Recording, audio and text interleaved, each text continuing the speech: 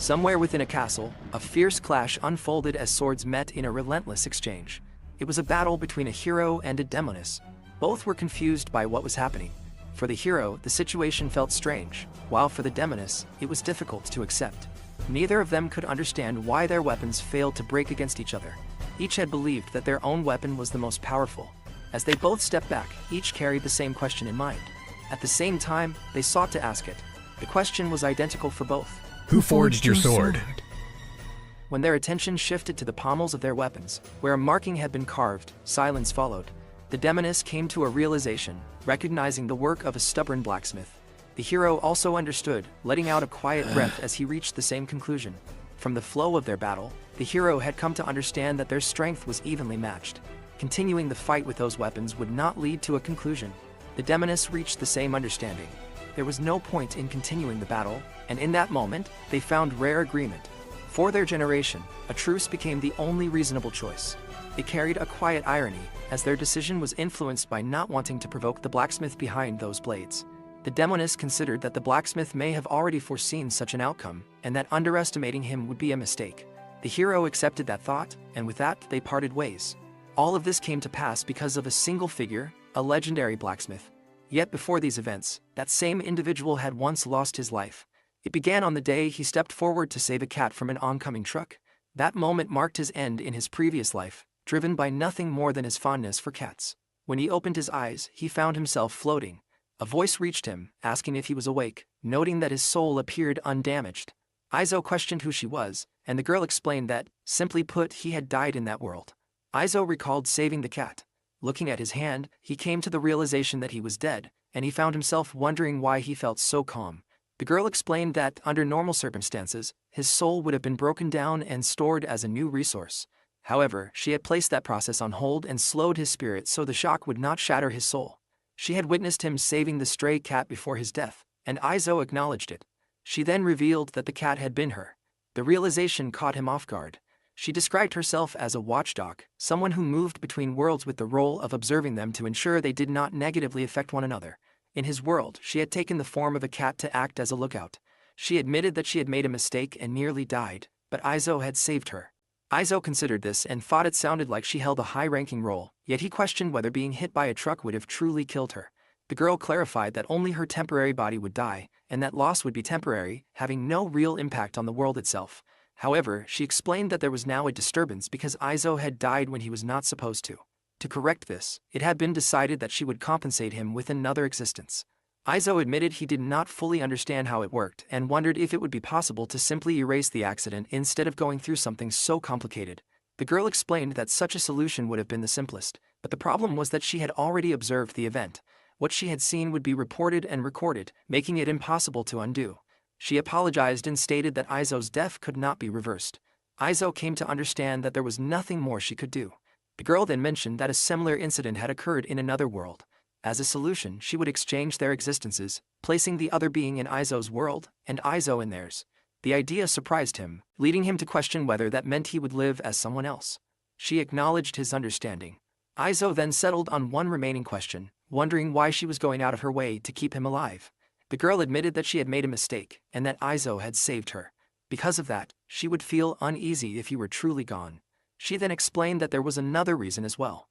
As a way to show her sincerity, or rather her gratitude, she decided to grant him a cheat for the world he would be sent to. Izo found himself wondering about this cheat. The girl clarified that it would be something like special knowledge or an ability that would make living in that world easier. Along with that, she would also prepare a house for him. She then asked what kind of life he ideally wanted. Izo reflected on his past. He had lived without family, completely on his own, spending his days working in a sweatshop-like company as a programmer. Before he even realized it, he had grown old, his hair turning gray. The only person who might notice his absence would be his boss, and even then, a replacement would be found quickly. As his thoughts moved, he realized there was nothing left tying him down. Still, he did not want to simply disappear. This felt like a second chance. He thought that it would be nice to make a living by creating things, since that had always been his hobby. The girl accepted this without hesitation, stating that it could be arranged. Izo then added that, although it had been accidental, he liked cats to the point that he would risk his life to save them. If possible, he wanted to live a slow and peaceful life surrounded by cats. The girl then asked what exactly he wanted to create. He considered it and realized he had always been interested in swordsmithing, though he had never been given the chance to pursue it. She agreed to this as well and granted him the experience and ability of a blacksmith. In addition, she included knowledge of language, general understanding of the world, some combat capability, and a small amount of magical power. A burst of light enveloped Izo, and in the next moment he was cast downward. He woke up in the middle of a forest. As he slowly sat up, pain spread through his entire body, accompanied by a splitting headache. Then a strange sensation suddenly stirred within his mind. Izo questioned what was happening to his head, his body, even his fingertips, as unfamiliar information began pouring into them. It became clear to him that this was the moment it truly settled in. His old life was completely over. He felt that things had begun to stabilize. Testing himself, he opened and closed his hand. His body now felt rebuilt, filled with unknown knowledge and experiences that were not originally his. The sensation was strange, almost like something had been installed into him. Nearby, he noticed a house. He recalled that the girl had mentioned preparing one for him. He approached it, opened the door, and stepped inside. Looking around, he observed a kitchen, a bedroom, ingredients, and various tools. Everything necessary for daily living seemed to be in place. He figured these supplies would last him for some time. However, there was no electricity, no running water, and no well, leading him to realize he would need to find a water source. Then he noticed another room nearby. Upon entering, he was taken aback. It was clearly a workspace, and all the materials and tools were already prepared. He picked up a hammer, and his hands and fingers moved with natural familiarity, as if they already understood how and when to use it. The realization came to him clearly. I know it. He understood now that this was the so-called cheat, along with the ability to use a small amount of magic. Soon after, hunger set in. Judging by the light, he assumed it was around noon and decided to sort out something for lunch. After eating, he planned to explore outside and search for a water source. He began preparing ingredients in the kitchen and got the fire ready. As he looked at his hand, he noticed with surprise that he could produce a small flame. It was too weak to sustain for long or reach high temperatures, but it was enough for ignition. With that done, he prepared to head outside in search of water. As he wandered through the forest, he spotted a green squirrel, a clear reminder that he was no longer in his original world. He wondered what kind of forest this was and how vast it might be. He questioned whether there were any towns or villages nearby, realizing he had not been given much information about such things. In the end, he acknowledged that aside from his abilities, he knew almost nothing about this world. As he continued walking, he came across an herb and recognized it as a medicinal plant. He realized that knowing this must be part of the essential knowledge given to him, though it still felt strange to understand something he had never actually learned. He picked several of the herbs. At the same time, he noticed that both his mind and body were slowly adjusting to this new world. He walked farther and judged that the distance from the house was about 15 minutes on foot, which seemed like a reasonable daily exercise. Soon he found a source of fresh water. Looking at his reflection, he observed that his appearance had changed. The girl had made him slightly younger, just as he had requested, leaving him looking around 30 years old. He noticed fish in the water and realized that fishing was also an option. Not long after, he heard a rustling sound nearby. He wondered what it could be, sensing that something might be lying there. When he moved closer to check, he found a woman lying unconscious. As he approached and examined her condition, he saw that she was bleeding. Turning her over, he noticed a tail, which left him uncertain whether she was a person, a tiger, or some kind of beast woman. He understood that she would not survive unless he brought her back to his home immediately, so he carried her. As he did, her body reacted with pain, but he pressed on, knowing there was no time to waste. Back at the house, Izo located sewing tools. The only thing he still needed was cloth. He tore some fabric and used it to prepare bandages. Then he boiled water to sterilize a needle. He laid the woman on the bed and began examining her injuries. As expected, the most serious wound was the one on her stomach. Thanks to the knowledge he had been given, he knew exactly what needed to be done. Enduring the installation had proven useful. He used the sterilized needle and thread to stitch the wound. As he worked, the woman reacted to the sharp pain, but he continued carefully until it was done. After finishing, he fed her an herb. Afterward, her condition appeared to stabilize. He reflected that he had somehow managed to carry out first aid despite being only an amateur. He understood that if the wound left a scar, all he could do was accept it and feel apologetic. Izo considered the need for disinfection and reducing fever, and he was relieved that the herbs he had gathered earlier turned out to be useful. Fatigue soon caught up with him, and it became clear to him that this was now the world he would be living in. He began thinking about preparing for life as a blacksmith.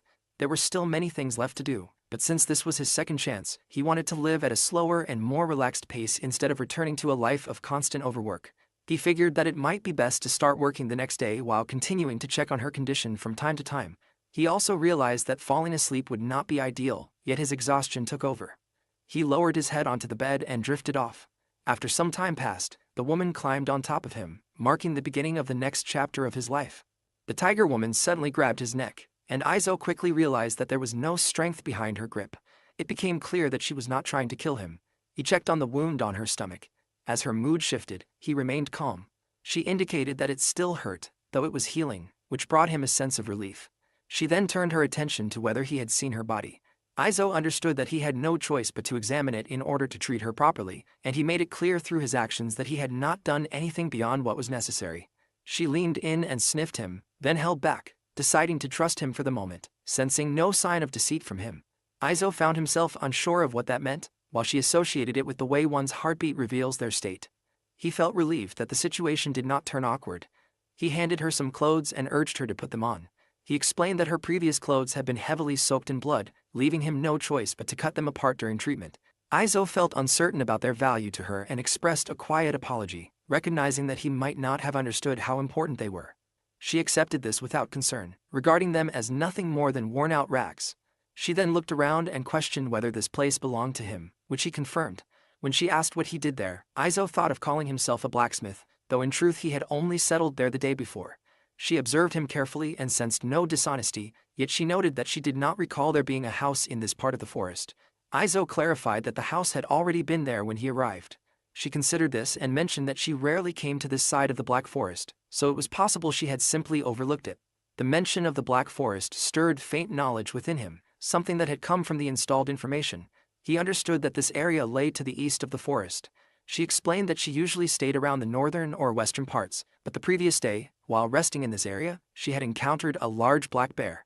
From there, everything had unfolded as it did. In the end, she recognized that if Izo had not found her, she would have been killed by it. Izo felt a sense of fear upon hearing about the dangerous creature in the forest. He realized how fortunate he had been not to encounter it the previous day. With that in mind, he wondered how long it would take for her injuries to fully heal. From what he understood, beastmen possessed bodies far stronger than those of humans. Even so, in her current state, hunting or exploring would be impossible for about 2 weeks. Izo then considered the idea of her staying in his house. The suggestion caught her off guard. He had only just arrived in this place and was already thinking of finding someone to assist with housework and blacksmithing. In exchange, he would provide shelter and food until she recovered, which seemed like a fair arrangement. She remained silent for a moment, thinking it over, before eventually accepting. Since he did not give off any suspicious feeling, she decided to stay until her injuries healed and she could move normally again. What would come after that could be decided later. Izo accepted that and felt there was no need to rush the matter. She showed a faint smile, settling into the idea that she would be under his care for the time being. He then asked for her name, and she revealed it to be Samia. To him, it sounded like a good name, though she personally did not like it, finding it lacking strength or charm. She would have preferred something that sounded stronger. Izo compared it to something like Gonzalez, which immediately made her burst into laughter, finding it strange and unexpected. Izo grew slightly irritated, yet he still believed that a name given by one's family naturally suited the person who carried it. That thought amused her, and the mood lightened for a moment. Izo then gave his own name as Izo Tanya. From what he understood, people like him, with similar features, were usually from the northern regions of this world. Samia found it unusual, as family names were rare, and such names were often tied to status or ownership of land. Starting a smithy in this way did not quite match that image. Still, Izo felt that it would be fine as long as she accepted things as they were. He preferred that she simply call him by his name, and she agreed to do so. After some time, Izo prepared to begin his work. He felt that the preparations were sufficient and decided to start by making a small knife. First, he lit a fire in the firebed. Then, he maintained the temperature until the charcoal was properly ignited. Using wind magic, he controlled the airflow to keep the ventilation steady, much like operating bellows. Since the fire was not too strong, he could manage it on his own, though the heat was still more intense than he expected. Once the temperature rose above 800 degrees Celsius, the steel began to change color, signaling that it was ready to be forged. Izo understood the process from the knowledge given to him, but this was his first time actually doing it. Thanks to the cheat, he could instantly recognize when the iron had reached the right condition. Even so, he found himself surprised, questioning whether this was truly his own ability. The strength behind each strike of the hammer felt unfamiliar. He recalled carrying Samia back to the house and fetching water earlier. Even when he was in his 30s before, he had never possessed this kind of strength. It became clear to him that his body had grown stronger. He planned to begin his afternoon work after Samiya had eaten lunch and was resting. Moving on to the final steps, he shaped the iron, reheated it, and then cooled it. After that, he quenched it in water to strengthen the metal. He polished the blade with a file and finished by sharpening it on a whetstone. Step by step, Izo relied on the knowledge installed within him, turning it into real experience through his actions. His movements gradually aligned with the skills he had been given, guiding his body toward true mastery, which reflected clearly in the sharp form of the blade. After some time, the knife was complete. It was his very first creation. He then wondered what he should use it on and chose a bundle of vegetables. As he cut through them, he was taken aback. The blade sliced cleanly, even cutting into the board beneath. He was astonished by how sharp it was. None of the knives in the house compared to this. He began to question whether this was truly the effect of the cheat. A blade that cut this easily felt almost unnatural and dangerously effective. He thought it might be best to use it for self-defense and at least add a proper handle to it.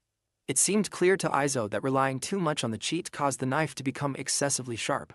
A blade like that would be far too dangerous to sell in any market.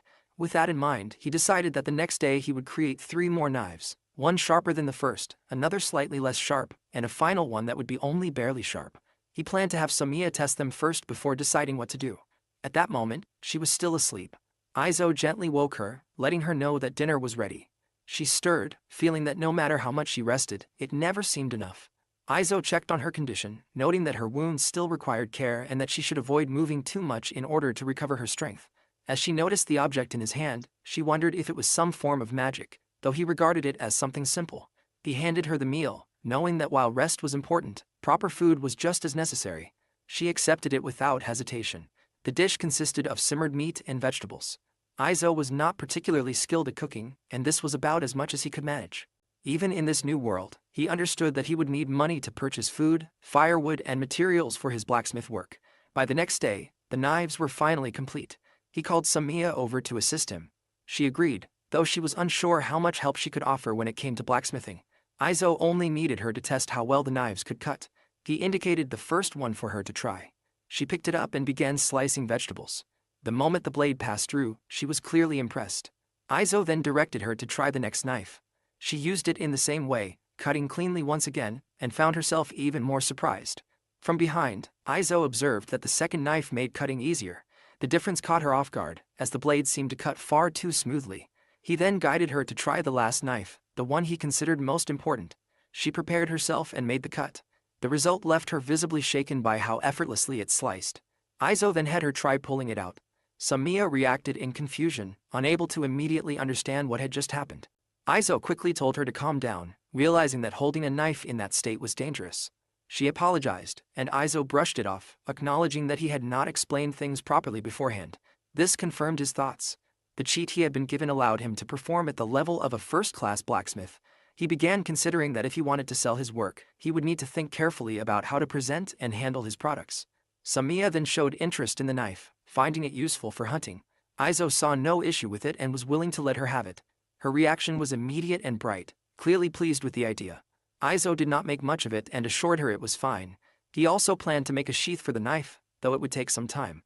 With that settled, she returned to bed to continue resting. From this point, Izo began to form a clear plan for what to do next. By adjusting the quality, he could produce more knives at a level suitable for selling. Based on Samiya's reaction, he had a good sense of what standard would work. His first step would be to create more knives and farming tools, then sell them to support himself. He had heard that beyond the forest there was a town with a lively market on weekends. With that in mind, his blacksmithing life began. After changing the bandage on her wound, Samiya showed clear gratitude. Izo checked on her condition, and she indicated that while she was not ready to go hunting yet, she was feeling better than before. Izo then suggested that they head to town that day. It had already been a week since he started making knives, and he had also tried crafting a few other tools. With enough items prepared, they were now on their way to sell them. The standard version of his knife, which he referred to as Model Number 1, could be produced in large numbers since it was quick to make. By this point, Samiya had nearly fully recovered. They had even begun taking walks together, during which she shared knowledge about the forest and its ecology. Izo found it useful to combine that with the knowledge he had been given, allowing him to better understand what was around him. He had been concerned about encountering dangerous creatures like wolves or wild boars, but nothing had appeared. Samiya believed it was because Izo gave off a strong presence, which kept such threats away. Still, Izo found it difficult to fully accept that, considering she was the stronger one between them. In his thoughts, he remained aware that even if he did not fully understand the limits of his abilities, there were surely creatures in the forest that were far more dangerous than him. It took about 2 hours of walking through the forest to reach the main road, and another hour from there to arrive at the town. It likely helped that Samiya was a beast man, as they encountered neither dangerous creatures nor bandits along the way. After some time, Samiya pointed out the town ahead. Just outside the walls lay the marketplace they were heading toward. The idea of starting a small business outside the town walls felt exciting to Aizo. He realized that setting up there meant he would not have to worry about entrance or exit tolls. As they approached, a man nearby called out to them. When they turned, they saw that it was a guard. He approached and questioned them. Aizo responded with a composed expression shaped by years of experience in dealing with people. The guard noted that he had not seen them around before and asked about their purpose. Aizo presented himself as a blacksmith who intended to sell knives at the market. The guard then asked to inspect one. Aizo allowed it without hesitation, and after examining the blade, the guard found no issues. With that, Aizo and Samiya continued on, reminded by the guard to avoid causing any trouble. At the market entrance, they paid a silver coin and received a stand along with a permit to sell. The location of the stalls was assigned on a first-come, first-served basis. As they walked through the market, Aizo noticed that all the good spots had already been taken. Samiya pointed out another location, suggesting they try there instead. After setting up, Aizo felt that everything was finally in place, while Samiya noted that it turned out to be a decent spot. Aizo relied on her for support that day, and she responded with a gentle smile. 2 hours passed, yet nothing had been sold. Aizo tried calling people over and even demonstrated the products, but it did not lead to any results. In his thoughts, he realized that his background as a programmer had not prepared him for selling goods. A familiar voice approached, asking how things were going. It was the guard from earlier. Aizo acknowledged the situation, seeing the humor in his inability to make a sale. The guard then showed interest in buying a knife. This caught Aizo off guard. The guard explained that he had been impressed with the knives earlier, and since his own had been damaged, he wanted a replacement. Aizo accepted this and handed him a knife. The guard examined it and appeared satisfied, then asked about the price. Aizo stated that it would be 5 silver coins. The guard found the price surprisingly low and questioned if it was truly appropriate. Aizo had already discussed pricing with Samiya and concluded that setting it too high might cause problems. The guard paid the 5 silver coins, and Aizo expressed his gratitude. It was the first time he had earned money from something he created himself. Before leaving, the guard mentioned that if the blade performed well, he would recommend it to his colleagues. Aizo was confident in the quality of his work. The guard then departed. Samiya observed him and wondered if he felt satisfied, and Aizo responded with a quiet sense of accomplishment. Another hour passed, making it 3 hours in total, yet no additional customers appeared. Aizo began to think that perhaps the people there did not have much need for farm tools. He decided that they should pack up and return home. Just as they were about to leave, a voice called out, asking if they were already closing. When they turned, they saw a group of guards approaching. Aizo found it strange, as they had not caused any trouble. An older guard stepped forward and confirmed whether this was Aizo's stall and if he had been the one who sold a knife to a guard named Marius. Aizo clarified that it must have been the younger guard from earlier, which seems to confirm the situation. The older guard showed clear interest and asked if there were still knives available. Aizo was surprised but presented his remaining stock. Without hesitation, the guard decided to purchase all of them. The sudden decision left Aizo stunned. The other guards explained that Marius had been proudly showing off his new knife during their break, which led them to come and see it for themselves. They wanted blades of the same quality. Aizo calculated the total for the 8 knives, which came to 40 silver coins. The guards were impressed by how sharp the blades were and completed the purchase. Later, as they made their way back through the forest, Samiya felt relieved that they had managed to sell everything. Aizo agreed and thanked her for helping that day. With all their stock sold, he realized it would take some time before he could produce enough to restock again. At this point, Aizo felt confident that he could handle more than just simple repairs and small orders. He decided that his next goal would be to forge a longsword. He also considered that, if he could eventually strike a deal with a traveling merchant, he would be able to expand the variety of goods he could offer. He understood that it was important to personally test the farm tools and axes he created. At the same time, he realized that he should prepare a separate room for Samiya as well. Inside the house, Samiya showed interest in whether he could make arrowheads. Aizo understood that she wanted them for hunting once she had fully recovered. The idea of using equipment similar to what he made seemed appealing to her. Aizo accepted this and decided that he would make them for her, which clearly pleased her. After some time, Aizo focused on continuing his knife production for the day, planning to move on to making arrowheads afterward. He began by preparing molds using wood and clay, then poured heated steel into them and waited for it to cool. He had Samiya assist by sharpening the blades and attaching them to handles once they were ready. At the same time, Aizo worked on crafting a large saw for cutting wood and began modifying the axe he had previously tried to sell. Carving the teeth of the saw required patience, and it took him the entire day to complete. The next day, Aizo stood outside, facing a tree. He raised the axe and delivered a single strong swing. To his surprise, the tree let out a creaking sound, and then half of it collapsed with that one strike. Both he and Samiya were left in disbelief. As Aizo looked at the axe in his hand, he could not help but question its power, realizing that if he was not careful, this new life could end just as quickly as his previous one. Afterward, they prepared the fallen tree, cutting it into smaller sections using the axe. Aizo called out to Samiya, reminding her not to overexert herself since she had not fully recovered yet, and they continued working together. They then used the large saw, pulling it back and forth between them to cut through the wood. As they worked, Aizo found the resistance strangely soft, almost like cutting through something much easier than expected. Samiya noticed the unusual feeling as well, finding it oddly amusing. Aizo reminded her to be careful, as the strain was causing her body to tremble. Once they finished, Aizo observed that the work had gone smoothly. At that pace, he believed they would be able to complete everything by the end of the day. Samiya observed that work like this would normally take far more time, yet with Aizo's tools, everything moved much faster. She recognized how remarkable his equipment was. Aizo understood that the ability to create such tools came from the knowledge that had been placed within him. It was simply the cheat given to him for his second life. Even so, he did not want to rely solely on that advantage. He wanted to grow through his own efforts rather than depend entirely on what he had been granted. Still, he remained grateful for the opportunity to begin with such gifts. In his mind, he saw himself as nothing more than a visitor in this world. Because of that, he resolved to use his abilities properly, living a steady life and making sure not to misuse the power he had been given. That night, Samiya noticed that Aizo was still working. She approached him, drawing his attention. Her thoughts turned to something he had mentioned before, that he had not originally lived here. Aizo had acknowledged that earlier, and now she wondered if he planned to stay in this place moving forward. From what she could see, he had already made up his mind. She reflected on everything that had happened since coming here. Even though she had not been able to do much because of her injury, she had still found enjoyment in helping him with his work. Their conversations during meals had been engaging, and their walks together had been something she looked forward to. More than anything, she found herself drawn to watching him work, seeing the focus he had when creating something with his hands. With all of that in mind, she wondered if it would be acceptable for them to continue living together. Aizo had already decided to remain in this place, and with that decision came the question of whether she was comfortable staying as well. Her reaction made it clear that she was more than willing, her excitement showing through as she expressed her gratitude. Afterward, Aizo finished his work for the night and handed her the arrowheads she had requested. Little by little, Aizo began to carve out his own place in this world.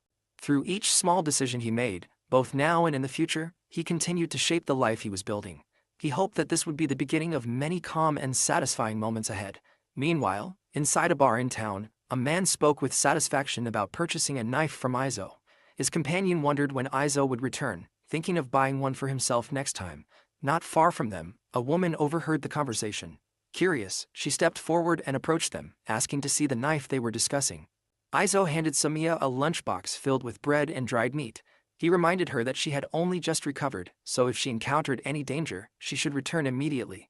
She understood and set off, while Aizo watched her leave and wished for her safety. After that, Aizo returned to his work. His first priority was to build up his inventory. From that day onward, he planned to expand beyond knives and begin forging longswords as well. He checked the mold he had prepared earlier to see if it had dried properly. Once confirmed, he split it in half and removed the inner mold. Then he reassembled the two outer pieces and placed them into a barrel filled with sand. After that, he poured in the molten iron. Once the metal had cooled, he removed the clay and took out the sword. He then filed down the rough edges and used a hammer to shape the blade further while it was still hot. After tempering the metal, he sharpened the blade. For the finishing touches, he added a guard and wrapped the grip in leather. Though simple, he also crafted a wooden scabbard to complete it. Normally, this kind of work would require multiple people working in sequence, but thanks to the cheat given to him by the watchcat, he was able to handle much of the process alone within his workshop. Aizo carefully carved his signature design into the pommel of the sword, and with that final touch, the piece was complete. The design was modeled after a cute cat he had once seen on social media. With that, the first stage of his longsword was complete. From there, he planned to spend the next few days producing lower-ranked, more standard models of swords and knives in larger quantities. Even though these were his own creations, he continued refining them with care. At one point, Aizo found himself holding the sword and striking a pose like a hero. Just then, Samiya returned home. Seeing him in that moment left him slightly embarrassed. and he chose not to explain what he had been doing, simply acknowledging her return.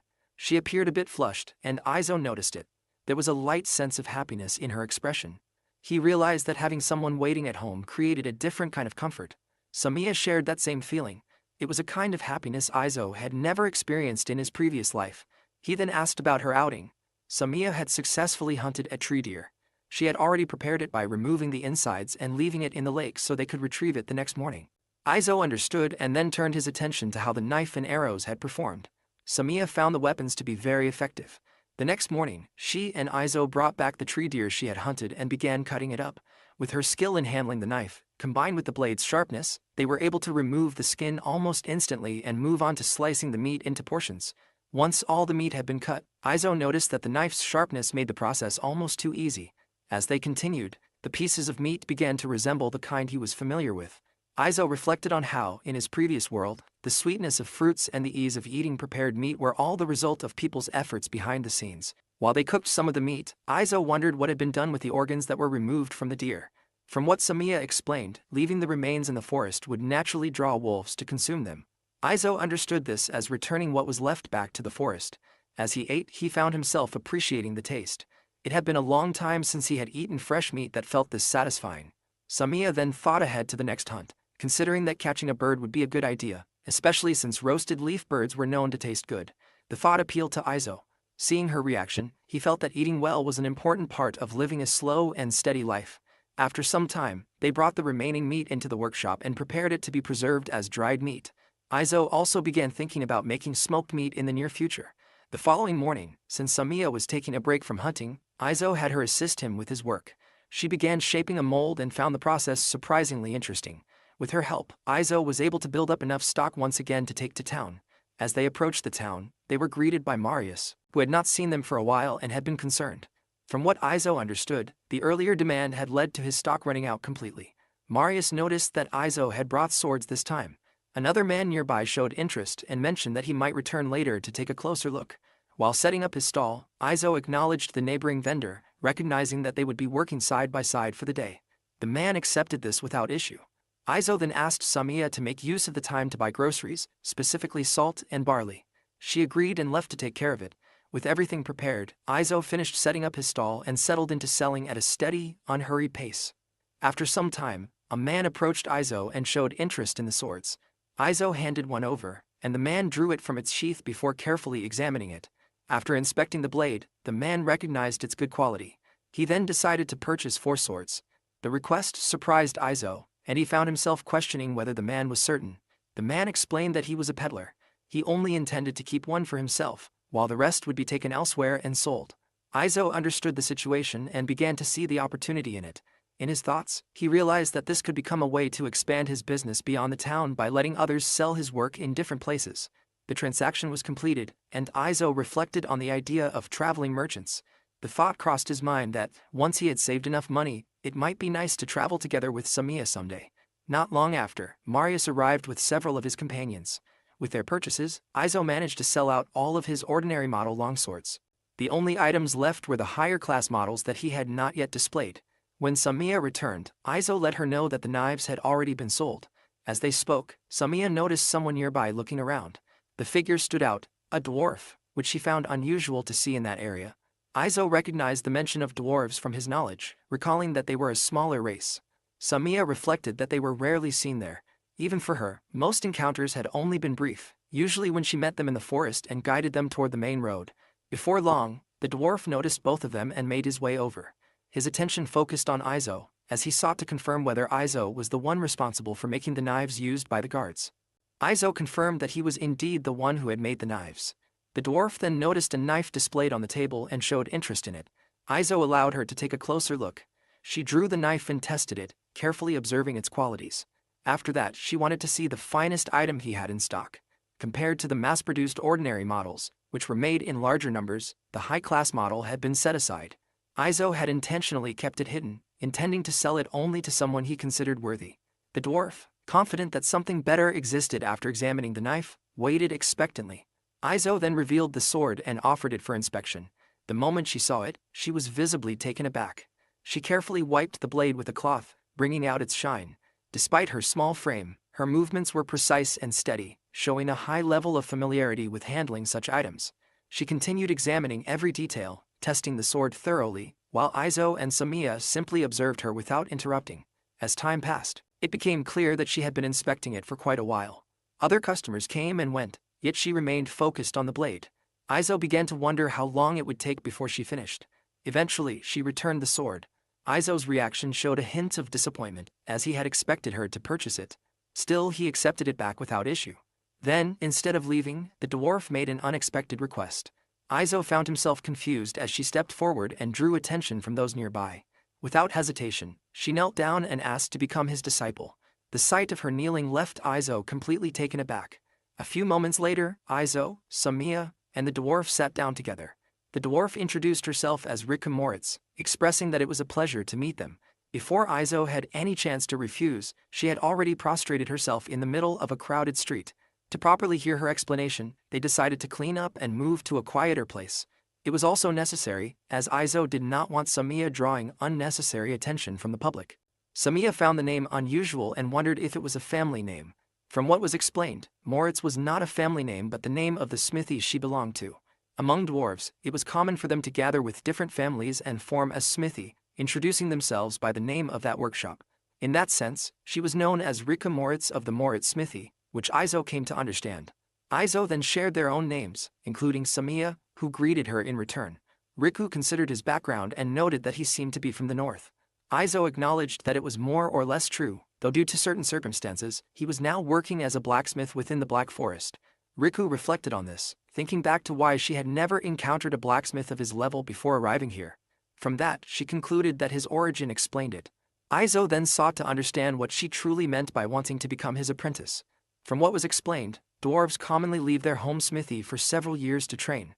Riku, along with her brothers, had also set out from their workshop for that purpose. As part of that journey, they would travel from place to place, visiting different smithies to learn and refine their skills. They would become apprentices under skilled blacksmiths, improving their techniques over time. Eventually, they would return to their original workshop, bringing back new knowledge and creations. After that, they would once again travel back to the place where they had trained. This cycle was part of the dwarven way of life. Aizo questioned whether they were not concerned about their techniques being passed on. From what Riku explained, for a smithy, having a dwarf become an apprentice elsewhere was considered an honor. The growth of that dwarf, along with the knowledge and techniques they brought back, would ultimately benefit the smithy itself. Riku then took out a knife. She recalled that a few days earlier, when she had just arrived in the city, she came across that very knife being used by the guards. Aizo recognized it as one of the blades he had forged. That connection confirmed everything for her. Since Aizo was not affiliated with the city's official blacksmiths and only sold his work in the open market, Riku had instructed her brothers to continue ahead while she remained behind, waiting for him to return. Aizo then thought about her brothers, and it became clear that they had already moved on in search of their own smithies to train under. He considered what it would mean if he refused her request.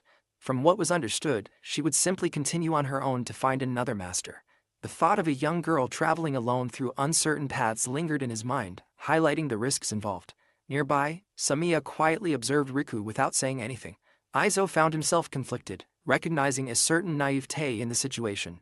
In the end, he decided to accept her as his apprentice. Samiya, however, clearly did not share the same agreement with that decision.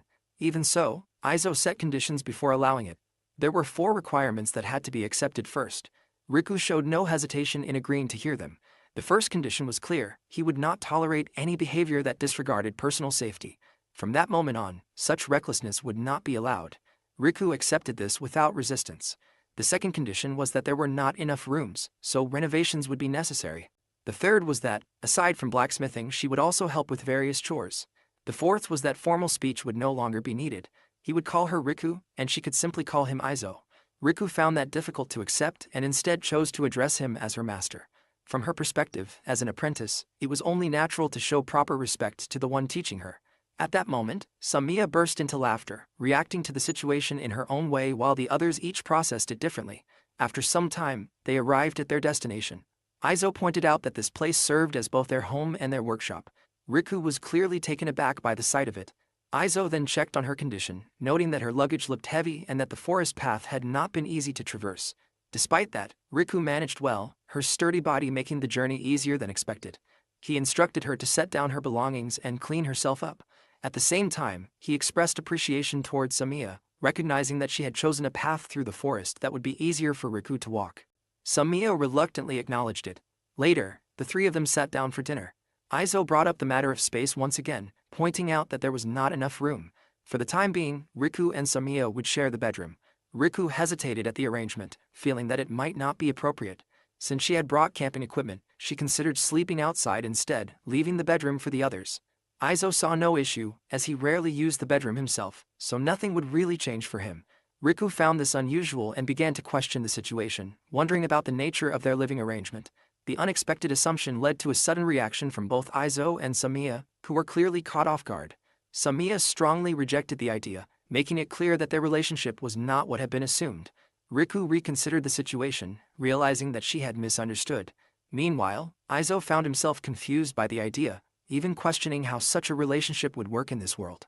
Aizo concluded that there was nothing more to clarify, stating in his own way that there was nothing between him and Samiya, at least for the time being. The mention of "for now" caught Samiya off guard, leaving her slightly embarrassed. Aizo noticed her reaction and checked on her condition. Riku viewed the situation differently, understanding it as a group living together like a family within the same workshop. The word "family" lingered in Aizo's thoughts. With that idea in mind, he accepted it and lightly patted Samiya on the head. He then returned to the practical matters, explaining that until the house renovations were complete, the sleeping arrangements would remain as previously decided. As both the owner of the house and the one in charge, his decision would stand. The two of them accepted this. The following day, they began the renovation work. They polished the wood that had been prepared earlier while also digging holes to set the base for the pillars. Since Samiya had gone out hunting, the work was left to Aizo and Riku. Even so, Riku was already accustomed to this kind of labor, likely from her time in a dwarven smithy. Combined with Aizo's enhanced strength, their progress moved quickly. After some time, Samiya returned from her hunt. Aizo welcomed her back and checked on how it went. She had managed to take down a large tree deer. Her attention then shifted to Riku, noticing her work. Riku had been organizing lumber, and in the process, she had used the axe to cut through wood with surprising ease, almost as if it were something much softer. The sharpness of the tool stood out to her. Samiya recognized the reaction, recalling that she had felt the same way the first time she saw it, finding it somewhat unusual. As Aizo listened, he found it a bit strange that Samiya had described it that way before. Still, he moved on and explained that blacksmithing work would begin the next day, carried out alongside the ongoing renovations. Riku showed clear enthusiasm for the plan. Before the sun set, they prepared a mold for a less powerful type of blade, continuing their steady progress. The next morning, the three of them brought back the game Samiya had hunted and began butchering it. After taking a short rest, they moved on to blacksmithing. They poured the melted metal into the mold they had prepared the previous day. As expected, Riku quickly adapted, gaining experience as she worked. Her hands moved without hesitation, and her pace was both efficient and steady. After a light lunch break, they resumed their work in the afternoon, focusing on making knives. However, there was a problem. The techniques Aizo used were based on the cheat he had received. Teaching something like that was not straightforward. Riku called out to him, and Aizo decided to be honest. He admitted that this was his first time taking on an apprentice and that he did not know the proper way to teach. Riku understood immediately, accepting the idea of learning through observation. She focused completely, determined not to miss even the smallest detail of his movements. They began by working on a knife intended for mass production, something suitable for ordinary use. As Aizo hammered the metal, Riku watched closely, studying each step. Once the blade was heated and placed into water, it let out a sharp sizzling sound. Aizo explained that only sharpening and finishing the edge remained. He then turned to Riku, wondering if she had learned anything from watching him. Riku had already picked up on several things. She recognized that Aizo seemed able to understand the state of the iron just by sound, yet at the same time he was not using his full strength. She also noticed that the long sword he had shown earlier was different from the knife he was making now. Aizo clarified that this knife was meant for everyday use. He wanted her to focus on making something similar, which meant observing the process closely before attempting it herself. He then had her try making one. Riku began the process with precision. As Aizo watched, he was surprised by how well she performed, especially considering she had only seen him work once. After some time, Riku finished her knife and handed it to him for inspection. Aizo took it and carefully examined the result. Aizo quietly reflected that the work in front of him was impressive. It was by no means inferior to the ordinary model he had created earlier. Still, he pointed out that although Riku had done well, there were moments where the sparks had been too intense. That alone showed there was still room for improvement. Even so, he was confident that with time, she would be able to forge something on the level of the longsword she had seen before. Riku felt encouraged by this and resolved to dedicate herself fully to improving her skills. Aizo then decided that he would demonstrate the process once more, this time completing every step from start to finish so she could observe it clearly. Watching another person handle the iron for the first time made him realize something. Because of the cheat he possessed, he could naturally understand how to treat the metal, the timing of each step, where to strike, the temperature, and the hardness. Everything came to him instinctively, allowing him to forge with precision straight from his thoughts without losing quality. It was clear to him that this ability did not come from effort or training. In contrast, Riku and other craftsmen relied entirely on their own abilities, striving to master the craft through steady learning and experience. From the very beginning, they built their skills through apprenticeship and constant practice. Aizo felt that it might be presumptuous to try teaching something he himself had never properly learned in the traditional way. Because of that, he chose to focus on letting her observe, understand, and take what she could from watching. Riku waited patiently as he worked. When he finished sharpening the knife, the process was complete, and he acknowledged her patience. Riku then examined the blade. From what she saw, it was far beyond ordinary craftsmanship. The level of skill displayed in the work stood out clearly, to the point that even among dwarves, it would be rare to find something made like this. Aizo decided to give the knife to Riku. She was surprised by the gesture, unsure if it was truly acceptable. From his point of view, a blade of that level was not something he could easily sell, and now that she had become his apprentice, she was also part of the household. Riku accepted it with gratitude, resolving to continue learning and practicing so that she could one day reach the same level of craftsmanship. Aizo responded in a casual manner, encouraging her to keep at it. Around that time, Samiya returned and mentioned that the meat processing and preparations for tanning had been completed. As she looked over, she noticed the knife in Riku's possession and was clearly surprised. It became apparent that Riku had received one as well. Later, they moved outside where food had been prepared, and the three of them ate together. During the meal, Riku became curious about Aizo's abilities, wondering if he could use magic. It was understood that his magic was limited to simple uses. Samiya pointed out that being able to handle both blacksmithing and magic was impressive, and she also mentioned that Aizo had a family name. Her attention then shifted toward him, waiting for him to reveal it. When it was shared, the name was Tanya. Riku repeated it to herself, and from that, she naturally began to associate herself with it. This caught Samiya off guard, as the connection formed too quickly. However, from Riku's perspective, it made perfect sense. As an apprentice, she now belonged to the same smithy, and taking on the name reflected that. In her understanding, being under Aizo meant she would be known as Riku Tanya. Aizo recognized her reasoning and accepted that she had come to that conclusion. Riku reflected that she had never introduced herself using a family name before. With that in mind, she considered that if it was necessary, the smithy could simply be named after Aizo. Samiya quickly understood the idea and began associating herself with that name as well. Aizo, on the other hand, found the situation a little embarrassing. The thought of others taking his name in that way felt unfamiliar to him. Samiya then pointed out that it would not be fair if only one of them used his name. She began considering whether her own name should change as well. Aizo thought about it quietly, recalling that he had been the one who invited Samiya to live with him in the first place. In the end, he accepted it. If they were to consider themselves as family, then there was no real reason to object. Both Samiya and Riku reacted with clear happiness, and the matter settled naturally. For Aizo, who had always seen himself as a temporary presence in this world, it was a small but meaningful change. Until now, he had only focused on his craft, without thinking about leaving anything of himself behind. Yet now, there was something more, something that would remain with him.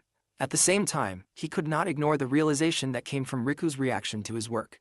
The abilities granted to him by the cheat were not something ordinary in this world. Even in his previous life, the level of sharpness and cutting power he could now produce was far from common. In addition, Samiya became his disciple, and the group around him gradually grew. With Riku joining, bringing a serious attitude toward the work, and with Samiya offering her assistance, Aizo gained more time to focus on crafting. As a result, the overall efficiency of the Aizo workshop improved. Aizo usually visited the free market of a nearby town once a week to sell his creations. During one of these visits, he noticed a familiar face among the crowd. Marius explained that lately, whenever people came asking about Aizo's items, the number of inquiries had steadily increased. Aizo understood that this rise in demand was largely due to the efforts of those around him who had been spreading word about his work. The peddler also indicated an intention to make a purchase later. Aizo's products ranged from knives and long swords to spears, each categorized by their respective rank. First was the type he could produce in large quantities, designed as an all-purpose tool known as the general mode. It was reasonably priced, and its sharpness made it popular even among ordinary households. Next was a higher performance knife intended for those more experienced with handling sharp tools, referred to as the luxury model. It also maintained a reasonable price and was favored by skilled users. There was a sense that these could sell even more if Aizo established a connection with a wholesaler. Beyond those, there existed another category. This one was not displayed at the storefront. Aizo chose to offer it only after carefully judging the intentions of the buyer. Known as the superlative class mode, it was crafted using the full extent of the unique ability granted to him by WatchCat. Its performance exceeded normal limits and carried significant risk, making it unsuitable to hand over to just anyone. Meanwhile, Aizo felt a quiet sense of concern as he thought about the possibility of not being able to sell his goods, uncertain of what he would do in that situation. After some time, Ruki spoke to him, noting that everything had been sold out once again. Aizo acknowledged this, recognizing that those who had purchased his items had likely been spreading word about them. Riku then raised the point that it might be time to restock their supply of iron, charcoal, and clay. Samiya followed by asking whether there was a supplier for these materials, and Aizo confirmed that there was. The WatchCat had arranged both the house and the workshop, and although Aizo had been provided with sufficient food and materials, their stock had gradually decreased as expected. Aizo considered the idea of asking the peddler for assistance. As if on cue, the peddler arrived, noting that Aizo was still present. The peddler had heard that Aizo would be leaving for the day and had hurried over. Aizo felt that the timing was just right. He expressed his appreciation, recognizing that the goods had sold out again, largely due to the peddler purchasing in large quantities. The peddler responded positively, noting that Aizo's products had become popular among customers and expressing interest in buying more. Aizo was taken by surprise, realizing that if he had known earlier, he could have brought the additional 10 items he had crafted during the night. The peddler observed that Aizo was not only skilled as a craftsman but also showed a calculating side. Aizo, in turn, reflected on how he consistently worked with iron while also giving proper attention to silver. The peddler found this fitting and revealed a new plan. He intended to establish a proper store in the city, rather than continuing to operate only within the free market. Aizo acknowledged this development with approval. The peddler expressed gratitude and sought Aizo's input. Up until now, he had dealt in a variety of goods due to his connections in different places. However, he now aimed to establish a store in this town, taking advantage of the fact that, within the walls of a new settlement, there were few restrictions on what could be sold. Aizo found the proposal interesting. The peddler then suggested that the shop could handle the sale of the cutlery and weapons Aizo produced. Aizo questioned whether that arrangement would truly be acceptable. The peddler confirmed without hesitation, having already become familiar with the quality of Aizo's long swords. Aizo briefly considered whether the peddler had personally used them. He understood that income from the free market was unstable, and at the same time, more people were starting to seek out his products after seeing them in the hands of others. Aizo then expressed that he had also been hoping to establish a deal with a wholesaler. He indicated that if the peddler was willing, he would entrust him with that role. The peddler responded with clear approval, expressing gratitude. He then introduced himself as Camillo and conveyed that it was a pleasure to meet Aizo. Aizo also gave his name and mentioned that, for certain reasons, he resided in the Black Forest. They then exchanged a firm handshake. Camillo showed visible surprise upon hearing this, noting that living in such a place was unusual. Considering Aizo's abilities, he recognized that Aizo could live elsewhere if he wished, and he observed that it was not uncommon for someone like him to be accompanied by a beastman and a dwarf.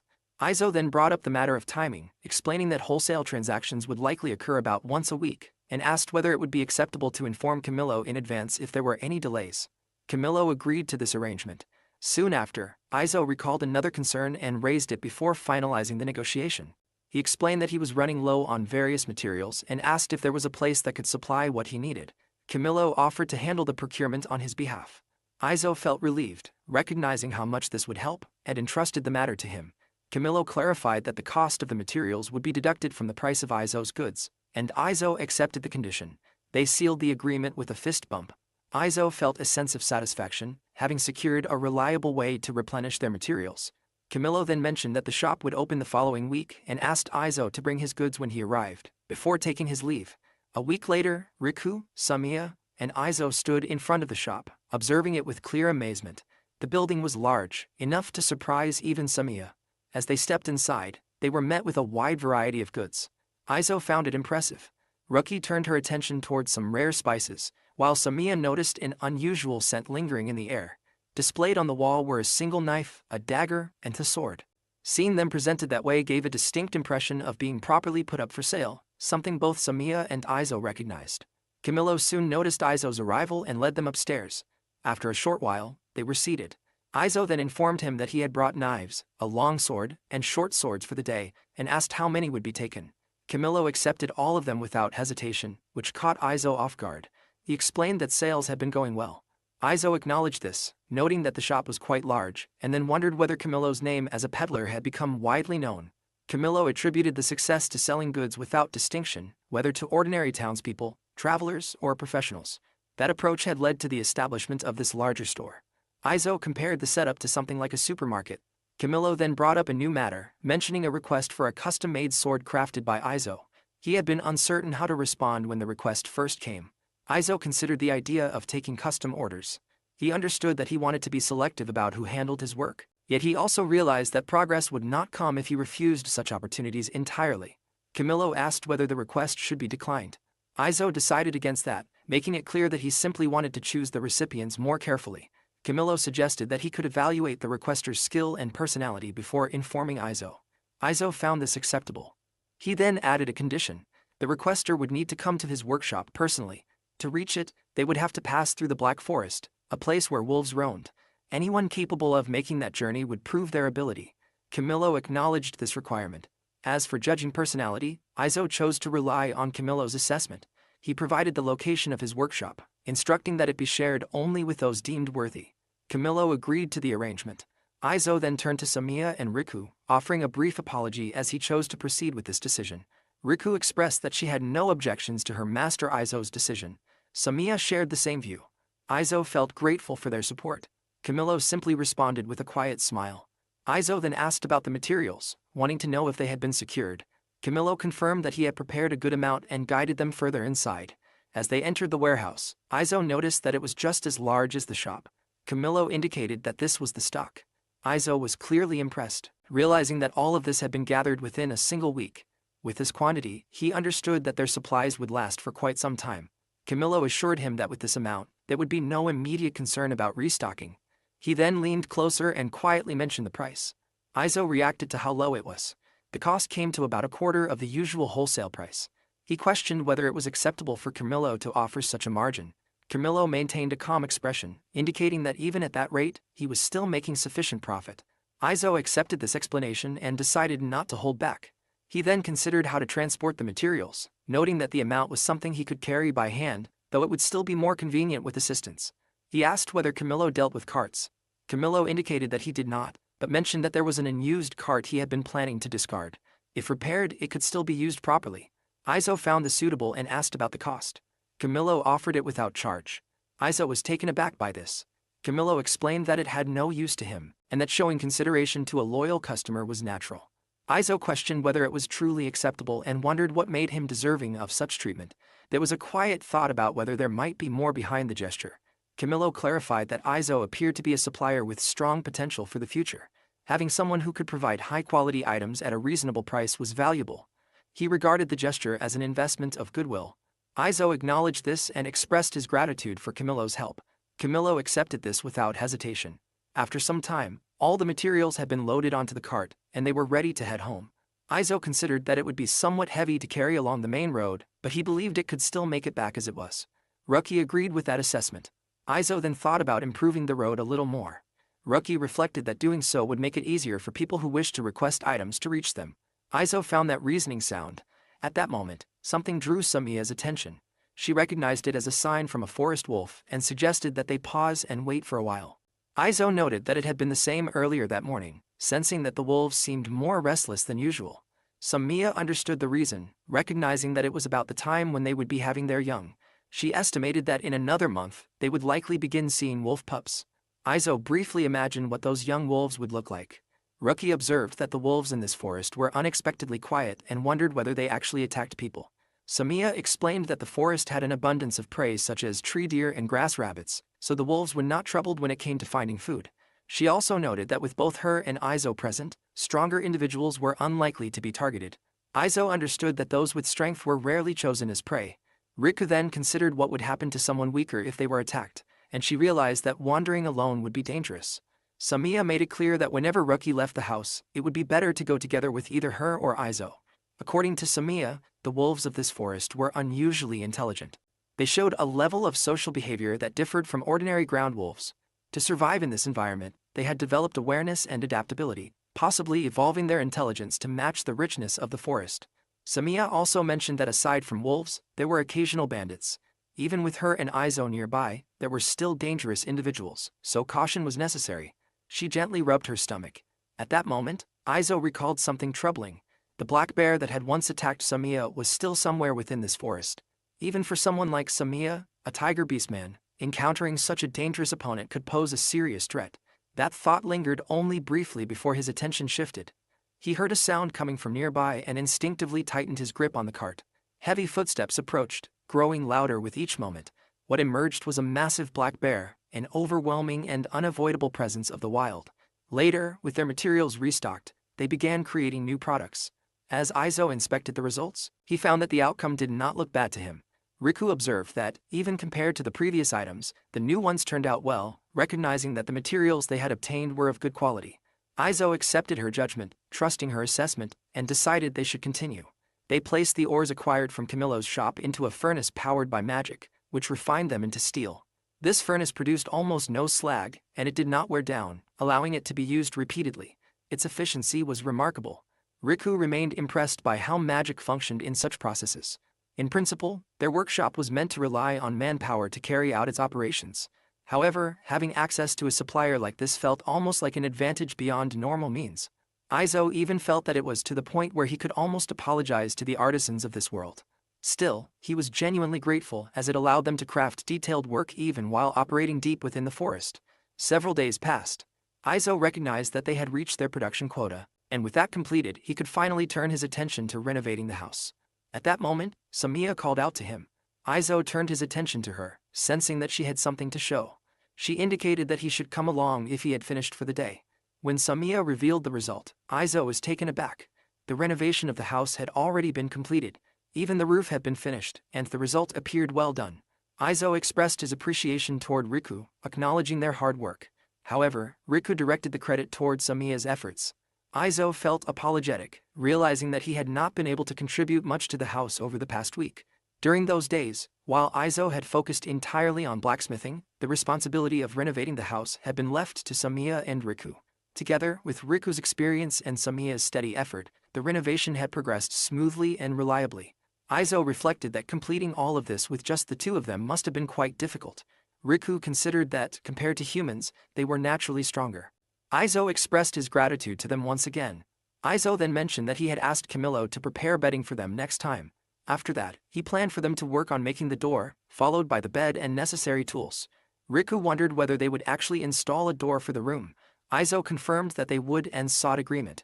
Riku thought about how, in most cases, unless it was the home of a noble, only the guest room or the room of the head of the family and their spouse would have a door, with most families sharing a single room. Samiya admitted that she had no experience living in a proper house, so she could not compare. Aizo quietly realized that he had been speaking based on the common sense of his original world. Even so, Aizo decided that he wanted things arranged that way, with separate rooms for the pupil and for the family. Both Samiya and Riku accepted this idea. Samiya then asked whether Aizo plans to go to the city. Aizo decided not to go for that week. Riku recognized this as a day off and began to think about what they should do. Aizo responded with a calm expression. Without noticing it himself, ever since Aizo arrived in this world, he had not experienced a proper day of rest. In order to maintain a balance between work and life, they had been working without a fixed schedule, continuing their efforts every day. Fortunately, sales through Camillo's shop had been going well. While they had not saved a large amount, they had managed to set aside a small portion of their earnings. Because of this, Aizo chose to take a step back and allow himself a proper rest for the week. As they walked, Samiya pointed out a spot ahead, suggesting it as a place to stop. Aizo looked at it and found it suitable, deciding that they would settle there. After nearly an hour of walking from their home, they arrived at the upper stream of the river. It was the long-awaited slow life, the long-awaited day off. Aizo intended to spend this time doing something he had always wanted. He crafted a simple fishing rod using natural materials. The thread they had brought from home, combined with a fishhook shaped from processed rivet, formed a handmade fishing rod. Aizo lifted a rock, thinking there would likely be bait underneath. As expected, he found worms. Rumiya showed clear discomfort, while Samiya displayed excitement. Aizo quietly reflected on how differently the two reacted, noticing how absorbed they were in the moment. They then began fishing. Aizo guided Samiya to let the line out a little more. Aizo allowed himself to simply enjoy the calm present. The weather felt pleasant. Coming from a demanding workplace where breaks were rare, he now found himself in a situation where he could eat properly and get enough rest. Even so, the habit of constantly working remained, and it felt as if he still pushed himself without realizing it, even in this world. Taking things slowly and relaxing like this made him wonder when he had last experienced such a moment. Not long after, something suddenly tugged at Samiya's rod. Aizo instructed her to remain still for a moment longer, allowing the fish to properly take the bait. At the right timing, he gave the signal, and Samiya successfully caught a fish. Aizo acknowledged her success. Ruki then directed that the fish be placed on the ground so they could remove the hook. As Aizo watched the two of them, he quietly noticed that after spending time working together, Ruki had grown more comfortable speaking casually with Samiya. The two of them appeared to be enjoying themselves as they handled the fish Samiya had caught. Before long, it became midday. Samiya had caught one fish, Riku had caught two, and Aizo had not caught any. Aizo felt a quiet frustration as, on 3 attempts, he had only managed to pull up driftwood and leaves instead of fish. Samiya questioned whether he might be giving off too much killing intent. Aizo did not immediately understand what she meant, and the confusion showed slightly on his face. Samiya pointed out that his expression appeared intimidating. She then explained that fish were still living creatures, and they remained cautious when they sensed the presence of something strong. Aizo considered this but reminded himself that it was still the middle of the day, and there was no need to rush. Not long after, Samiya lay down and let out a yawn. Aizo glanced at her, and soon Riku also rested, both of them falling asleep peacefully. Aizo remained seated, reflecting that this moment was meant to be leisure on a day off, and there was no need to chase results. It was simply a time to ease his mind. After some time passed, Samiya woke again, letting out another yawn. She realized that she had not caught anything since earlier in the afternoon. She thought about how fishing was different from hunting. Unlike hunting, it did not allow for setting traps or constantly changing locations, which made it frustrating for her. Aizo reflected on the idea of hunting. He then recalled that during hunting, Samiya would remove all the internal organs except for the heart. He wondered what became of that heart, since it was never brought back home. Samiya explained that she would bury the heart beneath the soil of the forest. Samiya explained that when a soul returns, the forest gives rise to new life. Aizo understood from this that the heart represented the soul. She further noted that wolves and other animals would come to consume the parts that were not buried. Because of this, some would remain nearby, watching and waiting. Aizo reflected on this custom of the beast men in the forest. He quietly wondered that when the time eventually came for him to meet his end in this land, whether his own soul, having come from another world, could also become part of this forest. After that, they moved to a different fishing spot, though it did not lead to catching more fish. The sun was beginning to set, and it seemed like it was time to give up. However, Samiya and Riku had already caught 3 fish earlier in the morning, which meant there would be 1 fish for each of them. Even so, Aizo realized that he had not caught anything at all, despite this being a day meant for leisure. He began to feel that his dignity, both as the head of the household and as a master artisan, was on the line. He resolved that no matter what, he would catch at least 1 fish. Samiya noticed his determination and found it amusing, seeing how clearly it showed on his face. Aizo questioned whether it was truly that obvious and felt a bit self-conscious. At that moment, Samiya sensed something approaching. Aizo also noticed it and steadied himself. He focused, reminding himself to stay calm, knowing that acting hastily would only scare the fish away. With careful timing, he pulled the line and successfully caught one. Aizo held up the fish, moving it slightly as a small smile appeared on his face, satisfied that he had finally caught one. Samiya found his reaction somewhat awkward, while Riku regarded it as a fine result. Although Aizo had not caught much, the 3 of them had enjoyed their time and were able to relax. With that, their day off came to an end, and they prepared to return home. Aizo thought about how they would return to work the next day, continuing with both their craft and the house renovation. However, the heavy feeling that usually came before the start of a new workday was no longer there. He found himself looking forward to resuming his life as a blacksmith. It became clear that Aizo was genuinely content with the life he now lived in this new world. After some time, they returned home and held a small celebration. Aizo acknowledged the efforts of both Samiya and Riku, recognizing the work they had done that day. With that progress, they could take a short rest before moving on to the next stage of expanding the house. Their home was beginning to take proper shape, and both Samiya and Riku felt a quiet sense of pride and excitement. Each of the newly built rooms had been fitted with a simple window and door. A mattress and a bed frame were also placed inside each room. Samiya and Riku now had rooms of their own. Aizo adjusted his own space, turning the room he had been using for sleeping into a combined guest and study room. With this arrangement, they were now able to begin living in their individual rooms. Riku felt slightly uneasy, as it was her first time having a room of her own, something she was not yet accustomed to. Samiya, on the other hand, turned her thoughts toward planting seeds in the field. Aizo considered this and planned to see if they could obtain seeds during their next visit to Camillo. Alongside the house expansion, they also began preparing the land beside the house for cultivation. At present, they relied on the forest for meat and nuts, but vegetables still had to be purchased. If possible, Aizo wanted them to grow their own vegetables and move toward a more self-sufficient way of living. Aizo reflected that the unsold practice hoes and sickles they had made would now be useful, as they could serve a proper purpose. Riku realized that this would be her first time preparing a field and recognized how knowledgeable Aizo was. Samiya shared a similar impression, noting that Aizo seemed to possess an unusual breadth of knowledge. Aizo reacted to that remark, feeling that the description did not need that particular emphasis. Aizo's understanding came from a combination of what he had learned in his previous world and the knowledge granted to him after being given a second chance at life. Considering that, it was not surprising that others might find it unusual. Even so, Aizo understood that there had been many things he did not know in his former world as well. That night, as Aizo prepared to sleep, a quiet thought crossed his mind. It had been quite some time since he had last slept in a proper bed. Ever since arriving in this world, he had been sleeping at his desk. It seemed that he had carried over his habits from his previous life, where resting at a desk had become normal. He could not tell whether that was a good or bad thing. On the outside, his body appeared to be that of a man around 30, yet internally he still carried the experience of someone in his 40s. He allowed himself the thought that taking it easy from time to time was acceptable. The next day, a woman approached their house. Samiya sensed her presence quickly and turned her attention toward the outside. Aizo noticed and asked what had caught her attention. Samiya recognized that someone had arrived. A loud knock echoed at the door, accompanied by a voice stating that Camillo had sent her and that she wished to commission a sword. The force of the knock surprised Aizo. He moved to respond while Samiya kept a knife ready in case anything went wrong. Aizo proceeded to open the door. When the door opened, he welcomed the visitor. The woman asked if he was the blacksmith who supplied weapons to Camillo's store. She introduced herself as Helen. Aizo noticed that her voice carried strongly. He confirmed his identity, recognizing her as his first customer, and invited her inside. They took their seats. Aizo considered whether she had come alone, and she confirmed that she had. He then thought about the dangers of the forest, but she had not encountered any trouble. Helen explained that finding the place had been difficult, but she had followed the trail of smoke to reach it.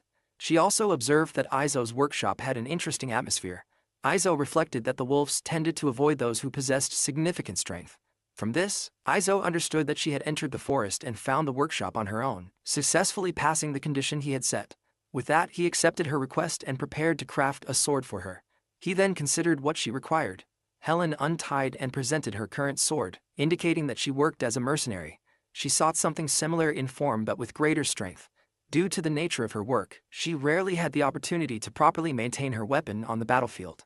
Even so, the difference between survival and defeat depended on how well one could use such a tool. Aizo recognized the weapon as a pair of short swords. As he held them, he noticed numerous scratches and chipped edges, and his gaze lingered on their worn surface. What Aizo created were tools meant for combat, true weapons. If he used his abilities to forge them, any opponent, regardless of size, would not stand a chance. That meant people would inevitably be harmed by something he had made. It was a reality he could neither ignore nor avoid. From now on, it was something he had to accept, even if he would never grow accustomed to it. Aizo acknowledged that Helen's swords were well made, recognizing the skill of the one who crafted them. He considered showing them to his apprentice, Riku, and proceeded with that intention.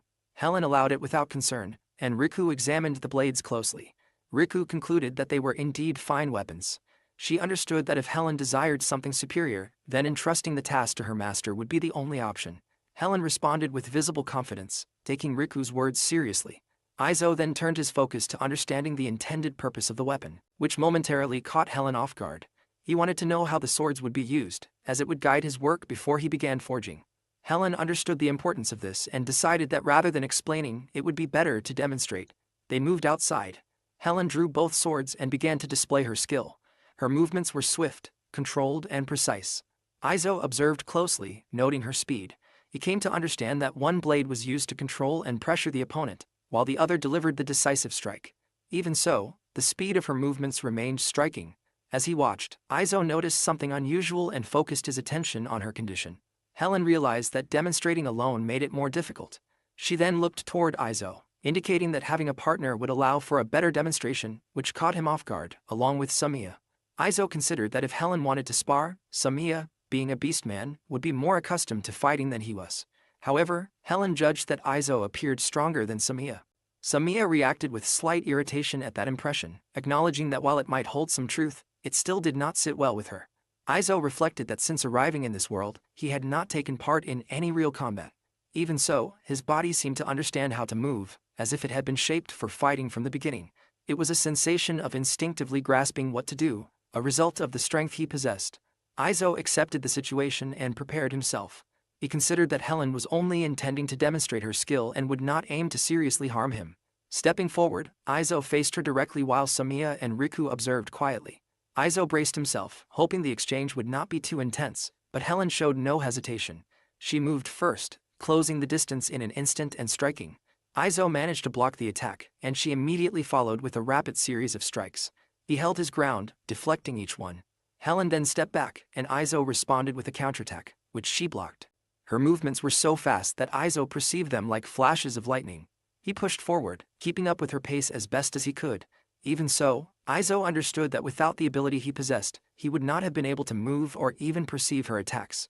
He would have been overwhelmed instantly. Simply matching her movements already required his full focus. Helen then launched another attack from the side.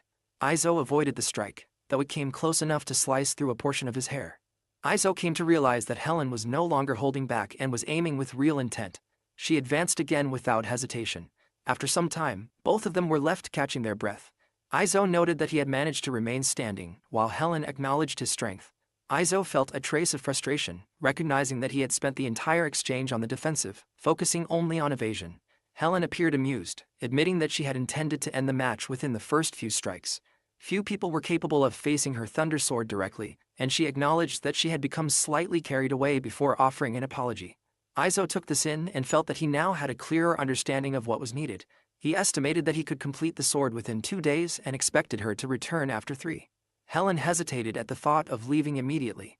Aizo considered her reaction, while Helen shifted her focus toward continuing the spar after a short rest. Aizo understood that if things continued that way, he would not be able to work on the sword. Helen recognized the point and adjusted her approach, instead expressing interest in observing the forging process. Aizo reminded himself that the work would take 2 days. Helen then suggested staying there during that time. Aizo realized that he had already prepared a guest room with a bed. He glanced at Riku and Samiya before coming to a decision, allowing her to stay. Helen reacted with visible excitement, striking Aizo lightly. In this way, Aizo's smithy received its first customer. After the exchange with Helen, Aizo turned his attention back to the remaining work for the day, intending to finish what was left. Samiya approached him and indicated that she had completed the burr removal. Aizo acknowledged this and had her leave the pieces where they were. Samiya then moved on to tidying up and prepared to adjust her arrows. Aizo called out to her, recognizing that she had improved in her work, and he expressed his appreciation. Samiya responded with a simple, satisfied gesture, her tail swaying lightly.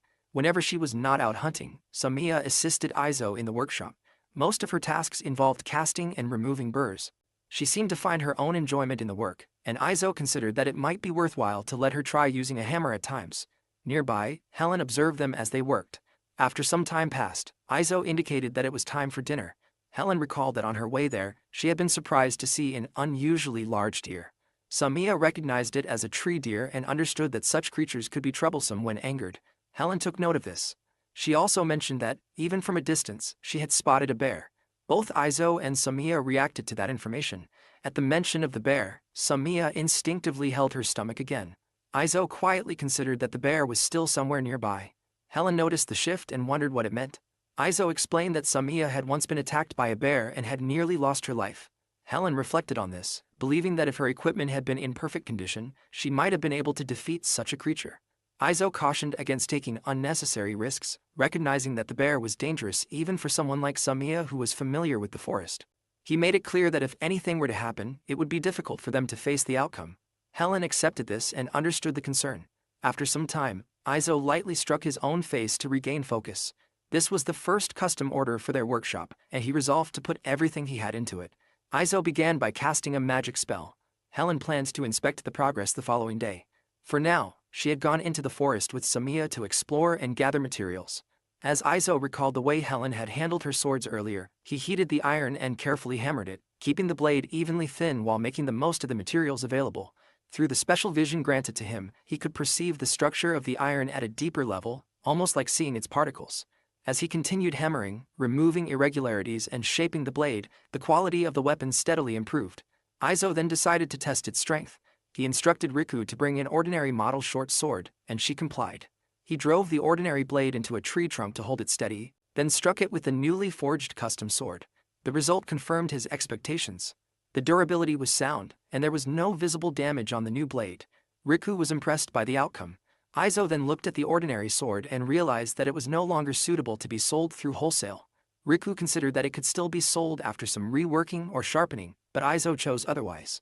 Even if the quality remained acceptable, he did not want to sell something that had been used for testing another weapon. Instead, he decided that it would be reworked and kept for use at home. Riku recognized this as part of his nature, seeing him as a craftsman who held firmly to his principles. Aizo accepted that with a small sense of satisfaction. Though he could be seen as stubborn, it did not make him unreasonable. Even if his abilities were something granted to him, he intended to pour all his determination into his craft. In doing so, he felt that he was drawing closer to the kind of work he had long wanted to achieve, and that thought brought him a quiet sense of fulfillment. For the finishing touch, Aizo carved a mark onto the pommel. With that, he recognized that the first sword was complete. Riku showed interest in examining it, and Aizo allowed her to take it. Riku studied the sword closely, her gaze sharp and unwavering. Aizo noticed that she examined it with such focus that nothing seems to escape her attention. He then wondered whether the blade met expectations. Riku concluded that this was not something achievable through ordinary, or even moderate, talent. She reflected on Aizo's circumstances, acknowledging that regardless of the reason behind his departure, losing him had been a significant loss to the north. Aizo considered this, questioning whether his skill truly reached that level. Riku remained certain in her judgment. Aizo understood that the power within his hands was far from ordinary. It did not even feel entirely real. Through using this ability with clear intent, he had come to realize something. This time, he had worked with iron while focusing on durability, which meant the blade would not be capable of cleaving through something like a boulder. However, if he had focused on sharpness instead, such a feat might have been possible. That would have resulted in an unusually powerful weapon. If he were to use materials superior to iron, he began to wonder what kind of result he would achieve. By balancing durability and hardness, he could create a weapon that possessed both qualities. Aizo had come to understand this clearly. In other words, if he acted without caution, he would not only influence the path of the user but might also place them in greater danger. If the weapons he created were to become something akin to strategic tools of power, then he would need to consider whether he truly had the resolve to bear that responsibility. Riku called out to her master, apologizing as she wondered if she had said something that caused offense. Aizo reassured her that it was nothing, explaining that he had simply been thinking things through. Aizo reflected that he should not let himself fall into negative thoughts over things that had not even happened yet. He understood that he would need to keep such concerns in mind when accepting requests, but for now, what mattered most was that he had created something that made Riku feel glad to be his apprentice. That alone was enough for the moment. Soon after, Samiya and Helen returned from their outing. They had gathered a good amount of materials. Among them were medicinal herbs that helped suppress festering, along with various bitter and sweet plants. Samiya noted that the wolves had been particularly restless that day. It seemed likely that this behavior was connected to the large black bear that Helen had seen. Aizo considered this and acknowledged the situation before shifting focus to their meal. He directed a calm expression towards Samiya, and she responded with visible satisfaction. Aizo quietly reflected on the presence of the bear. It was not only Samiya he needed to consider, but Riku as well. He understood that he would have to remain careful to keep them from getting involved in anything dangerous. The following day, Aizo continued his work. He focused on forging the second blade for the special order, while Helen observed closely. As she watched, Helen noted how smoothly and quickly Aizo worked. His movements appeared efficient and precise. Riku recognized this as expected, knowing that for Aizo, working at such a pace was not difficult. When considering whether she could achieve the same, she understood that even dedicating her entire life to the craft might not be enough to reach his level. Helen took in this realization, while Riku remained firm in her belief of Aizo's skill. Aizo overheard their thoughts and felt a sense of appreciation, though at the same time, it was not entirely comfortable. He knew that much of his ability came from a power granted to him, and being praised so highly for it carried a certain weight. Helen recognized the blade as one that carried a lightning-like quality. Aizo acknowledged this and confirmed that both swords were now complete, placing them carefully on the table. Helen showed clear excitement upon seeing the pair. She noticed the distinct presence of that lightning-like energy within them and appeared eager to test them immediately. However, Aizo stopped her, noting that it was already late. He explained that she could try them the following day. He understood that he had taken longer than expected and had kept her waiting, so he asked her to look forward to tomorrow instead. Though she initially resisted, she eventually accepted it. Rather than continuing with the testing, Aizo turned his attention to preparing dinner. Samiya, Helen, and Riku all responded with visible delight. Samiya quickly recognized the dish as tree deer steak. The meal impressed them. Helen realized that the raspberries they had gathered earlier were being used in the dish, something she had not expected. Riku also reflected that even in her previous home, she had never had food like this. Aizo explained that since he had completed his first custom order, this meal served as a small celebration. Samiya acknowledged this and showed her appreciation, with Riku also expressing the same. Aizo accepted their words and noted that Riku had supported him throughout the process. Helen reacted in her usual energetic way, offering her congratulations. Aizo recognized that this moment had come about because of her request and expressed his gratitude. The following day, they moved outside as Helen prepared to test the swords. She found that the weapon fit comfortably in her hands. The excitement from the previous day had lingered, leaving her unable to rest properly. Aizo observed as she began testing the blade, encouraging her to swing it. Helen moved swiftly, cutting through the air with precision and speed. Samiya and Riku watched in amazement. After testing the sword, Helen understood its quality, recognizing it as exceptional. She set the weapon down and moved quickly toward Aizo. Caught off guard, Aizo was suddenly pulled into an embrace. Helen expressed how glad she was to have chosen Aizo for the task, and Aizo felt relieved that she was satisfied with the result. Helen tightened her embrace around his neck, and Aizo began to feel the strain from it. Aizo then explained that while he had already tested the durability of the weapon, he would handle any repairs if something were to happen. He noted that she could either visit Camillo's shop or come directly to his home if needed. Their attention then turned to the matter of payment. Aizo left the amount up to her, allowing her to decide what she believed it was worth. Helen found it difficult to determine its value. Aizo clarified that it did not need to be exact and that she could simply follow whatever arrangement had been agreed upon through Camillo. Helen then offered what she had on hand, consisting of 2 gold coins and some silver coins. Aizo accepted this without hesitation, and with that, the transaction was settled. Helen wondered if the amount was truly acceptable, recognizing that it was more than what she had paid for her previous weapons. Aizo reassured himself that her former swords had also been well made and that this exchange was fair to him. Helen showed a satisfied expression, and after that, they exchanged a firm handshake. She then took her leave, offering a final gesture before departing. Aizo reflected on her strength, recognizing her capability. Samiya noted how much effort it had taken for both her and Riku to separate Helen from Aizo earlier, while Riku commented on how loud Helen had been. Aizo responded with quiet amusement. After that, Aizo returned his focus to their usual work.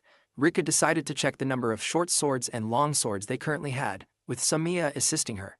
Then, 2 days later, a sudden turn of events arrived. The moment to confront the dangers of nature had finally come. One day, Samiya came running back at great speed, as if fleeing from something, and reached the house. Aizo noticed that she had returned earlier than expected and sensed that something was wrong. Samiya's face clearly showed fear. She had encountered the large black bear. Aizo checked on her condition, and Samiya confirmed that she was unharmed. She had escaped before having time to think, believing she had shaken it off.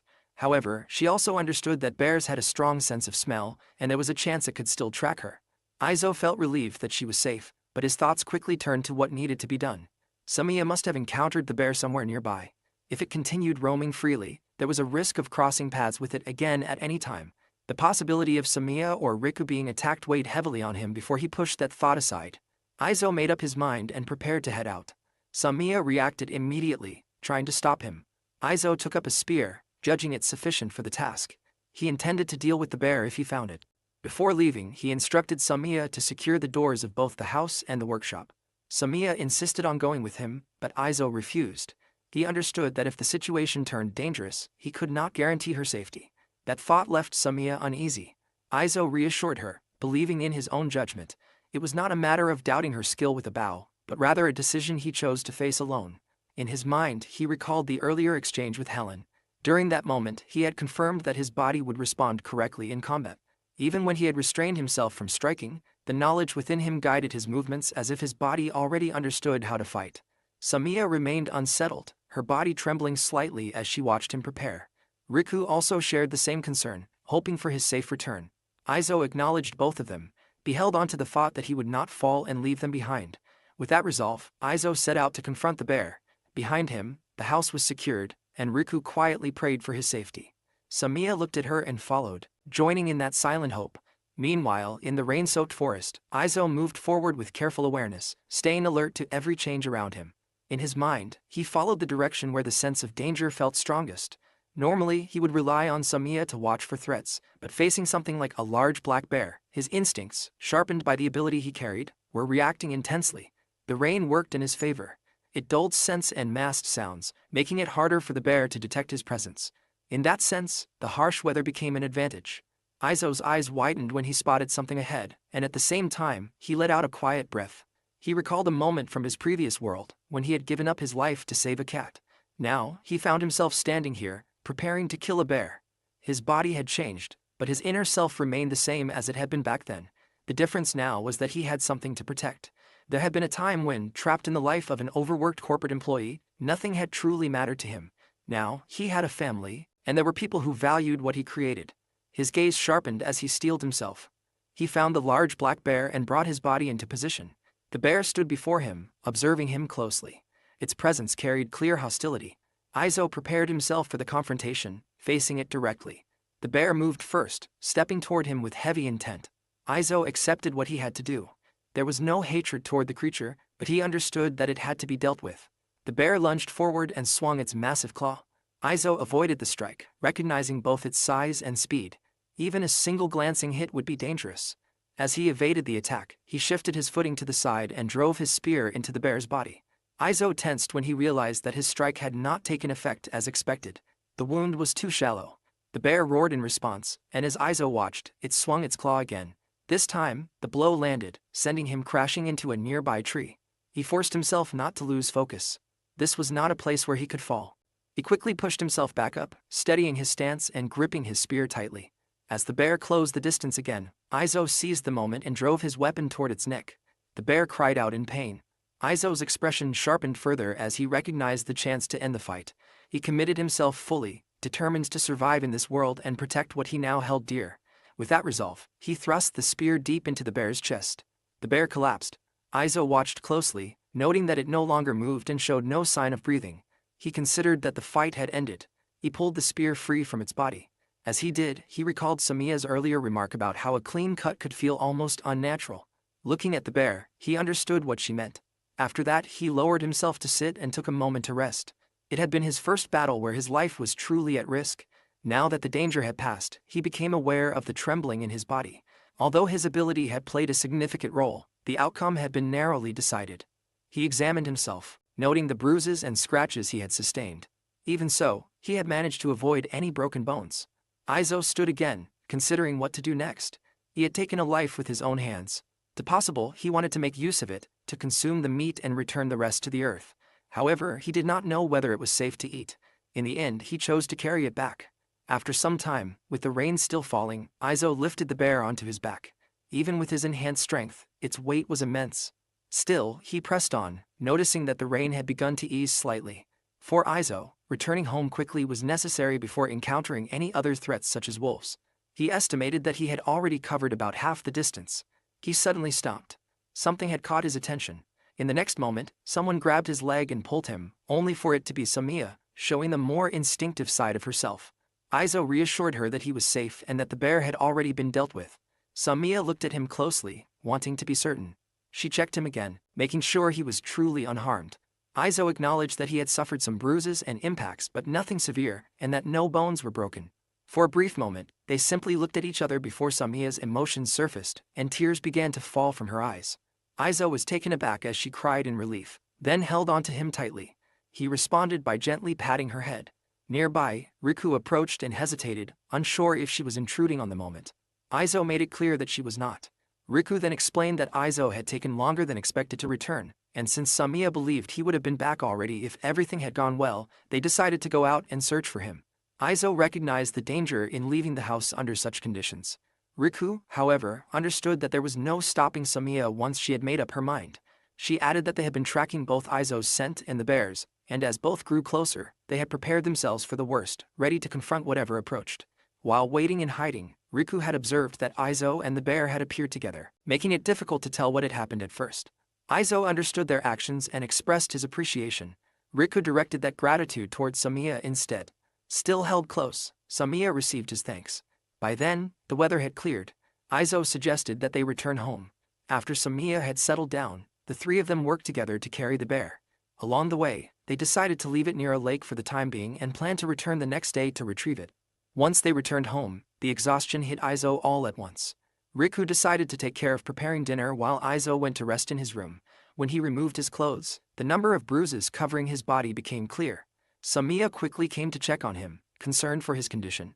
Aizo reassured her that he was fine. Samiya remained uncertain and continued to check on him. Aizo explained that he simply needed to clean himself. The fatigue weighed heavily on him. He told Samiya to let him know once the bath was ready. As he waited, he leaned against her, and before long he had fallen asleep. Samiya was momentarily surprised, realizing that he had dozed off while resting on her. She steadied herself and gently patted his head. By the next morning, Aizo felt a strange softness around him. As he woke, he quickly sat up, realizing that he had not cleaned himself the night before. He noticed that both his bed and his clothes had been changed. At that moment, Samiya entered the room, and the two acknowledged each other calmly. Aizo understood that he had fallen asleep completely. Samiya confirmed that he had slept deeply. She explained that Riku had been concerned he might get sick if he remained unclean, so the two of them had taken care of wiping him down and putting him to bed. Riku then entered the room and saw that Aizo was awake. Aizo expressed his apology to both Samiya and Riku. Riku told him that his clothes had already been washed and that there was no need for him to worry about it. Riku began to mention something about Samiya calling out to him during the night, but Samiya quickly stopped her, not wanting it to be shared. Riku did not see any harm in it. Samiya then guided Riku out of the room and reminded Aizo to come once breakfast was ready. Aizo accepted this and prepared to follow. With that, another day began. A simple day filled with the usual routines. A quiet continuation of the life they had built for themselves. Somewhere inside a mansion, the name of the Black Forest came up. A young lady reacted to it, realizing she was being told to take refuge in that forest. The one she called Nichan confirmed it. There was a blacksmith living there. A letter had already been written to a peddler who knew the blacksmith's location. She only needed to carry that letter to the merchant, and he would guide her the rest of the way. He was confident that the blacksmith would treat her well. The young lady accepted the plan and prepared herself. Meanwhile, in a growing urban district, Aizo was at Camilo's shop. The two discussed business as Camilo arranged to take several of Aizo's goods for the time being. Even within his own household, Aizo's products had built a strong reputation. However, another matter was on Aizo's mind. He brought up the young guard who had once helped him when he was just starting out. He had heard that the man returned to the capital and had not come back since. Aizo wanted to know if anything had happened. Camilo looked uneasy at the question and wondered why Aizo wanted to know. Aizo simply remembered the help he had received and wanted to repay that kindness someday. Since the guard had vanished recently, he suspected something was wrong. Camilo acknowledged the concern and thought for a moment. Then he revealed that there had been growing talk of war among the high-ranking nobles in the capital. It might have something to do with that. Aizo could only stare blankly after hearing it. Camilo then advised that it was better not to know too much about such matters, for Aizo's own sake. Aizo accepted the warning and thanked him. Later, Aizo, Samiya, and Riku began the trip home, carrying materials in their cart. At the same time, elsewhere on the road, a young lady was running from pursuers. She glanced behind her and realized that at this rate, they would catch her before she could reach town. From a distance, Samiya's ears twitched sharply. She had already picked up the sound of hurried footsteps. Aizo immediately turned to her, wondering if it was bandits. Samiya could not be certain, but from what she heard, people were already fighting. Aizo made a quick decision. He told Samiya to go ahead first and find out what was happening. Whether it was bandits or wolves no longer mattered.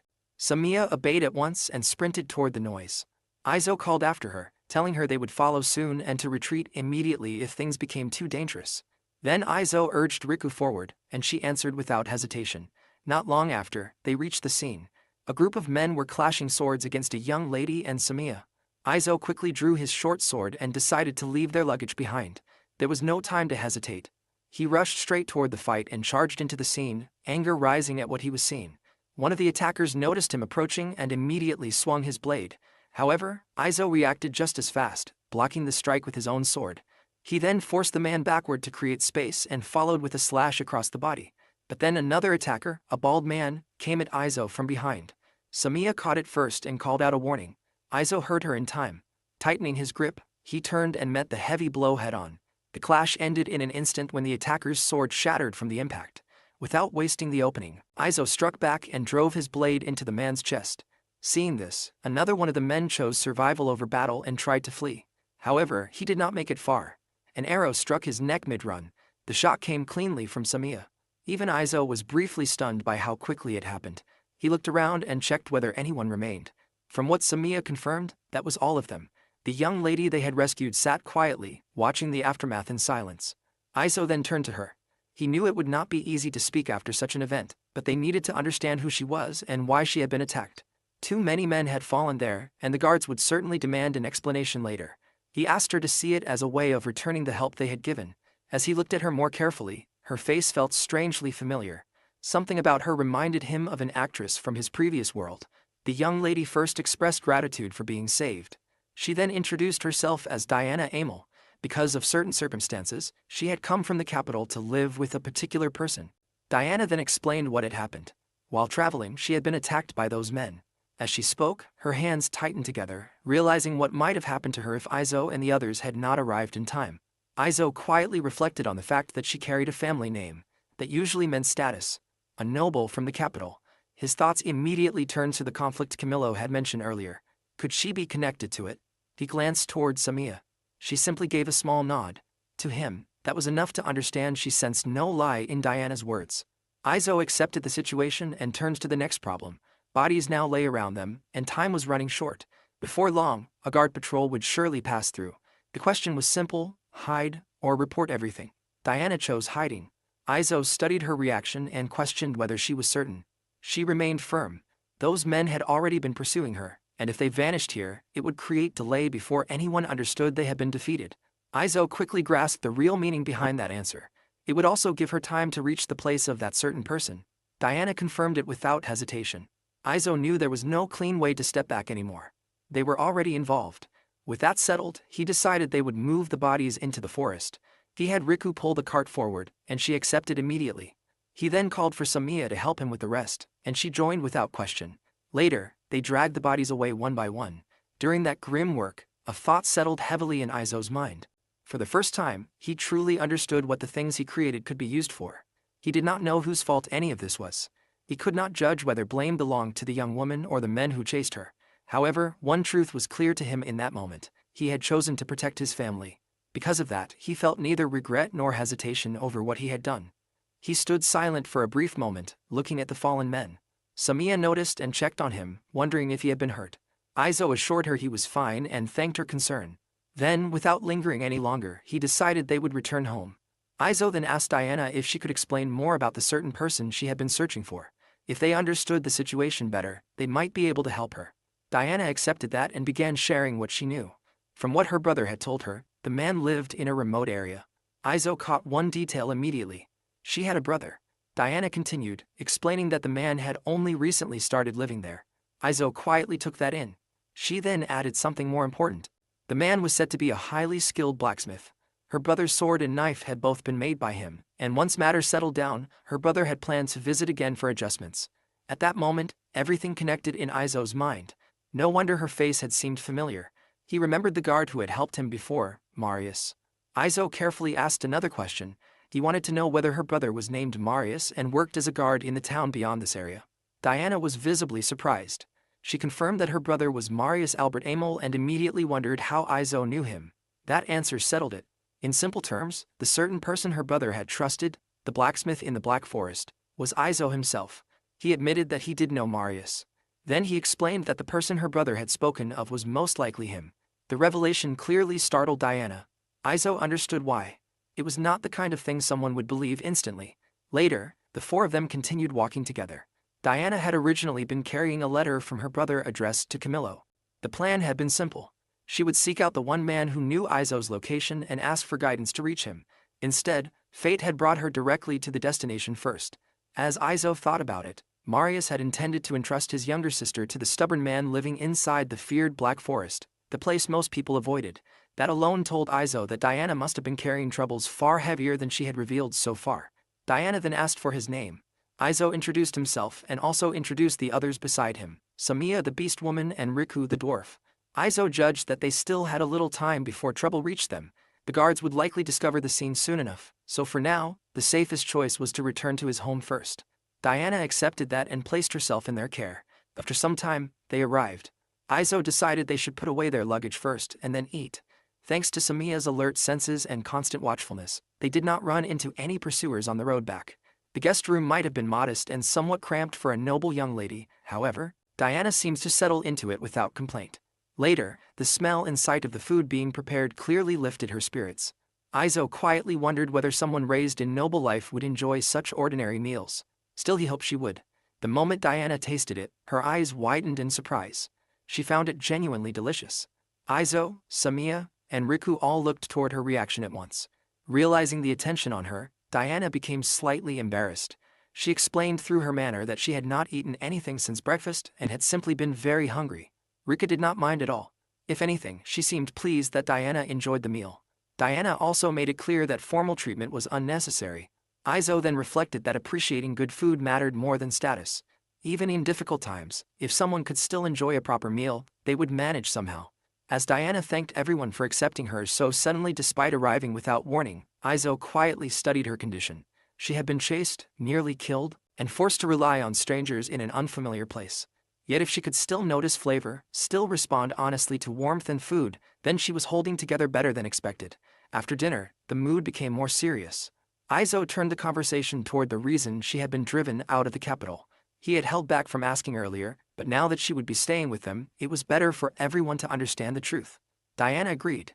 Then, with calm resolve, she prepared to explain the circumstances surrounding her family, the Emil household. The Emil household, a count's family, governed the region that included Camillo's town. Within that family line were 4 children, the eldest son Leon, the second son Karel, the third son Marius, and the daughter Diana. Under normal circumstances, the path of inheritance was clear. As the eldest son, Leon stood first in line to succeed the count. However, 1 month earlier, everything changed for the worse. A horde of monsters had appeared in a remote region, and in response, the count departed to subjugate them. Leon, as heir, accompanied him to fulfill their duty. But after the battle, both the count and Leon lost their lives. Worse still, the private army that had gone with them was also wiped out. When news of their deaths reached the capital, Marius immediately returned there. During his investigation, he uncovered several suspicious details surrounding the incident. For one, it had been reported that a powerful monster attacked them. However, there were no clear traces of such a beast. In addition, the wounds found on the bodies did not resemble injuries caused by horns or fangs. They were cuts. That meant the deaths may have been caused by human hands. If that was true, then suspicion naturally fell on the one who benefited most from their deaths, the second son, Karel. Izo quietly pressed for the meaning behind that. The truth was complicated. Karel was an illegitimate child. Because of that, he understood that any legitimate successor born through the count's lawful wife would stand above him in inheritance rights. After Leon's death, that next rightful heir would be Marius. Izo, Samia, and Riku listened in silence as the pieces came together. Carol's mother had died shortly after giving birth to him. Out of pity, Diana's mother had raised him as one of their own, treating him equally with the others. Until this incident, Diana had known nothing of the deeper tensions within the family. But then reality changed. If the matter of succession was not resolved quickly, the family could lose its standing and court rank due to the absence of a ruling count. There was no time to delay. Diana quietly acknowledged that truth. At that moment, Izo reached a grim realization. The one seeking Diana's life was not an outsider. It was her own brother. Izo quietly reflected that even back then, Marius had seemed unusually sharp for an ordinary town guard. Now it all made sense. A man like that being the son of a count explained everything. After seeing the letter Marius had written to Camillo, Izo came to a decision. For the time being, Diana would stay under their protection. The sudden kindness clearly caught her off guard. He then told her that if there was anything she did not understand, she could ask Samia or Riku. Both of them responded with open enthusiasm, ready to help however they could. Diana accepted their care with visible gratitude. Izo added one more thing. Being addressed formally all the time felt stiff and unnecessary. If she spoke to them more casually, it would likely be easier for everyone to get along. That suggestion surprised her at first. She tried to adjust herself on the spot, stumbling through the change before finally settling into it. Izo approved, and the atmosphere lightened enough for everyone to laugh together. From the very next day, their daily life changed slightly. The household moved through chores together. Diana was shown what to do, and they also warned her that going beyond certain trees could be dangerous. Soon after, Izo announced that he would begin work. Before leaving, he asked Samia to look after Diana, and Samia accepted without issue. However, what Izo expected and what happened were not the same. After offering to help, Diana ended up joining him at the workshop instead. Samia then began teaching Diana the steps involved in weapon making. Watching the scene, Aizo noticed that Samiya remembered the methods he had taught her surprisingly well. As for Diana, even though she came from nobility, she was stronger than expected. Riku pointed out that the previous day Diana had been swinging his sword around confidently, which suggested she already trusted her own ability. Later, when the workday ended, Aizo called it there. He acknowledged Diana's effort on her first day. Diana then looked over the finished swords and quickly noticed the clear difference in quality between what they had made. Aizo explained that the long sword was the standard model, while the short sword was the high-class model. Diana wanted to inspect it. Aizo allowed it, though he mentioned that the handle had not been finished yet. She took the sword into her hands and stared at it with deep focus. Seeing that expression, Aizo was reminded of Riku when they had first met. Diana found the sword remarkable. Riku quickly agreed, remembering how surprised she had been the first time she saw such craftsmanship. Diana understood the feeling well. Even in the capital, there were not many blacksmiths capable of making something of that level. Aizo quietly reflected that he still knew little about the overall skill of blacksmiths in this world. However, if he limited himself to selling the high-class model, he could likely avoid standing out too much by passing it off as the work of a capable craftsman. Then Diana suddenly turned her attention to him and asked for a match. The request caught Aizo off guard. A duel with him, and with swords at that. Diana made it clear that she was serious. At that moment, Aizo realized something new about her. Diana had a taste for battle as well. She wanted to see him fight again, especially after witnessing the way he had fought when he rescued her. Aizo understood immediately what she meant. Remembering that scene, he also realized there was not much else to do before nightfall. So he accepted, deciding they would have one match before it got dark. Diana was openly pleased by that answer. Aizo could not help thinking that she was far from an ordinary noble lady. Soon after, the two prepared to spar. He questioned why she seemed so happy about it, especially since the blade she chose looked more serious than something meant for a casual match. Still, once both were ready, the duel began. Diana moved first, scraping her foot forward to gain momentum before lunging in with a fast strike. Aizo blocked the attack cleanly. He answered with a counterattack, but Diana avoided it in time. From there, blades clashed again and again. They exchanged sharp, relentless strikes before both stepped back. Aizo noticed that every movement she made was quick and accurate. She was not on the same level as Helen, but she clearly knew how to handle a sword. He tightened his grip. From the side, Samiya noticed that Aizo had started taking the match more seriously. Then Diana tried to draw him with a feint. Aizo answered with a side strike so clean and fast that he halted it just before it landed on her. The result was obvious. He regarded it as his victory, while Diana, breathing hard from the exchange, accepted the outcome. After the match, Aizo admitted that moving his body that much had left him genuinely tired. Diana, however, could already tell something else. He had not been completely serious during the fight. Aizo saw no reason to deny it. In his mind, they had only been sparring. It was never a life-or-death battle. Even so, Diana could not ignore the result. She had failed to land even a single clean blow on him. Aizo still gave her credit. From his perspective, she had performed well. That answer only made the situation stranger to Diana. Someone known as the Rose of the Arena being described as merely doing pretty well was not something she expected to hear. Aizo could only stare in confusion, wondering what title had just been dropped so casually. But then Samiya added her own comparison. Out of 100 fights against Aizo, she had only managed to win once. This stunned Aizo far more than anyone else. Diana was equally surprised. For a beast woman to say that made the statement even heavier. Samiya simply confirmed it. Then Riku added another piece of information. Aizo was strong enough to take Helen's attacks head-on as if it were nothing. That comment made Aizo rethink everything. He had believed Helen only gave him the minimum level of power needed for self-defense. Now he was no longer so sure. Diana immediately reacted to Helen's name. She knew exactly who that was. Helen was known as the Lightning Blade. Aizo recognized the title. It sounded familiar, and he remembered hearing something like that before. Diana then pressed him further, wanting to know if he had truly endured Helen's attacks and remained standing. Aizo casually recalled that they had fought for around 15 minutes. That answer shocked her again. To Diana, 15 minutes against Helen was no small matter. She explained that Helen earned the name Lightning Blade because of her overwhelming speed. That reputation had spread far beyond common fighters, making her famous even among the nobles. Aizo quietly questioned whether Helen had truly been that strong. Even now, he was still surprised that he had come out of that encounter alive. Diana continued reflecting on Helen's reputation. For someone to face her head-on and even return blows of his own was no small thing. However, before she could finish that thought, Aizo decided to end the discussion and suggested they head back home. But then something unexpected happened. Diana suddenly let her sword fall, dropped to her knees, and bowed deeply before him. The sight was strangely familiar to Aizo by now. She asked to become his disciple. Aizo was caught completely off guard. He glanced to the side and saw Samiya and Riku looking far too excited about the situation. In his mind, several facts rushed together at once. She was Marius's beloved younger sister, the daughter of a count, a young unmarried noblewoman who had been entrusted to him, and now she was kneeling on the ground in front of him. At this point, Aizo could only conclude that prostrating oneself must be a normal custom in this world. After thinking it over, he accepted under one condition. If she was willing to practice once each day after work, then he would allow it. Diana's expression brightened immediately. However, Aizo made something else clear. What he could offer was not proper swordsmanship. He was not skilled at teaching, and she would have to learn mostly through watching him. Diana accepted that without hesitation. Her mood lifted at once, while Riku and Samiya openly celebrated for her. Watching all of it, Aizo quietly suspected that Diana had probably been quite a tomboy back at home. He then added one more rule: no calling him master and no overly formal behavior around him. Diana agreed.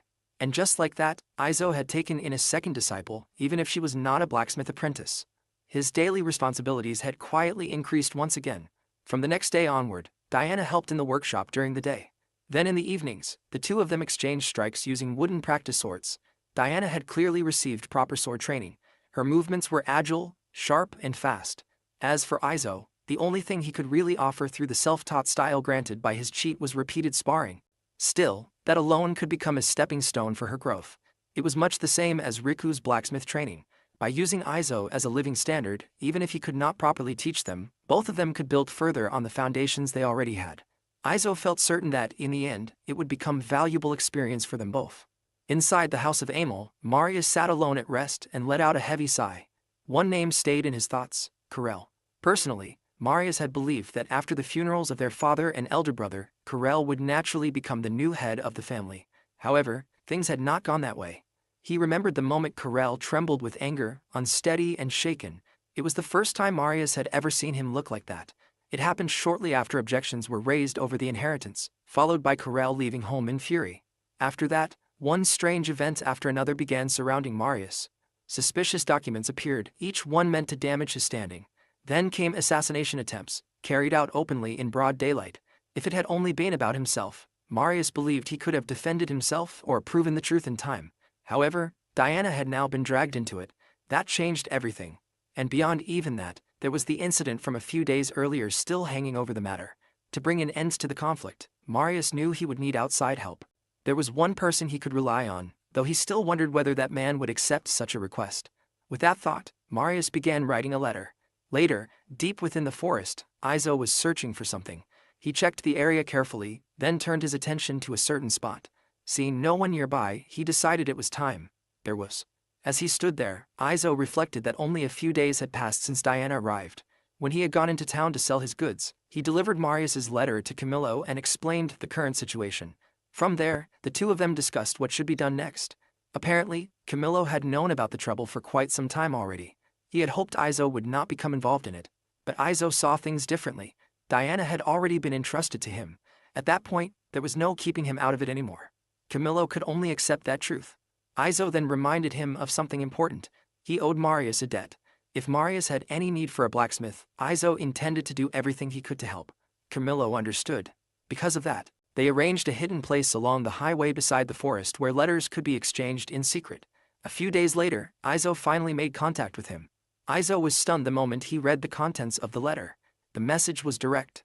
By tomorrow, he was to prepare everything needed for smithing and be ready to leave for the capital. Someone would be sent to collect him. There was no room for hesitation. Aizo quickly informed Samiya, Riku, and Diana that he would be heading to the capital, while the three of them would remain at home. Riku's first concern was her smithing work. Aizo told her to continue practicing as usual. He then checked whether she was comfortable handling the furnace on her own. She was ready for it. With the bellows and the materials stored in the warehouse, there should be no problems. Aizo then reminded them that there was already plenty of food stocked up. They would be fine for a while. Samiya added that if supplies ran low, she could simply go hunting for more. Hearing that, Aizo quietly felt that he truly had a dependable family around him. He entrusted the house to them with confidence. Diana, however, felt apologetic. In her eyes, Aizo was involving himself in danger because of her household's conflict. Aizo brushed that aside. He owed Marius a debt. This was simply his way of repaying it. That answer brought a smile to Diana's face. With the mood settled, Izo decided there was no point dwelling on it further. For now, they would focus on the day's work, and all three women agreed. The next day, along the highway, Izo spotted a carriage approaching. Camillo was riding it. The moment he arrived, he urged Izo to quickly get into the back.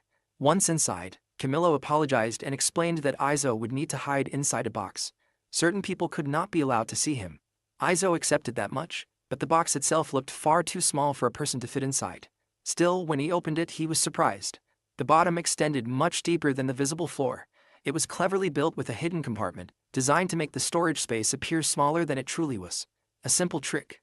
But in times like this, clever tricks were worth more than appearances. Izo was genuinely impressed by the hidden compartment. Camillo brushed it off as nothing more than a peddler's wisdom. After some time, while staying inside the box, Izo began hearing voices and movement outside.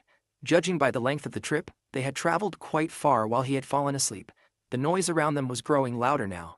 Then he heard a firm voice allowing someone to pass before calling the next person forward. Izo guessed they had reached some kind of checkpoint for entering the capital.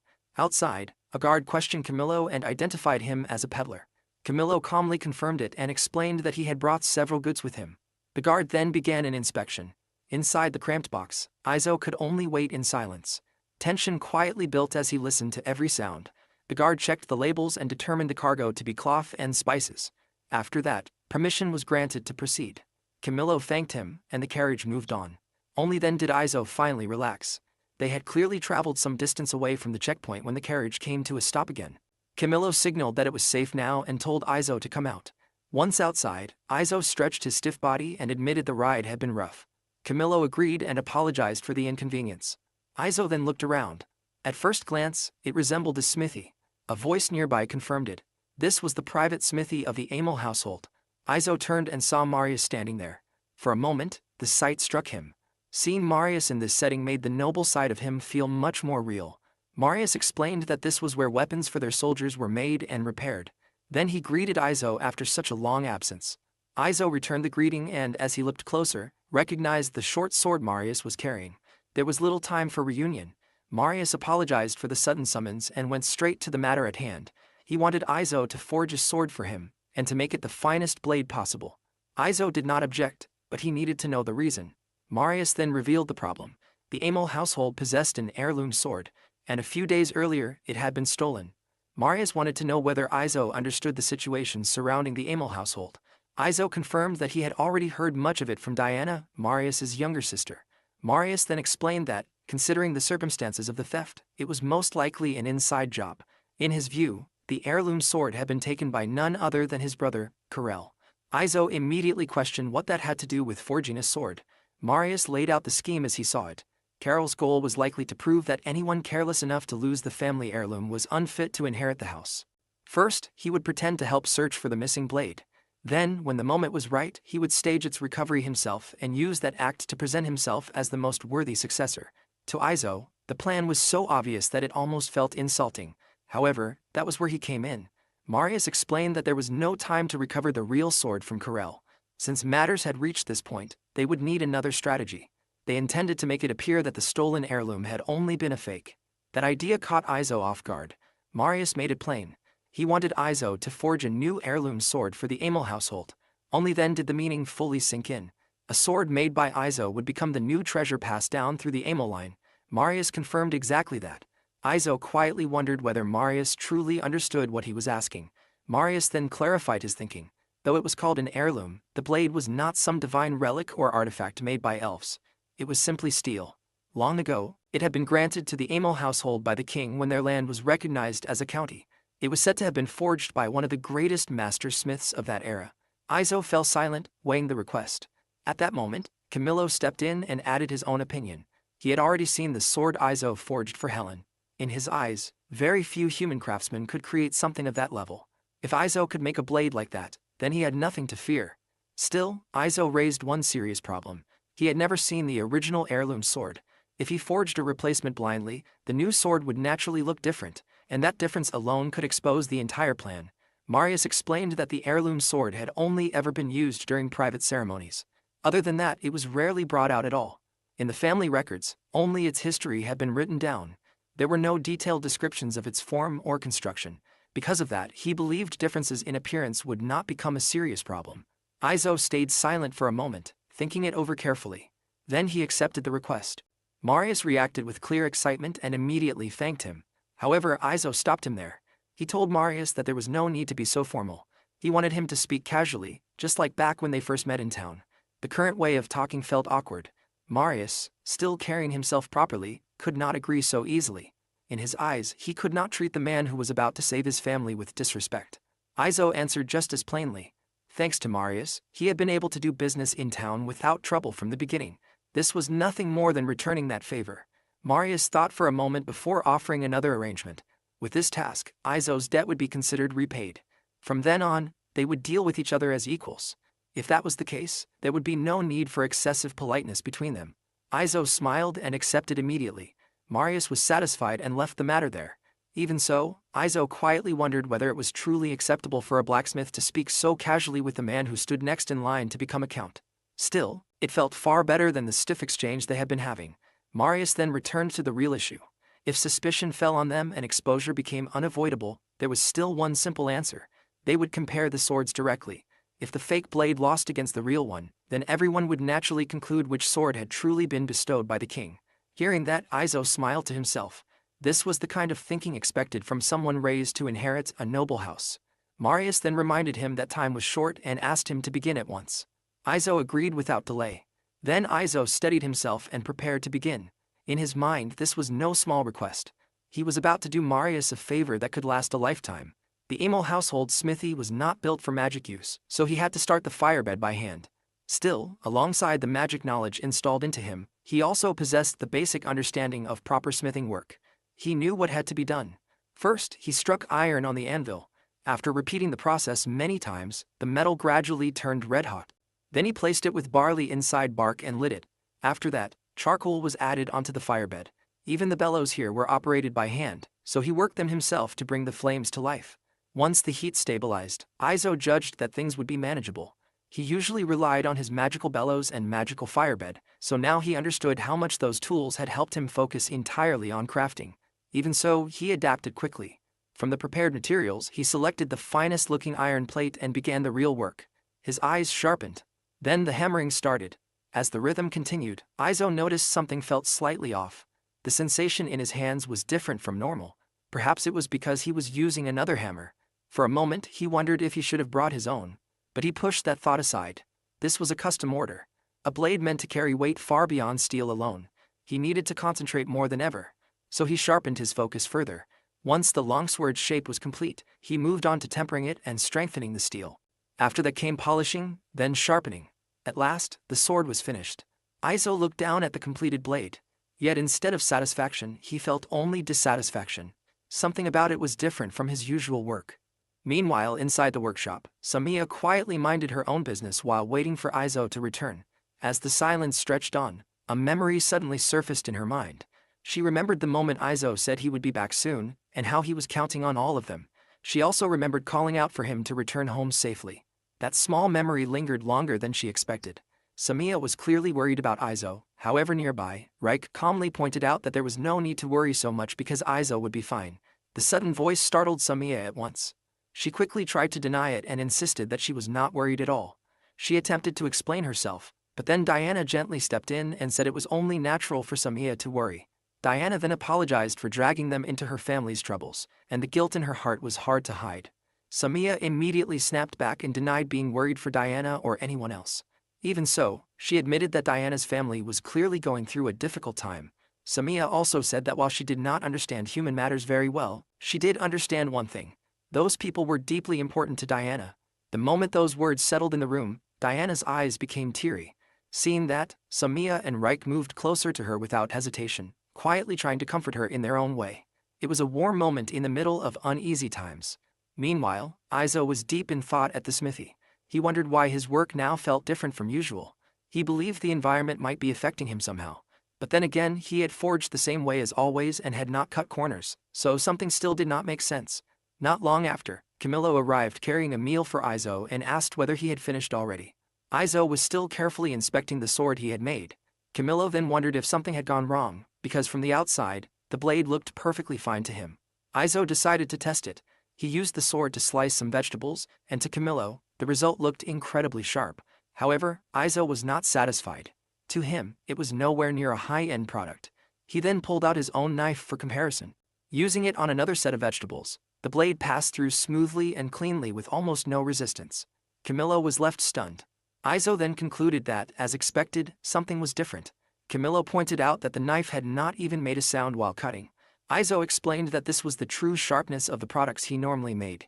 Hearing that, Camillo finally understood what Aizo meant earlier. What stood before him was clearly not the work of any amateur. Aizo concluded that this was how it was supposed to turn out, so he decided to try once more. Then Camillo asked what he planned to do with the blade. Aizo casually told him that if Camillo wanted it, he could have it. Camillo was immediately pleased, however that joy quickly faded when Aizo added that it would be at a bargain price.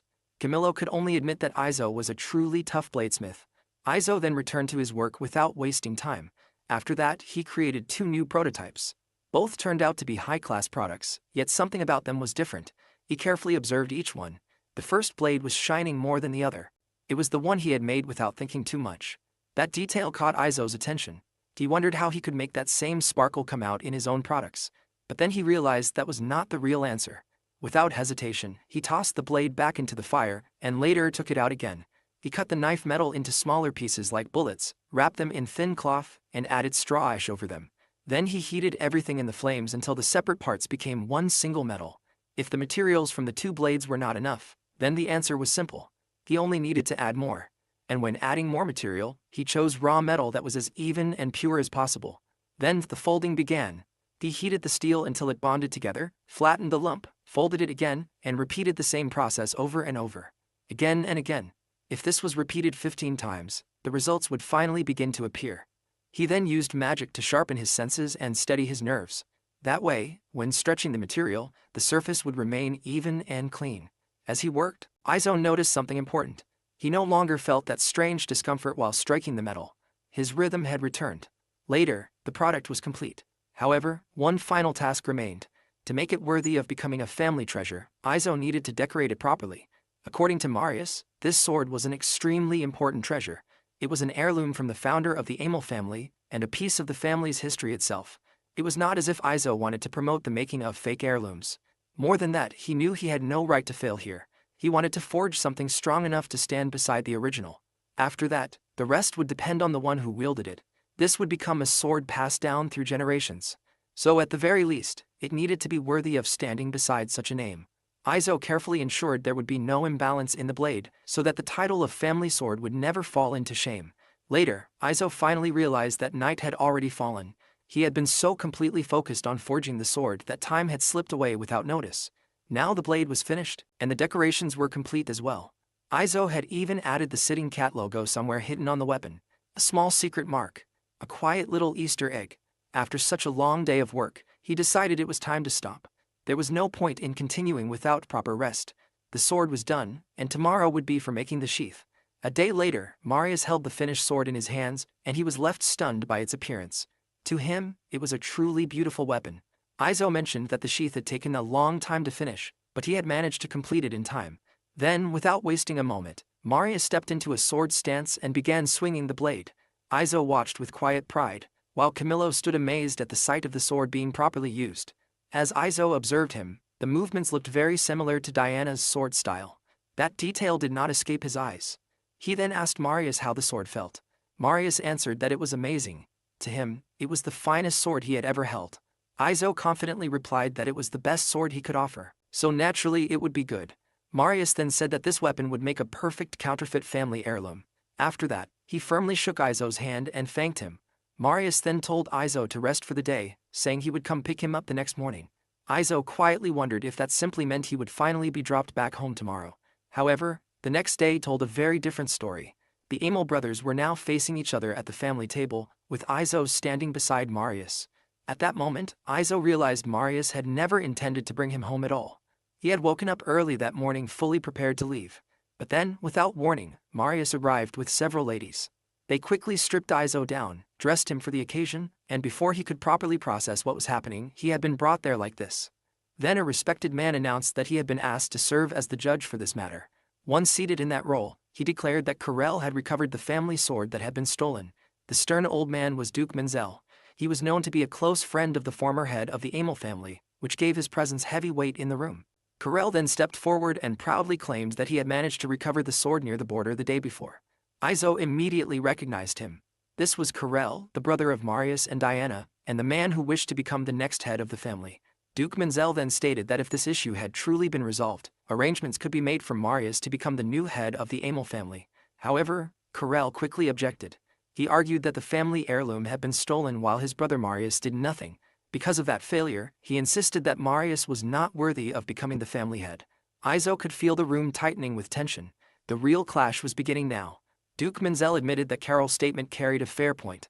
Then Marius requested permission to speak on the matter, and Duke Menzel allowed him to continue. Marius calmly revealed that he had done nothing because the family heirloom that had been stolen was only a fake. Corell was visibly shaken by that claim. Then Marius presented another sword and declared that this one was the real treasure.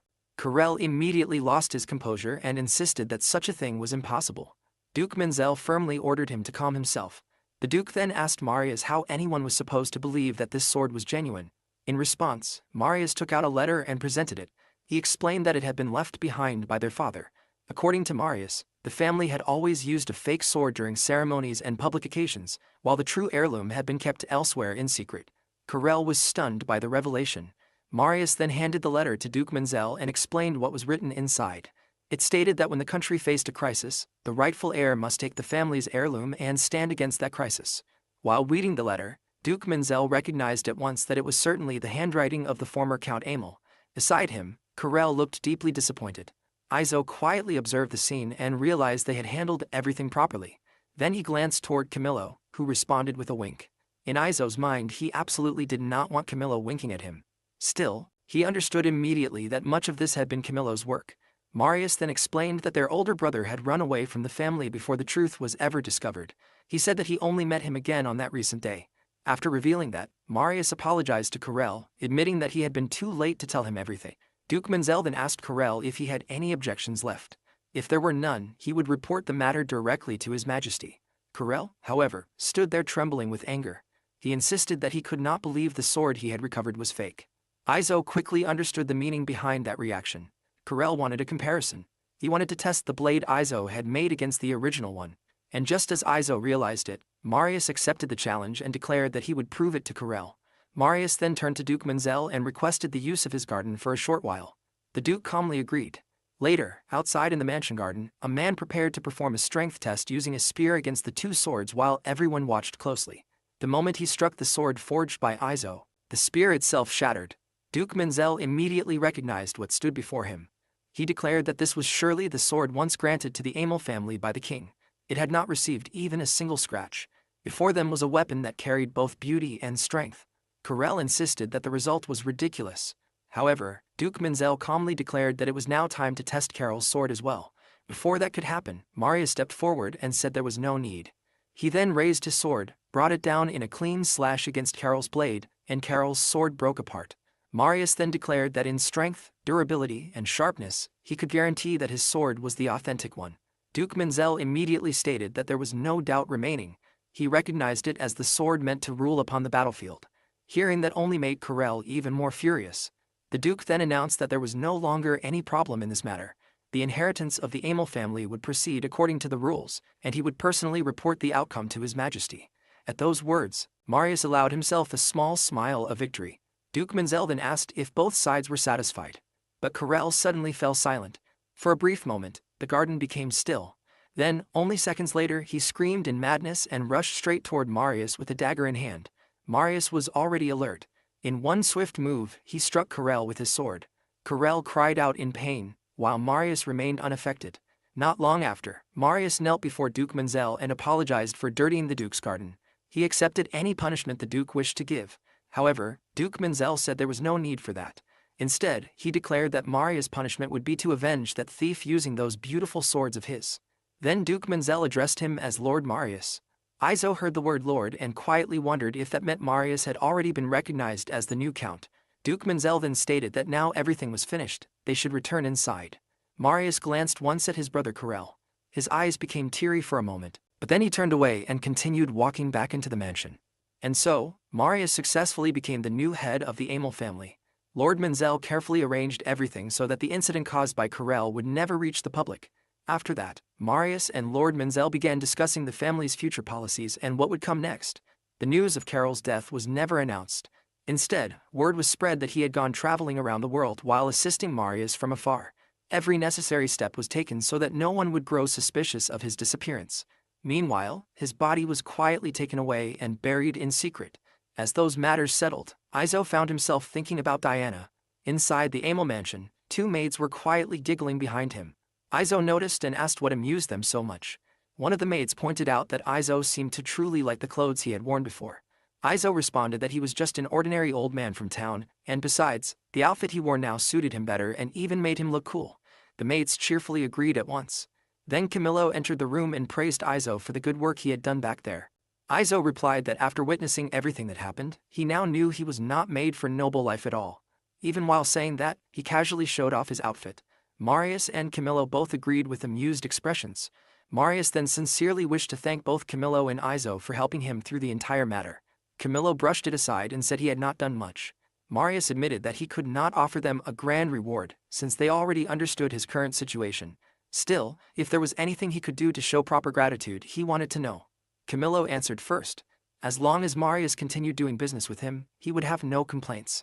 Business with a nobleman was excellent cover for many things. Marius then turned to Izo and asked what he desired. Izo said that he wanted information about rare ore. Marius asked if he meant something rare like mithril.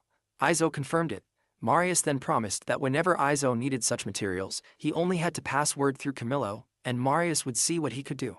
After that, Marius handed something to Camillo and urged him to accept it without argument. Izo had no desire to take anything, however Marius' eyes were strangely persuasive. In the end, Izo decided to accept it. Marius then thanked him once more. And so, they left the Amel family estate with the plan of bringing Diana back to celebrate Marius' succession as the new count. Izo, meanwhile, was finally heading back to the Black Forest. After he and Camillo exchanged their goodbyes, Izo walked alone into the forest at night and made his way home. Even before he arrived, Samiya sensed that Izo was returning. Then Izo saw it. He had only been away from his house for a short time, yet he still missed it more than expected.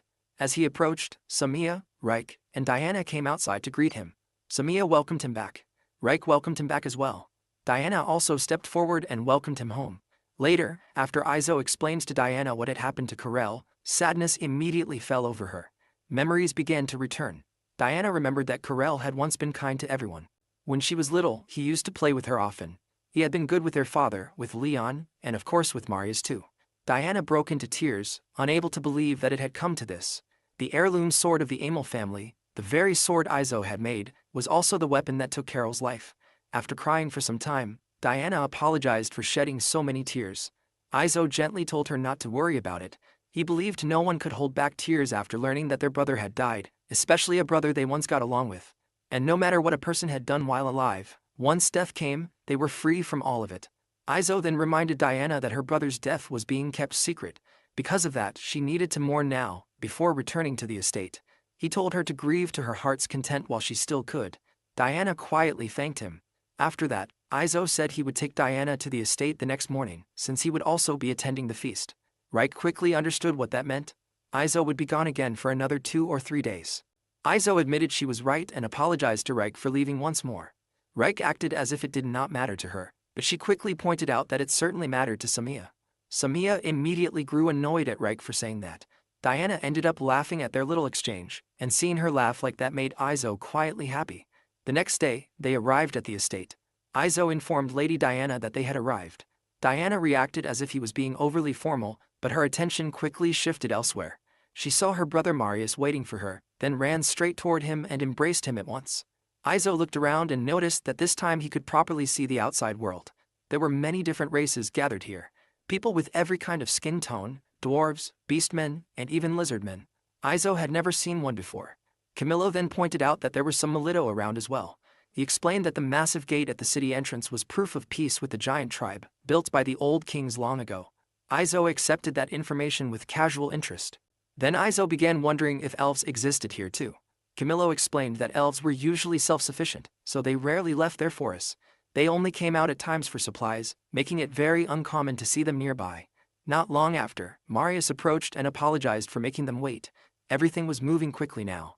Marius was about to have an audience with the king, and he also needed to prepare a report regarding the succession. Izo noticed that Marius looked extremely tired. Later, inside the mansion, Izo relaxed and thought that he had nothing to do until tomorrow. However, someone soon knocked at the door. It was a servant, informing him that Lady Diana was calling for him and waiting in the garden. When Izo arrived there, Diana was already waiting with her sword in hand. He wondered if they still needed to do this even here. Diana, however, had already decided. She believed this might be their last training session, so they should begin immediately. Then their sparring began. Diana made the first move and struck without hesitation. As usual, Izo immediately went into a defensive stance and blocked the attack. Time passed with the sound of repeated clashes, until both Diana and Izo were left panting from the effort. Diana then urged Izo to spar with her seriously. She had noticed that he was only blocking every attack and never truly pressing her. Izo could hardly believe what he was hearing and wondered if she was serious. Diana answered him only with determined eyes. Seeing that resolve, Izo accepted it and decided there would be one final round. Both of them prepared again. Then, in a flash, Izo thrust his practice sword straight toward the side of Diana's face. The speed alone stunned her. She had not seen the move at all. After that, Izo told Diana that her skills had improved greatly over the past few days. If she continued training with discipline, she could aim as high as she wished. Diana was delighted to hear those words. She smiled and thanked him, and Izo quietly thought that this might be the last time he would ever see that smile from her. Later, Marius was accompanied by Diana as he went to report before His Majesty. At last, Marius would officially become the Count of Amel. Soon after, the hastily prepared feast was held with full grandeur. During the celebration, Marius raised a toast for the future prosperity of the Amel family and for the unchanging bond they shared with everyone present. In response, the hall erupted in loud cheers. Meanwhile, Izo remained off to the side, calmly thinking that he could probably cook some of the dishes being served there. He also wished Samia and Wright could taste them. While lost in that thought, Diana approached and commented on how well his outfit suited him. Izo responded that his shoulders felt painfully stiff inside it. Then Izo told Diana that she looked truly beautiful in her red dress. Calling her the rose of the family felt completely fitting.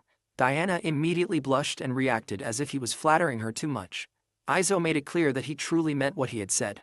The thought of seeing Diana for the last time had genuinely made him sad. Diana only giggled at that and reacted as if she doubted it. And while the two of them stood there in that warm moment, two men suddenly approached and called out to Diana, asking her to join them. Just like that, Izo was pushed to the side.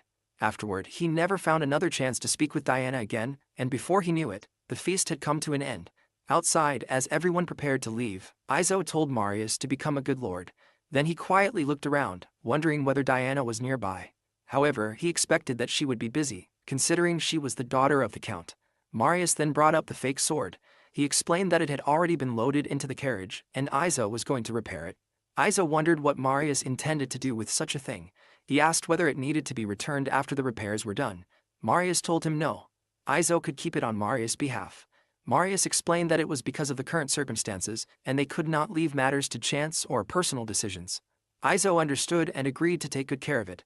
Marius then added that there was one more thing he wanted Izo to look after. It was inside the same box, and he would leave that matter to Izo as well. After that, they departed. Sometime later, after traveling for a while, they reached the entrance of the forest. Camillo reminded Izo to collect his luggage from behind that box. Izo walked over, opened the box, and finally looked inside. The moment the lid lifted, he froze in shock. There was a person inside. And to his complete disbelief, it was Diana all along, hidden in the box. She looked up at him with perfect timing and cheerfully revealed that she was there. With Diana's arrival, the usual days at Izo's workshop passed peacefully, filled with smiles and lively moments. However, the biggest change was the construction of a new room for their newest family member. For about a week, everyone worked together to finish it, putting effort into every part of the project. After some time, the work was finally complete. Everyone cheered with excitement as they admired the finished room. Reich happily pointed out that with the new room finished, they truly felt like a real family now. Meanwhile, Diana quietly asked to be taken care of once again, while also admitting how fun it was to create something together like this. Izo then asked if Diana thought she could help again whenever work came up in the future. Diana confidently answered that of course she could. In fact, she added that if she were not capable, she never would have come there in the first place. Hearing that, Izo handed something over to her. Diana's eyes widened in amazement the moment she recognized it. It was her custom-made knife. Just like the others, she now had one for protecting herself. Samia explained that it was almost like proof that someone had become part of the family. Diana smiled softly and quietly appreciated the gesture. Meanwhile, Izo reminded her that she already knew how sharp the blade was, so she needed to handle it carefully. Diana nodded in understanding and admired how beautiful it looked. After that, Izo suggested they carry Diana's luggage inside since the work for the day was already done. And later that night, everyone finally went to sleep. The next day, they visited Camillo's shop. Camillo greeted the handsome young man standing before him, along with the three women accompanying him. Diana apologized to Camillo for always causing him trouble whenever they visited. While looking around, Izo noticed there were far more workers than before. Camillo explained that thanks to Izo, business had been doing very well. After their last dealings involving the Count's family, he managed to open a small shop in the capital.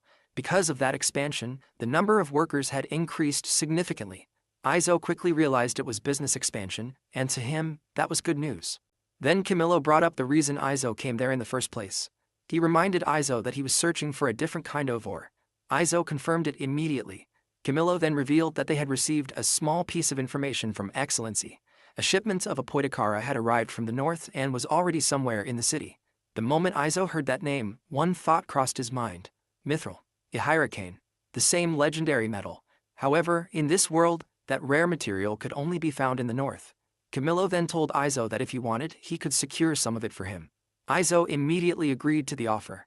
After finishing their discussion, Izo and the others eventually took their leave. Sometime later, they stopped to rest and ate lunch in a quiet corner. During the break, Izo mentioned that he had left the smithy in the care of the other two, especially Reich. He thanked her sincerely because thanks to her efforts, they managed to make strong sales that day without running out of products. Izo was genuinely grateful to Reich for handling everything so well. Reich smiled and admitted that it was also nice hearing stories from both Izo and Camillo about everything Izo accomplished while in the capital. Meanwhile, Diana added that she had already heard about those stories from her brother as well. For Izo, the capital felt far more lively than the city they were currently staying in. Compared to the capital's constant movement and crowded atmosphere, this place felt quiet and calm. While looking around, Izo noticed several people nearby and wondered if they were adventurers. At the same time, he quietly reflected on his second life in this world.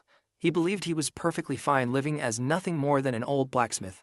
However, he also realized that if he had received any other kind of overwhelming cheat ability, he probably would have ended up wandering around like those adventurers instead. Then suddenly, Samiya asked if Izo was planning to set out on a journey someday.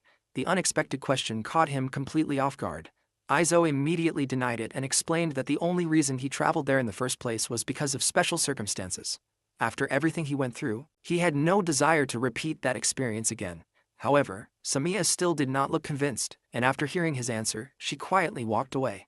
Izo became confused by her reaction and wondered what was wrong with both Samiya and Reich lately. Reich calmly answered that the reason was because of him. Diana agreed with Reich and explained what they were all feeling.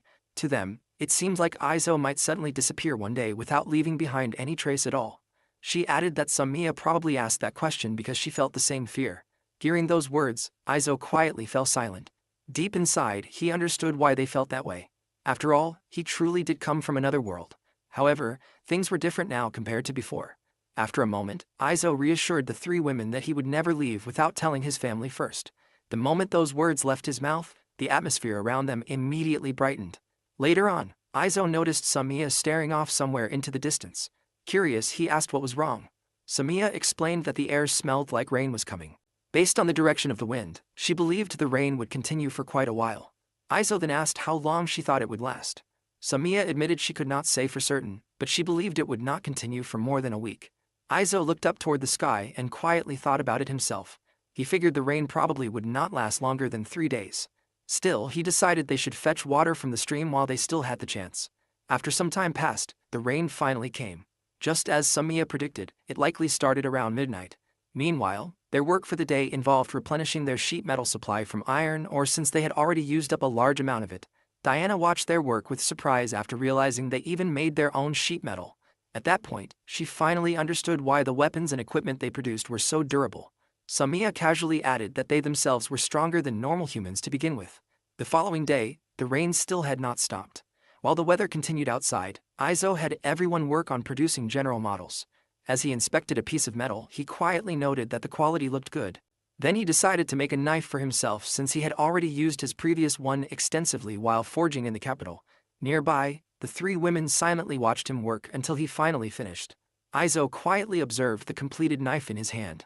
Then Reich approached him and admired how serious Izo became whenever he worked.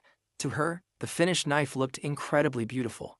Diana agreed as well, admitting that while she did not understand craftsmanship as deeply as Reich did, even she could tell the knife was absolutely gorgeous. Reich admitted that she did not completely understand it, but even so, she still thought it was amazing. Izo simply thanked her for the compliment. For him, hearing praise like that honestly made him happy. Then Izo explained that he could never do something like this back in the capital. Hearing that surprised Reich, and she asked if that was really true. Izo confirmed it without hesitation. He explained that in the capital, he had no choice but to melt his knife together with the metal, mix everything together, and hammer it down that way just to make it work. However, in this place, he could forge high-quality swords normally without any issue. At the same time, he quietly wondered if there really was something special about his smithy after all. Still, the only problem was that he currently could not move anywhere else to test that theory. However, since he had no plans to leave this place in the future anyway, he did not see it as a serious problem. Even so, deep in his mind, Izo understood that there was no guarantee life would remain peaceful forever. Because of that, he knew he eventually had to uncover the truth behind it. The rain continued for several more days. During that time, they spent their days experimenting with new products while waiting for the weather to clear. And just like that, the rainy days quietly passed by as usual. Eventually, the dark clouds finally began to clear away, and for the first time in days, the stars became visible again. The following morning, Samiya woke up in excitement after realizing the sun had finally returned. Reich happily pointed out that they could finally do the laundry again. Meanwhile, Diana admitted she had started worrying that mold would begin growing everywhere if the rain continued any longer. Samiya then declared that after finishing the laundry, she planned to go hunting. Izo noticed immediately that Samiya seemed unusually cheerful that day. Reich casually explained that she was probably so happy because her arrows had finally been replenished. Hearing that made Izo smile slightly, and he admitted he was glad she liked them so much. Samiya truly looked happier than usual. Then Reich jokingly commented that it was simply a girl's feelings. A maiden's heart. Later on, Izo and Reich worked side by side while hammering a sword together. However, while listening carefully, Izo suddenly noticed something. The sound of their two hammers echoing throughout the smithy strangely resembled music to him. The rhythm felt almost like a melody. Quietly, he wondered if Reich was thinking the same thing as well. After some time passed, Izo suggested they have dinner once they finished their work. Reich agreed immediately. Later that evening, dinner was finally served, and both Izo and Reich quietly expressed gratitude for the meal before eating together. While they ate, Izo suddenly asked Reich if she ever wanted to go outside once in a while like Samiya and Diana did. Reich looked confused and asked why he would ask something like that. Izo explained that aside from going into town occasionally or leaving to wash herself, she practically spent all of her time inside the smithy. Reich admitted that saying she never wanted to go outside at all would definitely be a lie. However, she explained that this was simply how dwarves were. To her, being able to watch and learn directly from her master's work was already more than enjoyable enough. Hearing that, Izo quietly nodded in understanding and accepted her answer. Reich then thanked him for worrying about her. Later on, Izo finally completed the sword and decided to call it a day. However, just then, a loud knock suddenly echoed from the door and caught everyone's attention. A familiar voice loudly asked if Izo was there. The moment he heard it, Izo immediately recognized who it belonged to. He answered back and opened the door. Standing there was Helen, greeting him after such a long time. Izo welcomed her warmly and invited her inside. While drinking tea together, Izo asked Helen if her blade had been damaged or something. However, Helen shook her head and explained that she was heading to a battlefield located quite far from there. Because of that, she wanted him to perform maintenance and inspect the weapon before she left. Then she handed her sword over to him. Izo quietly began checking the blade. As he inspected it, Izo asked if she had been using the sword often. Helen explained that she spent about a week practicing with it. After that, she mainly used it to deal with thieves, while occasionally practicing against logs as well. After examining the weapon closely, Izo commented that there was no major visible damage, although there was still some wear on it. At the same time, Izo quietly wondered just how much strength Helen used in battle to put this much strain on a custom-made sword forged by him personally. Helen then admitted that the blade performed even better than she imagined. It cut through things incredibly well, and more than once, it had saved her life. Hearing that, Izo quietly responded that he was glad to hear it. However, Helen explained that no matter how many times she thanked him, it still did not feel like enough. Even so, she still wanted to say it properly, so she sincerely thanked Izo once again. Izo simply replied that this was his job, so naturally he would do it. After that, the two shook hands. However, Helen's grip was so firm that Izo actually felt pain from it. After finishing the inspection, Izo explained that the sword was still in good enough condition to be used for another 6 months. Even so, he planned to repair and adjust it properly. Helen simply wished him luck with the work. Aizo then asked her to wait for a moment while he handled the repairs. However, Helen had one request of her own. She asked if she could watch the repair process up close. Aizo answered that he did not mind at all. Hearing that immediately excited Helen, and she ended up smacking his back hard in excitement. Soon after, the repair work began. Meanwhile, both Reich and Helen quietly stood nearby and watched him work. Aizo carefully inspected every part of the blade before correcting the noticeable distortions little by little. After a short while, the work was complete. He handed the sword back to Helen and told her to test it herself. Helen immediately swung the blade a few times. Right away, she exclaimed that it felt incredible. To her, the sword now felt just as perfect as the day she first received it. Hearing that, Aizo praised Helen as well, pointing out how impressive it was that she could notice such small adjustments from merely correcting the blade's alignment slightly. Aizo then asked if there were any remaining issues with it. Helen immediately answered that everything felt perfectly fine. Aizo then asked if she wanted him to replace the leather wrappings on the handle as well. However, Helen refused and explained that she had adjusted those herself so the grip would better fit her hands. Hearing that, Aizo simply nodded and moved on to fixing her other blade next. While he worked, Helen quietly continued watching him. Eventually, Aizo asked if she really enjoyed observing this kind of work so much. Helen answered honestly that she did. Whenever she watched him work like this, she almost felt like she herself had become a craftsman too. She then explained that her father used to be a harness maker, so she grew up watching him create all sorts of things with his hands. However, for various reasons, she eventually had to leave her home behind. Aizo reacted with interest after hearing that her father was a saddler. To him, that kind of work sounded fascinating as well. Then Helen suddenly asked if he was not curious about why she left home in the first place. However, Aizo calmly answered that he generally did not ask women about their pasts. Helen asked if Aizo had experienced something bad before from listening to women talk about their pasts. Aizo casually answered that maybe he had. However, he added that if Helen wanted to talk about food instead, then he was more than willing to listen for as long as she wanted. Hearing that, Helen simply smiled quietly. After some time, Aizo announced that he had finished the repairs and would now begin sharpening the blade. However, at that exact moment, a voice suddenly called out that she had returned home. Helen's eyes widened in surprise the moment she heard it.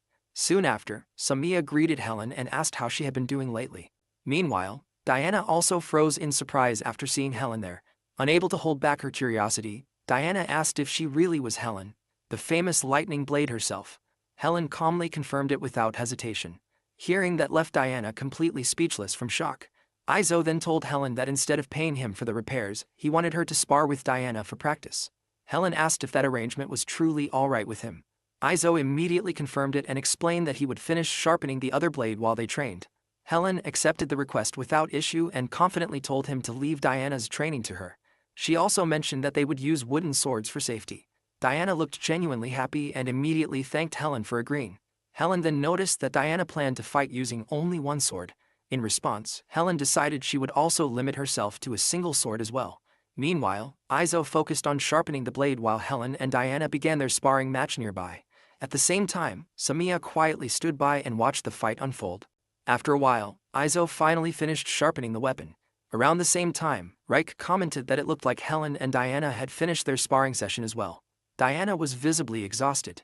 Her legs were trembling slightly, and she struggled to catch her breath.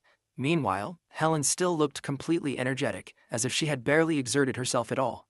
Aizo then asked Helen how Diana performed. Helen admitted that Diana had very solid fundamentals. However, she also pointed out that Diana's fighting style was perhaps a little too clean and proper. Aizo understood exactly what she meant. Diana's swordsmanship was extremely straightforward. Because of that, she would likely struggle against experienced mercenaries who had survived real battlefields for years. Even so, Aizo still believed Diana was already stronger than the knights from the royal palace he had fought against before. Helen then asked if Aizo himself had trained Diana personally. Aizo confirmed that he had. Hearing that immediately made sense to Helen.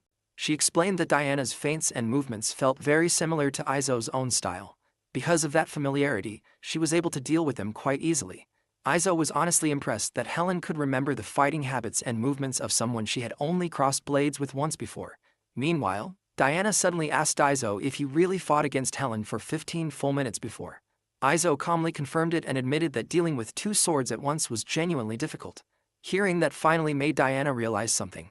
There truly were still people in the world far stronger than her. Then suddenly, Helen suggested that she and Aizo should spar as well. However, Aizo immediately refused the idea. He jokingly pointed out that he was only a simple blacksmith, so there was no way he could possibly match a real mercenary like her. Besides, it was already getting late. Because of that, Aizo instead suggested that Helen spend the night there since traveling through the forest at night would be too dangerous. Helen thanked Aizo for letting her stay the night. In response, Aizo told her that they were heading into town the next day anyway, so she could simply travel together with him. The following day, they arrived in town. As soon as Aizo greeted one of the guard immediately recognized him. However, the guard's attention quickly shifted toward Helen.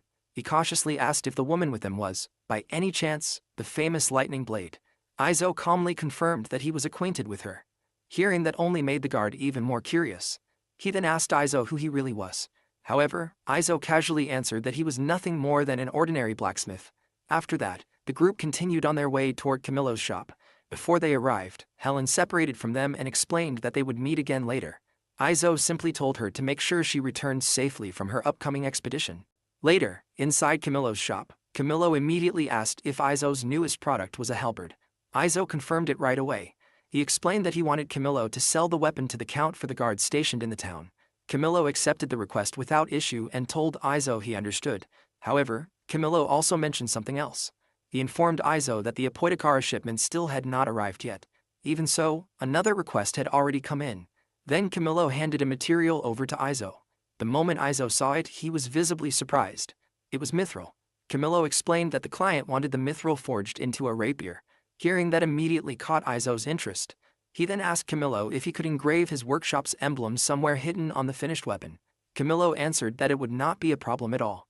With that settled, Aizo officially accepted the request. For Aizo, this was an exciting moment. Finally, he had the chance to work with a mineral that was not ordinary iron. Later on, Aizo announced they would begin forging the mithril immediately. Hearing that made Reich excited as well. She admitted that she had never once seen mithril forging in person before, not even back at her parents' forge. Because of that, she wanted to study the process carefully. Aizo agreed without hesitation. Soon after, Aizo placed the mithril into the forge and began the process. Normally, ordinary silver would melt completely at temperatures suitable for processing iron. However, mithril showed absolutely no signs of melting at all. Eventually, Aizo found the exact temperature where the material could finally be worked. The moment he did, he struck the mithril with his hammer. Under normal circumstances, the metal should have deformed from the impact. However, the mithril showed almost no visible change whatsoever. Even so, Aizo continued hammering it repeatedly without stopping. After several strikes, Aizo admitted that the process was honestly irritating. Reich then asked if forging it was difficult even with Aizo's special hammer. Meanwhile, Aizo noticed another issue. After only 4 or 5 strikes, the temperature of the mithril dropped rapidly. Quietly, Aizo commented that this project was going to give him a lot of trouble. Hearing that, Reich remarked that mithril was never something an ordinary blacksmith could ever hope to handle in the first place. For Aizo, working with mithril felt similar to forcing himself to chew through an extremely tough piece of food. It was difficult and troublesome, but that was the extent of it. Even so, he believed the privilege of being able to process mithril at all made the struggle worthwhile. Compared to ordinary metals, it took 2 to 3 times longer just to stretch the material to the same length. Mithril was incredibly hard and time-consuming to forge. However, despite all that, the metal itself remained surprisingly light. While carefully observing the surface, Aizo noticed there was almost no unevenness at all. Because of that, he could fully focus on the stretching process without worrying about correcting imperfections. At the same time, he could clearly feel how delicate the material actually was. Every strike required complete focus and precise control. If his attention slipped even slightly while hammering it, the entire process could fail. Because of that, Aizo decided he would make full use of his cheat ability while forging the blade. Meanwhile, Samiya quietly commented that the sound of the hammering was beautiful. To Reich, it sounded almost like a musical instrument being played. Diana agreed as well, admitting that listening to it somehow felt calming and pleasant. Later on, Aizo asked the 3 women if they were not getting bored from watching him work for so long, especially even after lunch had already passed. However, all 3 of them answered that they honestly were not bored at all. After some time, Aizo instructed Reich to bring him the whetstone. Hearing that surprised Reich slightly, and she asked if mithril did not require quenching or tempering. Aizo confirms that it did not. With mithril's natural strength and toughness, neither of those processes were necessary at all. While carefully examining the blade, Aizo quietly reflected on how incredible materials from another world truly were. At the same time, he could feel just how unforgiving mithril was.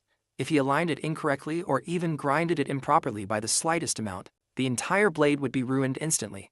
Because of that, he repeatedly reminded himself to stay focused and remain alert until the very end of the process. Meanwhile, the three women continued silently watching him work without looking away. Eventually, after some more time passed, Izo finally announced that the blade was complete. Hearing that immediately excited Diana, and she quickly asked if she could test the weapon herself. However, Izo explained that she could not yet because the tang still had not been wrapped properly. Even so, Izo eventually told her that if she truly wanted to test it, then she simply needed to be careful since there were still no wrappings on the handle. Diana immediately agreed and carefully picked up the sword. The moment she held it, she instantly noticed how unbelievably light it felt in her hands. Izo then explained that there was an old saying claiming mithril weapons were as light as feathers. Hearing that made Diana even more excited, and she suggested testing it outside immediately. Outside the workshop, Diana began practicing her slashes and sword stances while wielding the mithril blade. Izo quietly noticed that Diana and her brother truly resembled each other in many ways. At the same time, he reflected on the nature of weapons themselves. Weapons were created to hurt people. They could take lives, but they could also protect and save them. Whether it was a small knife or a long sword, their purpose remained fundamentally the same. The only real difference was their length. Izo then pointed out to Diana that perhaps because the weapon was so light, her movements had become noticeably faster. Diana immediately agreed. She explained that since the sword was incredibly lightweight, it consumed far less stamina when she swung it. Because of that, even her own body felt lighter while moving. Then Samiya suddenly called out to Diana and suggested she try using one of the logs nearby as a target. Diana agreed right away. A moment later, Diana adjusted her stance carefully before thrusting the mithril sword forward. The blade smoothly pierced straight through the log without the slightest hesitation. Diana immediately looked shocked by the result. At the same time, both Samiya and Reich were equally surprised. After pulling the blade back out, Diana admitted that the sword was incredible. Diana carefully observed the sensation and explained that there had been almost no resistance at all. To her, it felt as though she had thrust the sword into empty air instead of solid wood. Hearing that, Izo quietly noted that the weapon seemed to be functioning perfectly. At the same time, he inspected the blade closely and confirmed there was no distortion or chipping whatsoever. Then Izo instructed Diana to try thrusting the sword into something harder next. This time, he pointed toward a sheet of metal. Diana agreed once again. The moment she thrust the blade forward, the exact same thing happened. The mithril sword pierced cleanly through the metal as smoothly as before. Afterwards, when they checked the blade itself, there was not even a single scratch left on it. At that moment, Izo quietly reflected on something important. Whether it was an ordinary kitchen knife or the sword of a hero, the weapon itself remained the same. Depending on how it was used, it could either save people or kill them. Because of that, Izo began feeling that he may have forged something truly outrageous. As he stared at the sword and saw the reflection of his own eyes on the blade, old memories slowly resurfaced in his mind. He remembered the first time he handed a knife to Samiya. Then the memory shifted to when he killed the bear. After that, he remembered the moment he killed another human being. Those memories made Izo realize that he still carried hesitation deep inside himself about releasing a weapon with this much power into the world. He did not believe a single sword alone could completely change the world. However, the destructive potential of the custom weapons he created was another matter entirely. If those weapons were forged from mithril or even stronger materials instead of ordinary steel, then they could destroy far more than just people. A weapon that would not break. A weapon that would not bend. A blade so sharp that its cutting edge knew no limits. A sword capable of even splitting apart solid rock itself. If something stood in the wielder's way, they could simply carve their path forward through sheer force. Someday, weapons like this might even influence the outcome of wars themselves. Izo understood all of that clearly. At the same time, he also understood something else. Because of the cheat abilities he received after coming from another world, there was a real possibility that he could directly influence the future of this entire world. However, Izo could not stop wondering whether he truly had the right to do that in the first place.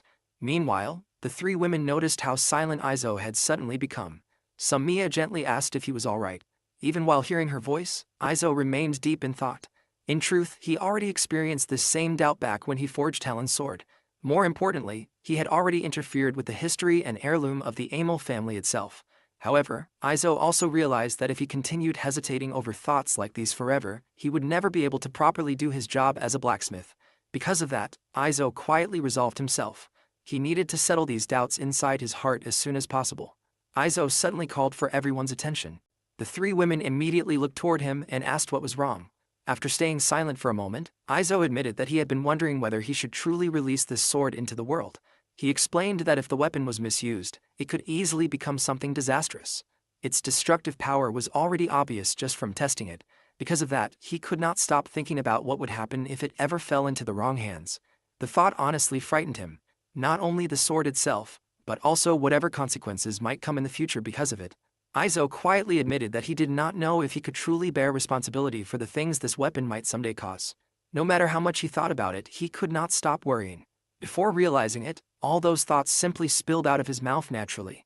At the same time, Aizo wondered if everyone would now see him as pathetic. Even if his current appearance looked younger, inside he was still a man in his 40s. He even thought that perhaps the three women might become disappointed in him after seeing this weak side of him and eventually leave. However, if that happened, then perhaps it only meant he himself was not capable enough. But instead of awkward silence, Aizo was suddenly met with quiet giggling. Hearing that surprised him completely. Diana then pointed out that even Aizo was still human after all. She admitted that because he constantly created such incredible things, she always thought he was indifferent toward worries like these. Reik agreed as well. To her, Aizo always seemed so extraordinary that she assumed he would never concern himself over such matters. However, she also explained that the responsibility belonged to the person who used the weapon, not the creator who forged it. That was what she herself had been taught growing up. In fact, according to her, most blacksmiths thought that way. Diana then added that whether a weapon became a sword used to protect a country or a tool for invasion depended entirely on the one wielding it. Because of that, she told Aizo that he did not need to carry responsibility for every possible outcome himself. Hearing all of that left Aizo silent once again. Then Samiya quietly added that if the burden truly weighed that heavily on him, then he did not have to carry it alone.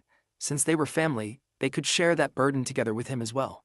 Aizo stayed quiet for another moment before finally letting out a small laugh. Then he sincerely thanked all of them. Right after that, the three women hugged Aizo tightly and encouraged him warmly. Thanks to their support, the heavy hesitation inside his heart slowly began disappearing. Eventually, Aizo firmly declared that everything was all right now. He said he would no longer waver anymore. As he clenched his fist tightly, Aizo resolved himself completely. He had been given a second life as a creator. Because of that, his role in this world was to create the things he wanted to create and release them into the world so they could become useful to someone someday. Most importantly, he was no longer alone anymore. He now had a family standing beside him and supporting him. Samiya then commented that Aizo's face looked much better now compared to before. Aizo immediately replied that he had always looked cool from the start. Hearing that only confused Samiya completely. Soon after, everyone burst out laughing together. With the support of his family, Aizo truly felt that everything would somehow work out in the end. And after that he finally called it a day. Starting from the next day onward, Aizo focused entirely on completing the rapier by creating the handguard and decorative handle parts. Since mithril itself was extremely difficult to process further, he decided to use steel for those portions instead. At the same time, he secretly carved the small cat emblem of his workshop into the section hidden beneath the handguard. After some time passed, the rapier was finally complete. As usual, Reik immediately began carefully inspecting every tiny detail of the finished weapon. By now, Aizo no longer hesitated about releasing the rapier into the world. Later on, he delivered the completed weapon to Camillo's shop while listening to the latest news and events happening around the region. During that conversation, Aizo also received another request from the Count himself to create a halberd. According to Camillo, there were currently no major wars or large-scale monster extermination campaigns happening. However, smaller problems still continued in remote regions. There were occasional skirmishes with monsters, along with various smaller conflicts, such as disputes over water rights between territories. During their trip, Diana constantly looked around the area as if searching for something. Aizo noticed it immediately and pointed out that she had been acting the same way since that morning. Not long after, they spotted a baby wolf nearby. They had encountered one before the other day as well. Around the season, wolves could often be seen wandering through the forest. During a recent hunting trip, they had even come across a mother wolf together with her pups. Ever since then, Diana had been acting like this, constantly searching the surroundings whenever they traveled. Aizo quietly commented that the wolves living in that forest were surprisingly intelligent. In fact, he believed that if someone fed them regularly, they might even become tame enough to keep as pets. Hearing that, Samiya quickly reminded everyone that was exactly why they needed to stay quiet around them. Aizo agreed with her immediately. Later on, they finally returned home. However, the moment they arrived, they noticed someone already waiting outside the house. It was a hooded woman carrying something in her arms. Soon after, she knocked on the door. Aizo called out that he was coming and opened the door. The moment he saw the woman clearly, he was visibly surprised. After quickly observing her appearance, he noticed her pointed ears and immediately realized she was an elf. The elf politely asked if this place was Izo's workshop. Izo confirmed it right away and told her that this was indeed his workshop. Hearing that, the elf looked relieved. She explained that she had a request and came specifically to ask for his help. Izo calmly replied that this was not the kind of discussion they should have outside. Because of that, he invited her inside first. The elf thanked him politely and entered the workshop. Meanwhile, Reich immediately offered her some water. Once they settled down, Izo asked what exactly she needed his help with. The elf then carefully presented the item she had been carrying the entire time. As she removed the covering around it, she revealed a broken mithril sword. She explained that she wanted the weapon repaired. After examining it, Izo quietly understood the situation. Even though the blade itself was thin, he could tell it had originally been a longsword-sized weapon. He then asked the elf how far she wanted the restoration to go.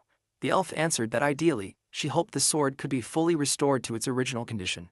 However, if that proved impossible, she was willing to accept whatever level of repair Izo could manage. Izo then asked another question. He wanted to know if she had traveled there alone.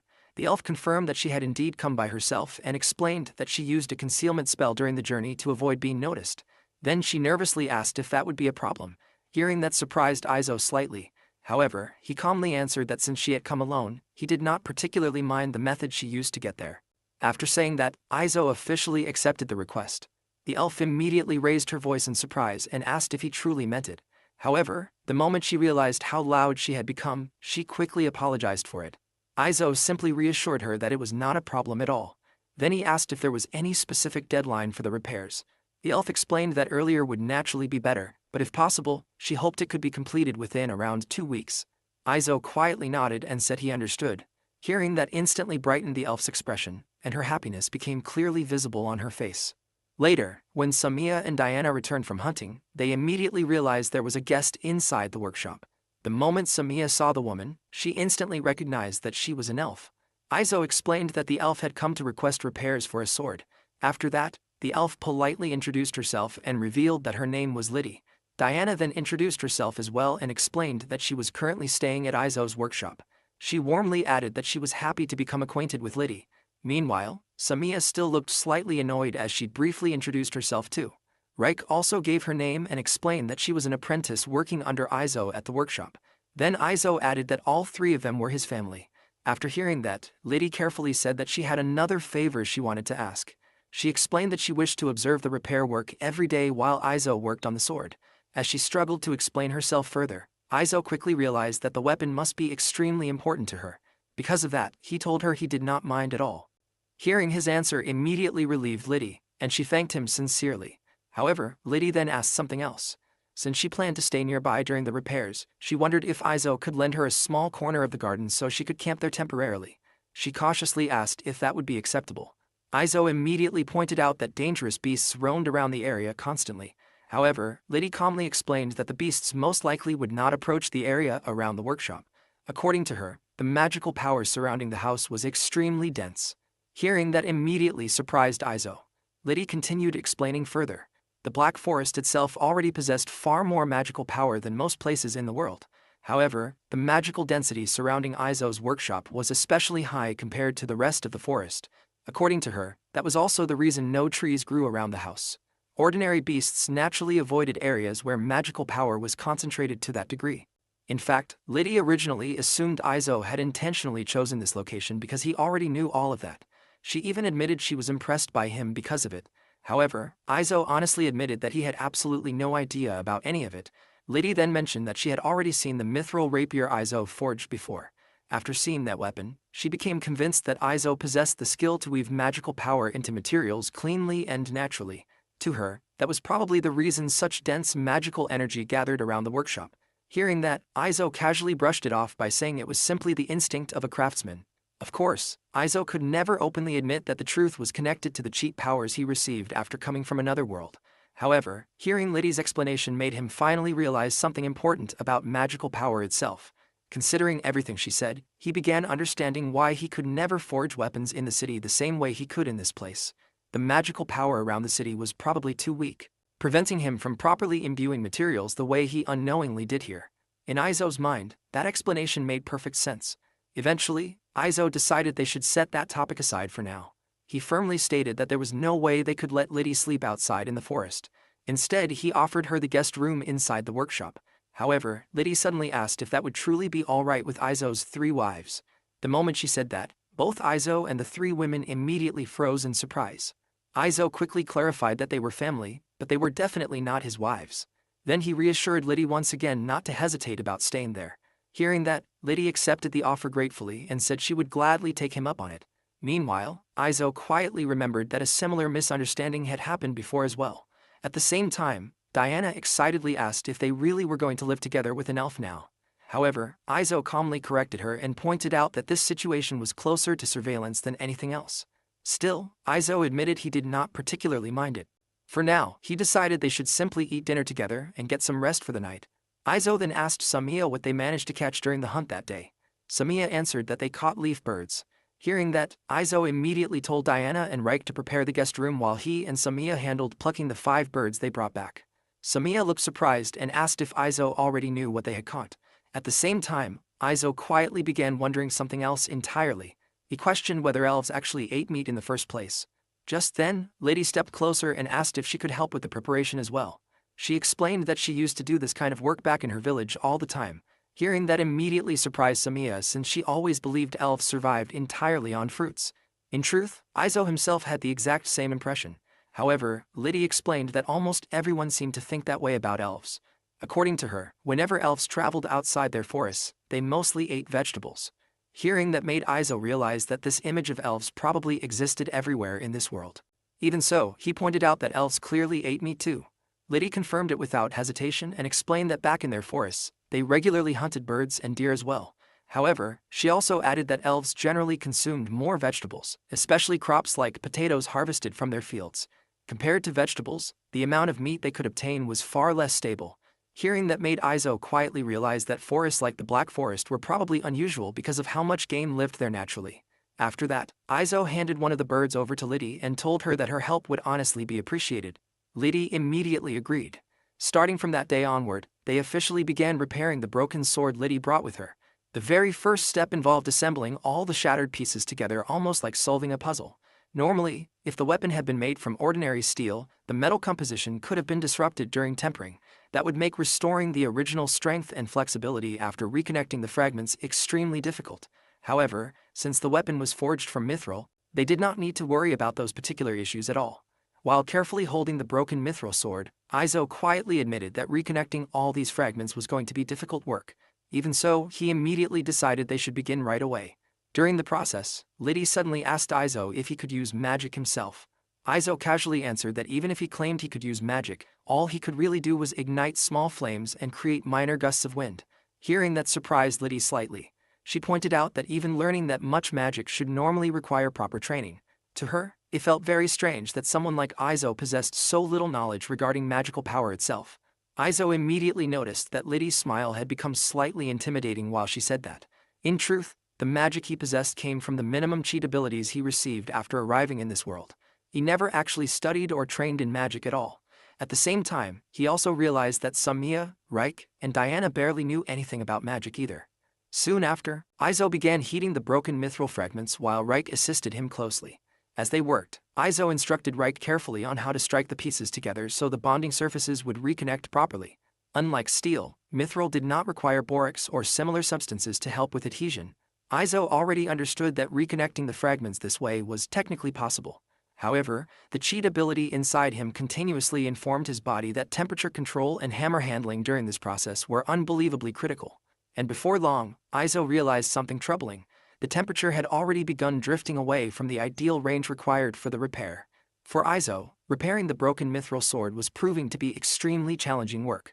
Nearby, Liddy watched the process with visible concern written across her face. Eventually, she asked Izo if he truly believed he could somehow manage the repair. Izo admitted honestly that it was difficult. However, he still believed restoring the sword was possible. At the same time, he warned Liddy that the entire process would require a considerable amount of time.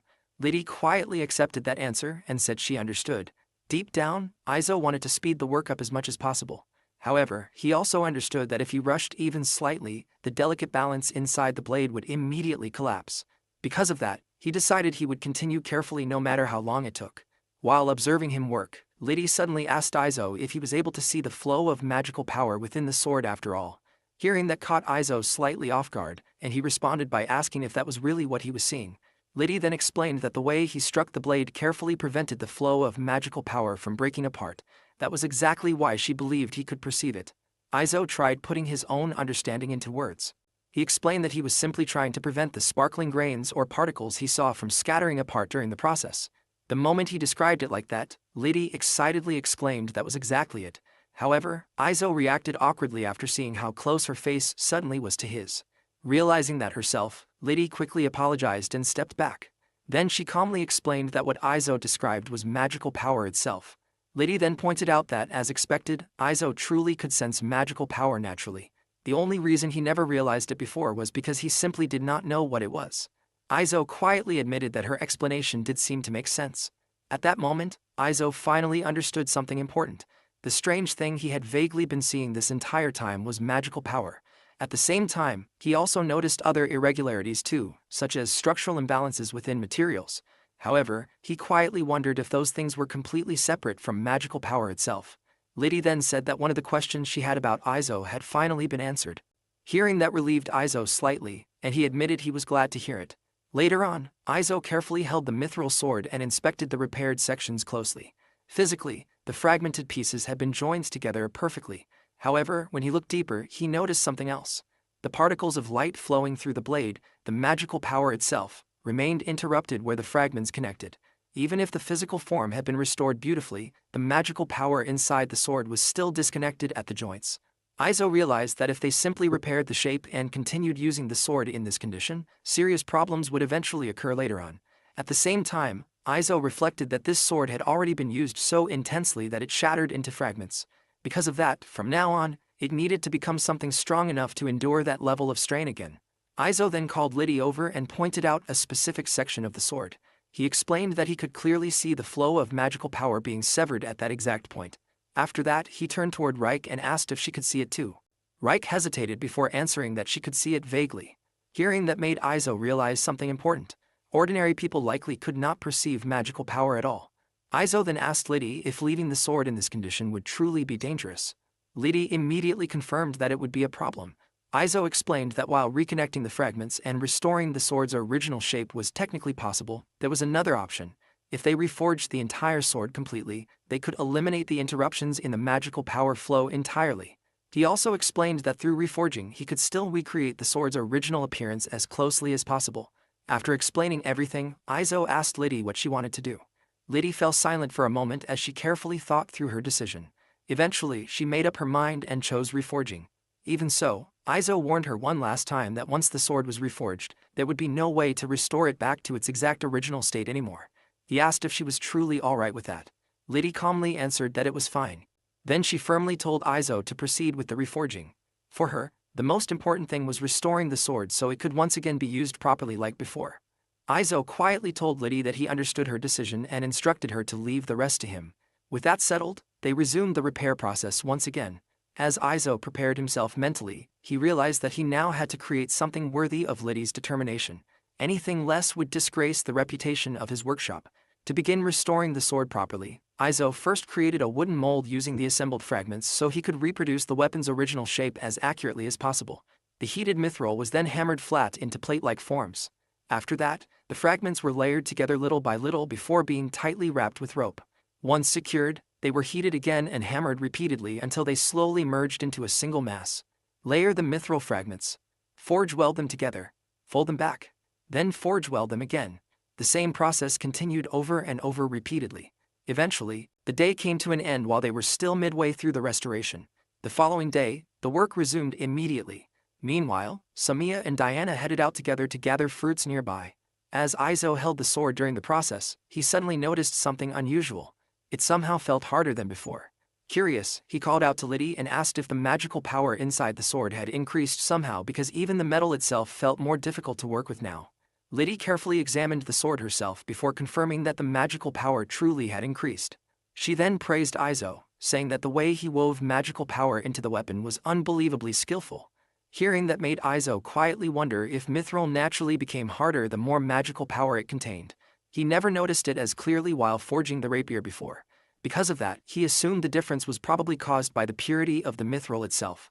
Even so, he decided to continue regardless. Although Aizo had never consciously realized it before, it now became clear that every strike of his hammer naturally imbued the mithril with magical power. With each hit, the particles of magical power increased and aligned themselves more perfectly inside the metal. At the same time, the mithril itself steadily became harder and denser. Sweat slowly ran down Aizo's face as he quietly admitted to himself that this was truly exhausting labor. Eventually, Aizo decided they would stop the work there for the day. From what he could tell, simply stretching the reforged mithril back out into shape was going to require far more time than expected. Just then, Samiya suddenly called out to him from outside. She explained that while returning from gathering fruits, their bag got caught on a branch and tore apart, causing everything they collected to scatter around the area. Then she asked Aizo if he could come help gather everything back up. Aizo immediately agreed. Before leaving the workshop, Aizo asked Reik if she could begin tidying up whatever she could inside. Reik quickly nodded and obeyed without hesitation. Outside, Samiya led the way while explaining that the spot was just around the corner nearby. Eventually, they arrived at the location where Diana was already waiting. However, the moment they approached, Diana quietly told everyone to stay silent. Aizo looked confused by their behavior. Then, after moving closer carefully, Samiya pulled out some dried meat from her pocket and tossed it nearby. A few moments later, 2 baby wolves cautiously appeared from the bushes. The moment Diana saw them clearly, she became visibly surprised by the sight of the wolf pups. While observing the baby wolves closely, Aizo quietly admitted that their ears, tails, and eyes really did make them look incredibly cute. Diana immediately agreed with him. Later on, they eventually returned home. However, the moment Aizo stepped inside, he noticed something unusual. Around both Reik and Liddy, he could clearly see the flow of magical energy moving. Reik explained that Liddy had been teaching her about the flow of magical power while they waited. However, she admitted that she was not especially good at sensing magical energy yet. Liddy then explained that she had heard dwarves were naturally more skilled at sensing the condition of ores and materials themselves rather than magical power directly. Because of that, while she stayed there, she thought it would be a good opportunity to teach Reik properly. Then she asked Aizo if he was alright with that arrangement. Aizo immediately answered that it would be wonderful. Deep inside, Aizo understood that he himself relied almost entirely on his cheat ability to perceive magical power. Because of that, he knew he could never properly teach Reik about it himself. In that sense, this was a valuable opportunity for her.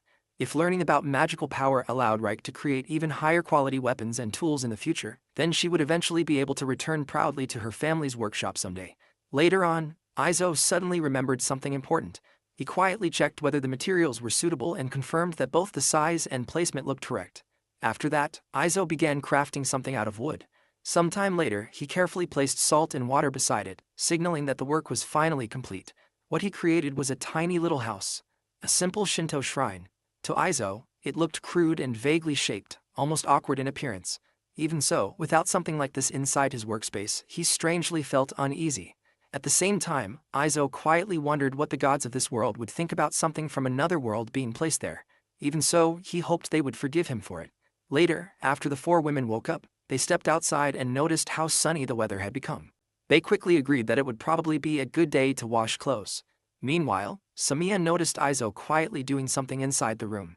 Curious, the others gathered around to look as well. Reik then asked Aizo what exactly he was doing. Aizo explained that it was a ritual passed down in the north to pray to a god. Diana then pointed toward the tiny, unusual house and asked if that was what he meant. Aizo confirmed it and explained that it was something similar to a miniature temple placed inside each household. Reik then asked if customs like that were common in the north. Aizo answered honestly that it might simply be a tradition unique to his own family. In truth, he was not even sure whether it truly worked or not. Hearing that, Samiya immediately asked if they could participate too. Liddy also became interested and politely asked if she could join them as well. Aizo answered that of course they could. Soon after, all 5 of them sincerely participated in the ritual together. Aizo still did not know whether the deity that was supposed to reside within that shrine even existed in this world at all. Even so, all of them quietly lowered their heads and prayed together. Just like that, another ordinary routine quietly became part of their daily lives. After finishing, Aizo announced that breakfast was ready. Praying before a shrine with no guaranteed deity, hoping the day's work would finish safely, hoping the hunt would succeed, hoping the meal would taste good, hoping his family would continue spending their days together with laughter, just as they always had. Aizo then announced that they should continue working for the day. Reik focused on handling the regular model knives, while Samiya and Diana worked on casting and carving wood nearby. Over the following days, the work on the mithril continued steadily. Little by little, they hammered the metal out further, gradually restoring it closer to its original form. Working with mithril demanded complete concentration. To Izo, it felt like sprinting at full speed across a thin rope stretched high in the air. If even the slightest amount of force during the hammering process was wrong, the magical power infused inside the metal would immediately scatter and disappear. That was exactly why working with mithril was so difficult for ordinary blacksmiths who could not understand magical power. However, someone capable of properly handling magic would most likely become a mage instead of dedicating themselves to blacksmithing in the first place. Because of that, it was no surprise that very few humans in the world could truly work with mithril properly. Even though the work itself was exhausting, Izo still believed it was worth it because of the beautiful sound the hammering produced. Later, during their break, Izo asked Liddy if she genuinely enjoyed sitting there and watching them work every day. Liddy answered honestly that under normal circumstances, she probably would have gotten bored already. However, Izo's work was far from ordinary, so she never became tired of watching it. Then Liddy casually added something else. Since elves possessed extremely long lifespans, they naturally experienced the passage of time differently from other races. To them, days often felt much shorter compared to how humans perceived them. Hearing that left the other three women visibly shocked. Meanwhile, Izo quietly began wondering if Samiya might actually be far younger than she appeared. At the same time, he wondered whether Samiya perhaps experienced time as feeling much longer instead. Liddy then mentions that the sound itself was beautiful as well. According to her, there was not a single forge within the elven village capable of producing sounds as pleasant as Izo's workshop. Curious, Izo asked if the sound produced during forging differed depending on the person working the metal. Liddy confirmed that it absolutely did. The more skillfully magical power was infused into the mithril, the more beautiful the sound became. Additionally, the higher the purity of the mithril, the easier it was to work with properly. Receiving praise like that naturally motivated Izo. However, mithril also became increasingly harder the more magical power was infused into it. Because of that, every additional improvement demanded even more time and effort. Even so, Izo understood that focusing on a single task for too long was unhealthy for both the body and mind. Because of that, everyone at Izo's workshop always made sure to take breaks properly and refresh themselves during holidays to maintain morale. Later on, Izo headed toward the river to fetch some water. While walking, he quietly reflected that he had finally slept deeply for the first time in quite a while. Thanks to that proper rest, he honestly felt refreshed again. However, while walking through the forest, Izo suddenly stopped after noticing someone nearby. There, standing in front of a tree with her eyes closed, was Liddy. After a moment, Liddy slowly opened her eyes and turned toward Izo. Izo greeted her with a quiet good morning before commenting that being outside alone like this was normally dangerous. At least, that was usually how things were. Liddy calmly agreed. However, she explained that with magical power this dense surrounding the area, ordinary beasts would never approach nearby. At the same time, she added that places overflowing with magical power like this often attracted monsters instead. Izo asked Liddy if monsters could suddenly appear around the area because of the dense magical power. Liddy calmly answered that such things rarely happened. According to her, even if creatures living in the forest eventually turned into monsters, their fundamental nature usually remained the same. However, they could occasionally become far more aggressive than normal. She also warned that caves where magical powers stagnated heavily should always be approached with extreme caution. Hearing that made Izo quietly reflect for a moment. The bear he encountered before was probably one of those cases. Because of that, Izo asked if keeping animals around the area was not recommended. Liddy immediately confirmed that it was indeed dangerous to do so. Unless someone was fully prepared to deal with the situation themselves in case of an emergency, it was better avoided. Izo understood what she meant immediately. Anyone keeping animals there needed to be prepared to take responsibility if something went wrong. After that, Izo asked Liddy what exactly she had been doing alone in the forest earlier. However, he quickly added that if the matter was sensitive, then she could simply ignore the question entirely. Liddy answered without hesitation that there was nothing secretive about it. She explained that she had merely been absorbing magical power. Hearing that confused Izo slightly, so he asked what exactly she meant by that. Liddy then explained that elves required magical power in addition to ordinary meals in order to live properly. Hearing that finally made something click in Izo's mind. That was probably the reason elves were rarely seen inside cities where magical power was thin. Izo quietly admitted that he finally understood now because he genuinely never knew about such things before. After saying that, he told Liddy he would head back first. However, just before he left, Liddy suddenly called out to him. She asked if he truly was not going to ask her any further questions. Izo calmly answered that there were many things in life that were simply better left unasked, and he was fully aware of that fact himself. After saying that, he quietly took his leave. Later, back inside the workshop, Izo informed Reich that all they needed to do now was stretch the mithril back into its proper shape. Before the holiday arrived, Izo successfully managed to extend the reforged mithril back to its original length. Using the mold they created earlier as a reference, he carefully restored the sword's original form little by little. By now, Izo had finally reached the final stage of the process. During the work, Izo carefully asked Liddy something if she did not mind answering. He wanted to know how her mithril sword ended up breaking into so many fragments in the first place. For a moment, Liddy hesitated to respond. Izo then explained why he asked.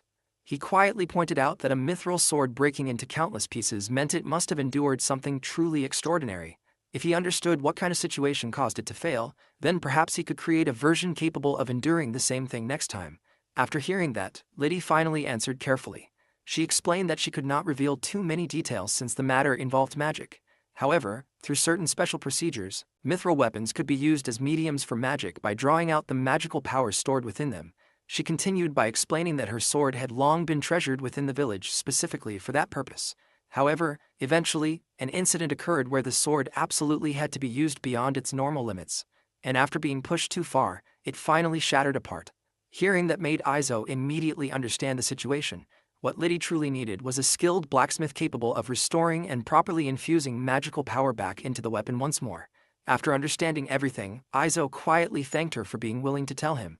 As the 2-week deadline steadily approached, Izo continued hammering away at the mithril sword while carefully handling the final adjustments.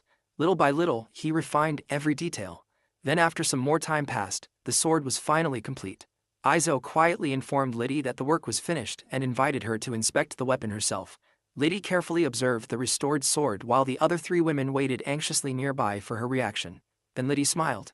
She immediately thanked Izo and admitted that the finished sword turned out even better than she expected. The moment she said that, the 3 women cheered all at once in excitement. However, hearing the words "better than expected" actually surprised Izo instead. Deep inside, he quietly wondered if he may have gone too far while reforging it. If that was the case, then perhaps this result could truly be considered a success after all. Liddy then smiled warmly toward him and explained further. According to her, not only had the original shape been perfectly restored, but the amount of magical power infused into the sword was now significantly greater than before. She added that this improvement would be extremely helpful for how the sword was meant to be used. Hearing that finally relieved Izo completely. After that, Liddy brought up the matter of payment. She explained that although they originally discussed only a verbal agreement, she still wanted to confirm whether this would truly be acceptable. Then she revealed what she held in her hand. There were 5 shining gold coins along with a flat jewel-like plate. Liddy explained that normally, a weapon forged with this much magical power would cost even more than this. However, she admitted that this was the absolute limit of what they could pay. Hearing that immediately made Izo shake his head slightly. Since Liddy provided the original materials herself, he honestly felt the payment was already too much. Then after thinking for a moment, Izo returned one of the gold coins back to her. Instead, he asked if he could receive vegetable seeds from her village in exchange for that single gold coin. As long as doing so would not place too much burden on the village, she could simply hand the seeds over to Camillo in the city later on. Liddy then pointed out that she had already stayed in their home and received their hospitality during her visit. However, Izo simply replied that she also spent time teaching Reich various things about magical power. Because of that, he considered the seeds to be more like a lesson fee instead. Hearing that, Liddy quietly smiled and said that in that case, she would gladly accept his offer. Later, outside the workshop, Liddy sincerely thanked everyone once again for all the help they gave her. She admitted that during her stay, she experienced many fascinating things and genuinely had a wonderful time there. Diana then excitedly told Liddy that the next time she visited, she wanted her to teach elven swordsmanship as well. Meanwhile, Reich declared that before Liddy returned again, she planned to properly practice handling magical power herself first. Before finally leaving, Liddy also mentioned that in the future, she hoped to entrust not only repairs but many other kinds of work to Izo's workshop as well. Izo calmly answered that when the time came, she should absolutely do so. After completing the elven sword, they returned to their usual daily routine. Inside Camillo's shop, Camillo thought that working with Izo was as pleasant as always. The quality of the goods remained as excellent as ever. Izo mentioned that when he entered the town, he had noticed an unusually large number of city guards on patrol. He wondered if it was because of the rumored bandits. Camillo confirmed that it was. He explained that the bandits carried out attacks, yet they caused no loss of life or damage to property. Even more strangely, the victims were unable to remember what the attackers looked like. Izo found the situation unusual. He believed that they might be the people Karel had sent to target Diana. Diana, however, did not think that was the case. Diana believed that if Karel had enough money to hire mercenaries of that level, he would have done so from the very beginning. Izo agreed that her reasoning made sense. He added that although they had not suffered any direct harm, they were continuing to stay alert. As Camillo thought about it, he asked Izo if he needed a horse. Izo admitted that he certainly did, as transporting goods by manpower alone was becoming increasingly difficult. Camillo then asked him to come along for a moment. When they arrived, they were surprised to find a strange creature waiting there. Camillo explained that it was not a horse but a soryu. Despite its name, it was not actually a dragon but something much closer to a large lizard. Izo thought the creature looked adorable. Izo asked what it usually ate. Camillo replied that he had heard it would eat almost anything, including both meat and fodder. Izo understood and figured they would be able to provide both. He then asked how much it usually ate in a single meal. Camillo answered that it did not normally eat very much, although it had been eating quite a lot ever since it arrived at his shop. Izo asked if Camillo did not usually keep creatures like this.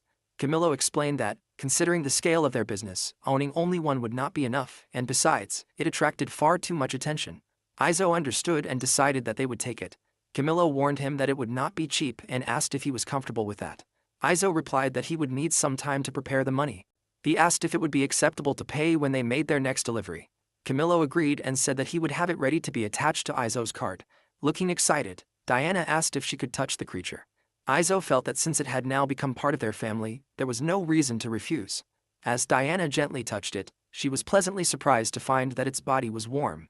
Before long, the two had grown comfortable with each other, and they had gained a cute and dependable new member of the family. As they traveled back home with the soryu pulling their cart, Izo asked Reik how the ride felt. Reik thought that it was a little different from the carriage at her parents' house, but she felt that the creature was well behaved and understood their intentions. Izo remarked that once they returned home, they should practice handling the reins. He added that although it was fast and convenient, the ride was quite bumpy. Diana compared it to the time they had hidden behind Camillo's carriage, and Izo agreed with her observation. Samiya noticed that even with all four of them riding together, there still seemed to be extra space. She wondered how much weight the cart could actually carry, thinking that they needed to know its load capacity. Diana observed that they had already entered the forest. Izo noted that the soryu was moving at nearly twice the speed of walking. He also noticed that, for the moment, it did not seem frightened by the presence lurking within the forest. Izo believed they still could not afford to lower their guard, but with Samiya keeping watch over anything unusual, he felt they would be safe. Suddenly, one of the cart's wheels struck a large root, causing everyone inside to bounce. Reik apologized, realizing that the tree roots had gotten in the way. Izo thought that he should add some form of suspension and improve the carriage. Otherwise, his lower back and buttocks would suffer from the rough ride. After some time, they finally arrived back home. Izo noted that they had returned much earlier than expected. Samiya agreed, pointing out that it was still bright outside. Reik also observed that they still had plenty of time left in the day. Izo placed a tub of water in front of the soryu and silently thanked it for its hard work. While gently petting it, he prepared to bring over the meat they had hunted. He also allowed the soryu to eat the grass nearby if it was suitable for it, while reminding it not to wander away. Soon after, Diana arrived carrying the meat and wondered what they should name the soryu. Reik became curious whether it was a boy or a girl. Samiya pointed out that it was impossible to tell just by looking at it. Izo wondered if there were any traditions or customs for naming horses, but Diana did not believe there were. Diana remembered hearing about a noble from another country who had named his favorite horse Henning Hermann III. Izo found the name amusing and assumed that it must have been the third generation to inherit the family name. Diana then wondered if Izo already had a name in mind. Izo admitted that he had no talent for naming horses, so he decided to leave it to the others. At that moment, Samiya noticed that the creature often made a sound like kruru, and she suggested naming it Krull. Diana thought the name was cute and felt that it sounded nice. Reik also felt that Krull suited her well. Izo agreed, believing that the name felt natural. With everyone in agreement, the soryu was officially named Krull, and Diana warmly welcomed her as the newest member of the family. Izo then decided that they would build a small house for Krull the following day. For now, Krull was free to rest wherever she liked. The next morning, Izo stretched his body to prepare for the day's work. As he looked nearby, he spotted Krull. He greeted her and invited her to help fetch water together. Krull eagerly accepted, and Izo noticed that she was in high spirits. A little later, he fastened a bucket around Krull's neck and carefully checked to make sure it was not too tight. Once everything was ready, he led Krull along. Together, they began fetching water. Izo found Krull to be very dependable. Since she could move around even without pulling the cart, she was also useful for everyday work. Later that day, everyone began building Krull's hut. They carried timber from the lumberyard, where it had already been cut and dried. Kroll carried the timber herself, allowing the work to progress even more quickly. At the same time, Diana worried about Kroll, wondering if she was all right and whether she might get hurt. Samia believed there was nothing to worry about and felt that Kroll was doing just fine. Izo was grateful for everyone's help as well as for the advantages his special abilities gave him. With Kroll also taking part, the construction moved much faster than expected, and the hut was completed in about 2 days. As Izo looked at the finished hut, he considered it to be Kroll's room from that day onward. Diana wanted Kroll to use it whenever she slept or whenever it rained, and if anything happened, she could simply knock on the walls of the house. Kroll quickly became comfortable in her new home, and Diana was delighted to see her settling in so well. Reich observed that Kroll was a clever child and seemed able to understand what they were saying. Izo felt the same way. Izo reflected that the hut had been completed so quickly thanks to everyone working together. Samia believed that Izo deserved the most credit because he had done the majority of the work while guiding everyone on what needed to be done and how to do it. Reich agreed, adding that Izo knew many things and that working with him was always educational. Izo carried memories and knowledge from his previous world, including technologies that did not exist in this one. He remained grateful for that knowledge and for the skills it gave him, allowing him to carry out his work without hesitation. Even so, he believed that he should only create things that naturally fit into this world so that they would not cause unnecessary confusion. With Kroll's hut finally completed, Izo turned his attention to improving the cart. For him, protecting both his own back and the backs of his family had become an urgent priority.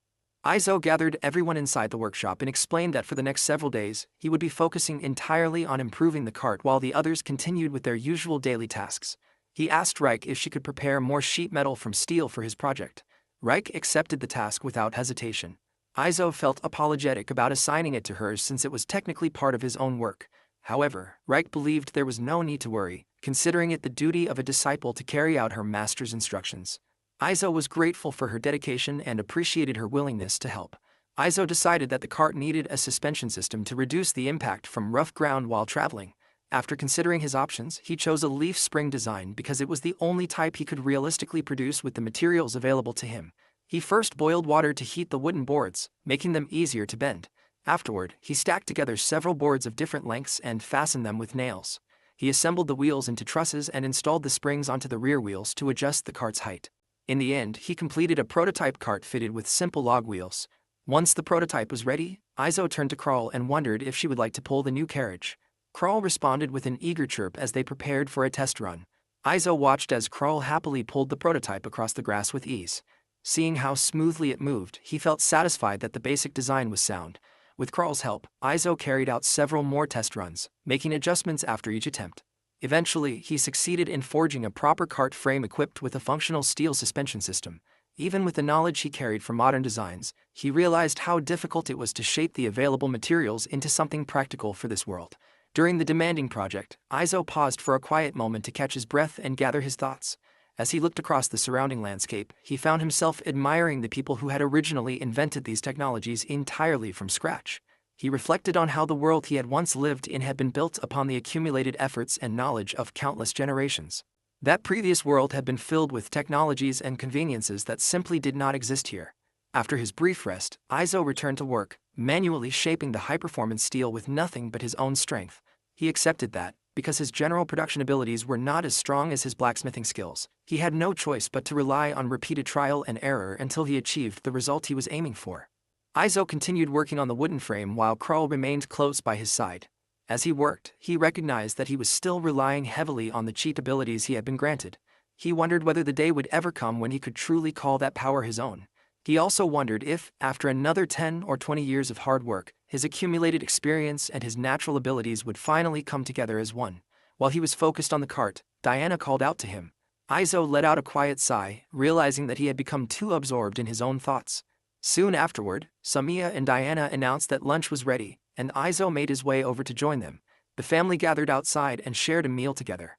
During lunch, Izo explained that the repairs to the cart would be completed in just a few more days.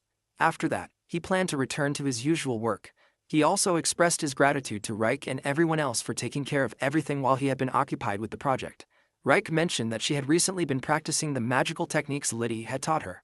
Samia and Diana both noticed that the quality of Reich's knives had improved considerably. Reich was pleased that everyone appreciated her work, and Izo also acknowledged the progress she had made.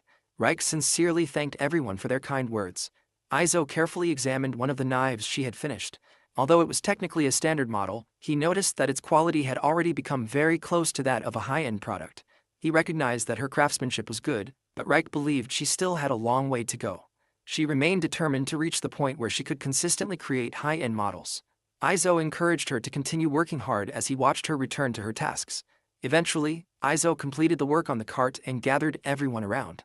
He proudly presented the upgraded carriage and invited the family to sit inside and try it for themselves.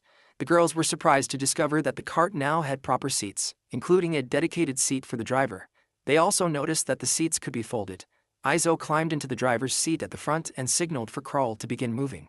Krull answered with a cheerful chirp. Together, they set off to test the carriage along the forest path. When one of the wheels rolled over a large tree root, the newly installed suspension system absorbed the impact with ease. The unexpectedly smooth ride left everyone inside the carriage amazed. Diana immediately noticed that the cart shook far less than before. Reich was relieved that the rough bumps no longer caused pain in her buttocks. Samiya remarked that the ride now felt almost soft and fluffy. Izo explained how the leaf spring suspension worked, describing how it separated the cargo bed from the shocks received by the wheels. By protecting both the passengers and the cargo from heavy impacts, the carriage could safely travel at much higher speeds. The family continued their journey smoothly and quickly through the forest in their newly improved carriage. Diana enjoyed the refreshing breeze as they followed the forest path, while Krull effortlessly pulled the cart forward, filling the quiet surroundings with a series of cheerful chirps. The blacksmith thought about the wider impact that faster transportation could have. He realized that it would naturally speed up the movement of people, the flow of goods, and the spread of information throughout the world. Izo smiled quietly to himself, convinced that these technological changes would leave lasting effects on the world.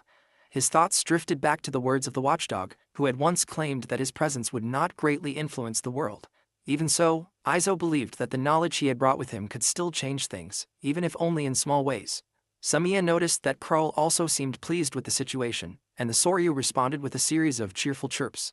Sometime later, Izo visited Camillo's shop to settle the payment for their latest delivery. During their conversation, he brought up the Soryu he had recently purchased. He admitted that the price had seemed lower than expected and wondered whether Camillo had truly been satisfied with the deal. Camillo explained that he had bought the animal at a bargain price from a fallen noble family in the empire that had been desperate to sell it.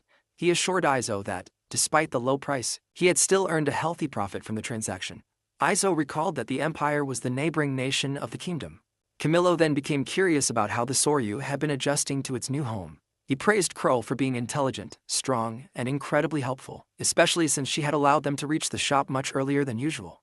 Soon afterward, Camillo leaned forward with great interest as his attention shifted to the unusual mechanism installed on Izo's cart. He wanted to know how it worked.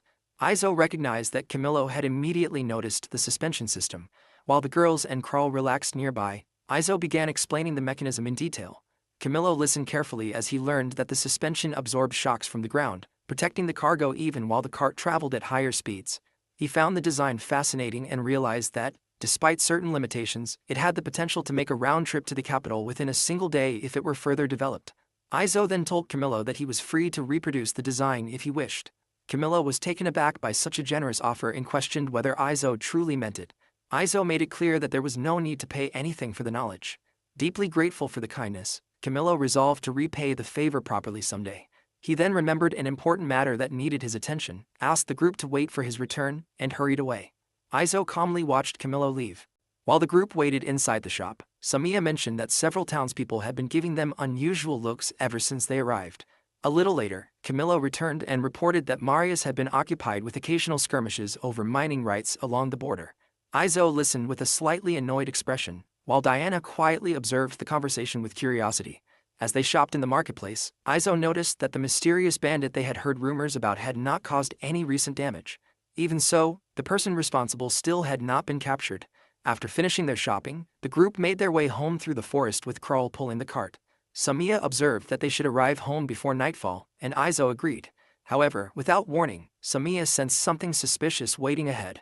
A figure suddenly slid into the middle of the road and came to a stop, blocking their path. The hooded strangers stood in front of the cart and threatened to kill them if they refused to stop. Izo immediately told Krull to halt the cart while wondering if this could be the rumored thief. The hooded figure drew a sword and ordered everyone to remain still. Samiya immediately warned the group to stay alert for any incoming projectiles as they carefully watched the stranger. Izo sensed no hidden allies nearby and quickly realized that ordinary bandits would never carry out such a careless ambush. From that, he concluded that the hooded individual was most likely the rumored thief. Diana wondered how someone who acted so carelessly had managed to avoid capture for so long.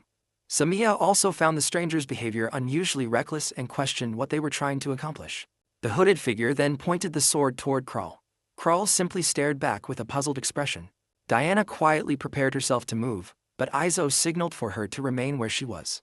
The stranger demanded that everyone throw down their weapons. Aizo carefully assessed the situation and judged that the opponent appeared to be slightly stronger than Diana but still weaker than Helen. With Samiya by their side, he concluded that they were in a favorable position to deal with the threat. From the back of the cart, Reich leaned forward and handed her knife to Aizo. After thanking her, Aizo accepted the weapon and casually tossed it onto the ground in front of the hooded bandit. The knife pierced the dirt, and the strangers stared at it in silence for a moment, as though recognizing something about it. The hooded figure then pointed the sword toward the group and demanded to know where the knife had come from. Aizo, Diana, and Samiya were all surprised by the thief's sudden and intense interest in the weapon. Aizo questioned why the stranger was so concerned about the knife. The hooded figure continued insisting on knowing its origin. Aizo calmly revealed that he was the one who had forged it. The revelation left the bandit completely speechless, responding only with a sound of disbelief. Aizo explained that they were simply on their way home after completing a delivery. He suggested that the stranger put away the weapon if there was a genuine desire to discuss the knife. He also pointed out that continuing the confrontation would only create unnecessary trouble and suggested that the hooded figures simply climb into the carriage instead. The invitation left the bandit completely stunned. Aizo also warned that if any guards happened to see them together, he would not hesitate to hand over a known criminal. The hooded figure climbed into the back of the cart and explained that she had been searching for a weapon bearing that particular mark. Picking up the knife once more, Aizo repeated that he had forged it himself. Samiya and Diana quietly watched as the stranger carefully examined the blade. The hooded figure lowered her head and asked Aizo to forge a weapon for her if what he had said was true. Aizo quietly studied her for a moment and considered that she might not actually be a bad person at heart. At the same time, he questioned whether he was placing far too much trust in a random bandit. After letting out a long sigh, he finally reached a decision. Aizo agreed to accept the request, but only under one condition. He instructed her to come alone to his workshop in the Black Forest. He promised to tell her the exact location and instructed her to return the following day. The hooded figure accepted the condition without objection and indicated that she understood. The stranger suddenly stopped and asked whether the fact that she was a demon would cause any problems. Aizo assured her that he had no intention of treating her any differently when she came to visit. Satisfied with his answer, the demon girl accepted his response and departed, intending to return the following day. Aizo and Samiya silently watched as her figure disappeared into the distance. After she disappeared, Aizo quietly reflected on the fact that he had just met someone from the demon race. The knowledge implanted within him reminded him that 600 years earlier, a great war had been fought between demons, humans, and several other races. During that conflict, a hero had eventually defeated the Demon King, but both of them had lost their lives in the final battle. With both sides completely exhausted after the war, they had eventually agreed to a ceasefire. The old legends also spoke of the enormous holy sword that the hero had wielded throughout the conflict. According to Reich, that legendary weapon had been forged by the famous blacksmith Dondoro, who had been blessed by the gods. Reich firmly believed that her master would one day surpass even the legendary Dondoro and become a legend himself. Aizo looked at her with a surprised and thoughtful expression. As the cart continued rolling along the road, he quietly reflected on everything he had heard about demons, heroes, and the possibility of one day becoming a legendary blacksmith. Eventually, the group arrived back at the workshop. Together, Aizo and Diana began unloading the cart while continuing to discuss the unusual visitor they had met. Diana pointed out that the dangers of the Black Forest were well known even within the demon realm. Because of that, she wondered whether the demon girl would truly return the following day. Aizo believed that she would, but Diana questioned whether it was truly right for him to forge weapons for those who had once been their enemies. Aizo pointed out that the Great War had ended centuries ago and that large-scale conflict had long since disappeared. He believed that a blacksmith should be willing to create weapons for anyone who sought his craftsmanship. Even so, he admitted that he worried his weapons might one day be used against Diana's brother if another war ever broke out, and he wanted to know what she thought about it. Diana dismissed the concern with a light laugh. She explained that since a mercenary like Helen was already using Aizo's weapons, that possibility already existed on every battlefield. Aizo admitted that her reasoning made sense. Diana remained firm in her decision to continue living at the workshop. Later, Aizo stood outside with Kral, quietly gazing across the forest as he continued thinking about everything that had happened. He noticed that neither Samiya nor Reich held any personal hatred toward demons, even though neither of them had ever met one before. Even so, Aizo remained slightly uneasy because the girl was, technically, still abandoned. Samiya pointed out that the girl had not actually harmed anyone so far, and Aizo admitted that she was right. Reich also reminded them that the city was still wasting manpower by maintaining heightened security because of the mysterious bandit. Diana agreed, observing that the city would likely remain on high alert for quite some time, even if the mysterious bandit never appeared again. She wondered whether they should simply explain the entire situation to Camillo and Marius so the matter could be officially resolved. Aizo did not believe that such a step was necessary. However, Diana admitted that even though Marius was her brother, she would rather Aizo not end up owing him any more favors. Aizo still found himself hesitating at the thought of forging weapons for someone who might one day stand against his friends. Even so, he realized that this was a reality every blacksmith would eventually have to accept. The following day, Aizo and Krull returned after fetching water and found the hooded demon girl already waiting outside the workshop. She had arrived exactly as instructed. Aizo looked at her and asked if she was the same person they had met the previous day. The girl realized that she had never shown Aizo her face the previous day. She slowly pulled back her hood, revealing herself to be a demon with dark skin and a pair of horns. As Aizo examined her appearance, he thought that she closely resembled a dark elf. She wondered if it was acceptable for her to reveal her face. Aizo asked her to wait for a moment while he set down the water he was carrying. As he worked, he asked whether she had experienced any difficulty finding the workshop. She admitted that the magical people-repelling wards surrounding the area had made it difficult for her to reach the place. Unfamiliar with the term, Aizo became confused and wondered what she meant. Surprised by his reaction, she questioned how he could be unaware of the barrier protecting his own home. Aizo struggled to answer and explained that he was not very knowledgeable about magic. He also mentioned that the house had originally been given to him as a gift. The demon girl gradually understood his situation. She explained that the ward was a type of magic that confused anyone who did not meet certain conditions. However, someone capable of recognizing the spell, like herself, could bypass it without much difficulty. Aizo then realized that his property was protected not only by the area's unusually high concentration of magic, which naturally kept wild animals away, but also by the special magical barrier. Changing the subject, Aizo asked whether she had eaten anything yet, noticing how early she had arrived. The unexpected question caught her by surprise. Aizo then decided that once everything was ready, they would have breakfast together and invited her to join them. She wondered if it was truly acceptable for someone like her to eat with them. To Aizo, a guest was simply a guest, regardless of their race. She found it unusual that he was so welcoming toward a demon. Aizo believed that living in a place like the Black Forest naturally led him to think that way, and she eventually accepted his reasoning. As Aizo carried a bundle of firewood inside, he made it clear that her race made no difference to him. Quietly taking in his words, the demon girl introduced herself as Nilda. Aizo welcomed her warmly and offered to show her to the guest room before leading her toward the workshop. Aizo introduced Nilda to the rest of the household after everyone had woken up.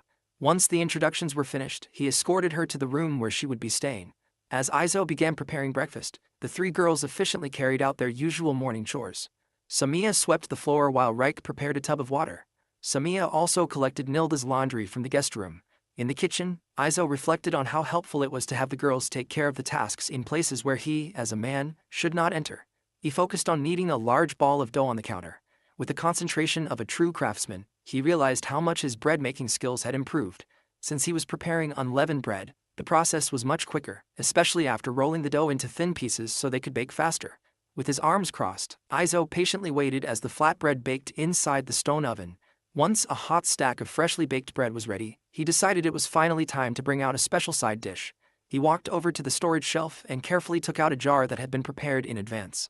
Aizo eagerly opened the lid, and a soft fizzing sound escaped from the jar, revealing that the contents had been perfectly preserved. Pleased with the successful result, he quietly chuckled to himself. He reflected on how important variety was when preparing meals and felt satisfied that he finally had something new to serve.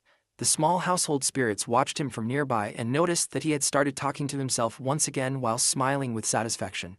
Before long, everyone gathered around the large table to share breakfast together.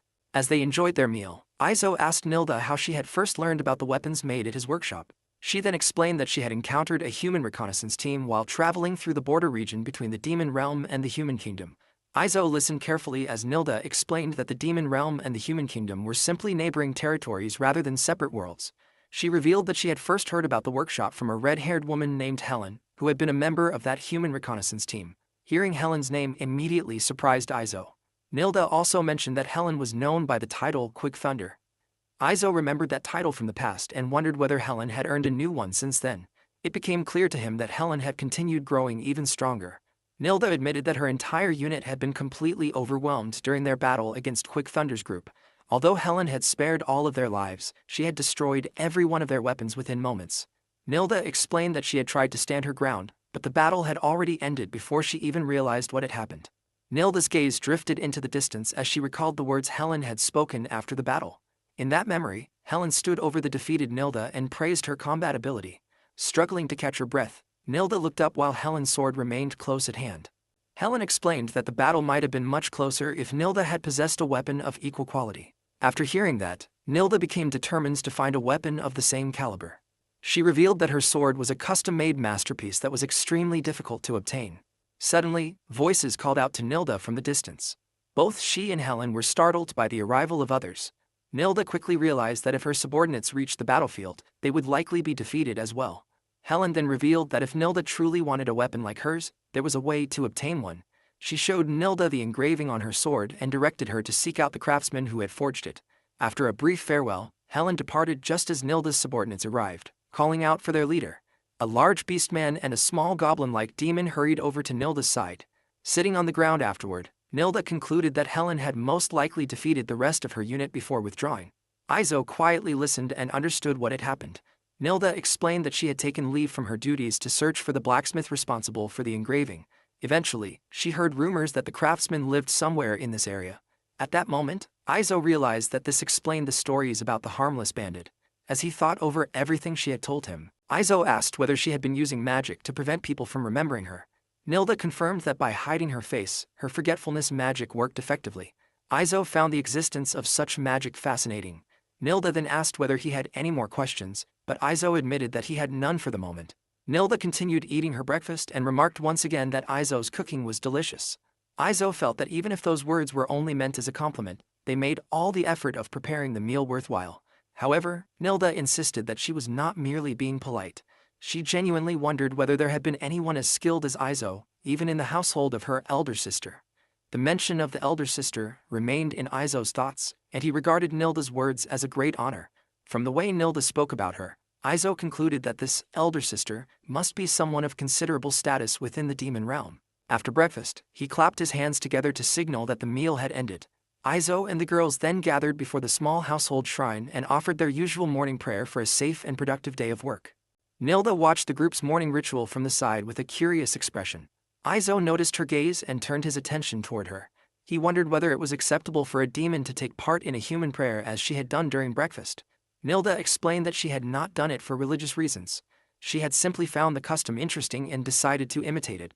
Hearing that, Izo found himself wondering about the nature of religion in the demon realm and whether demons regarded the demon lord as a godlike figure. Meanwhile, Samia enthusiastically showed Nilda the proper way to perform the prayer. Izo was pleased to see the peaceful atmosphere that filled the workshop.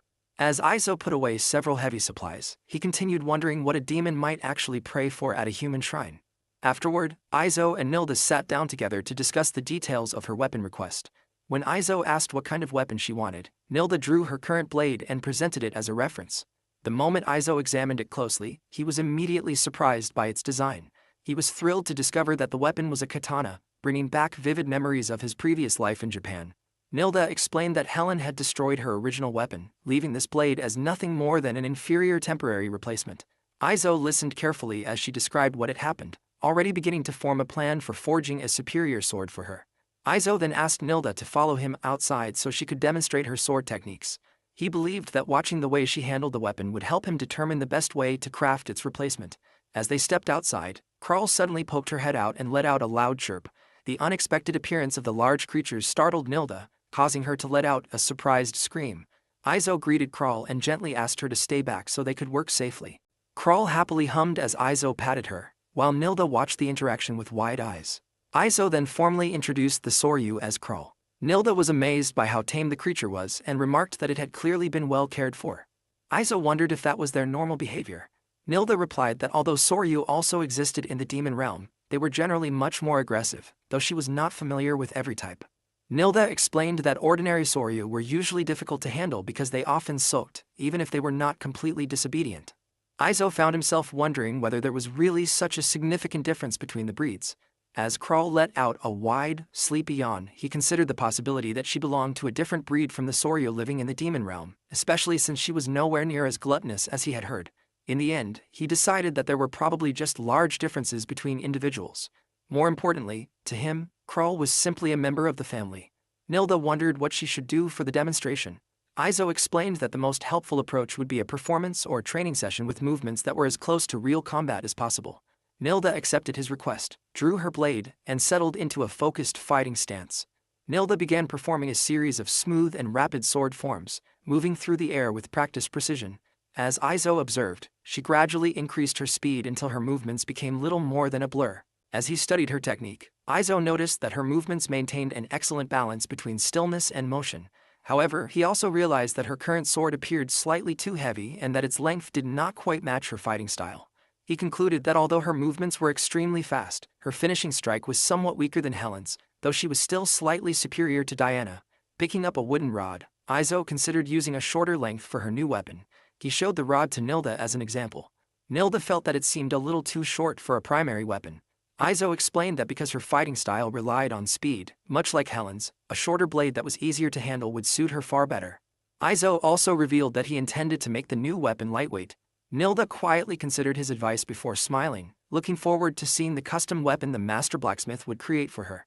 After reaching his conclusion, Aizo decided that the new weapon would be a kodachi, slightly longer than a typical wakizashi.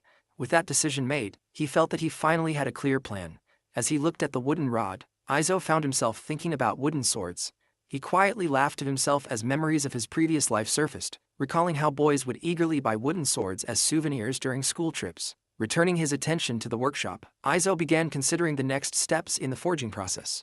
He knew that the materials used for Japanese swords were different from those used for ordinary swords, and he realized that he did not have access to the traditional materials required. He reflected on the technique of combining soft steel with hard steel to produce a blade that was both durable and flexible. However, since his custom steel was already exceptionally strong, he understood that such a complicated method would normally be unnecessary. He also realized that his special abilities allowed him to skip certain parts of the traditional forging process. Even so, Aizo decided to take a different approach for this particular project. Since Reich was still undergoing training, Aizo chose to use two different types of custom steel and closely follow the traditional forging method.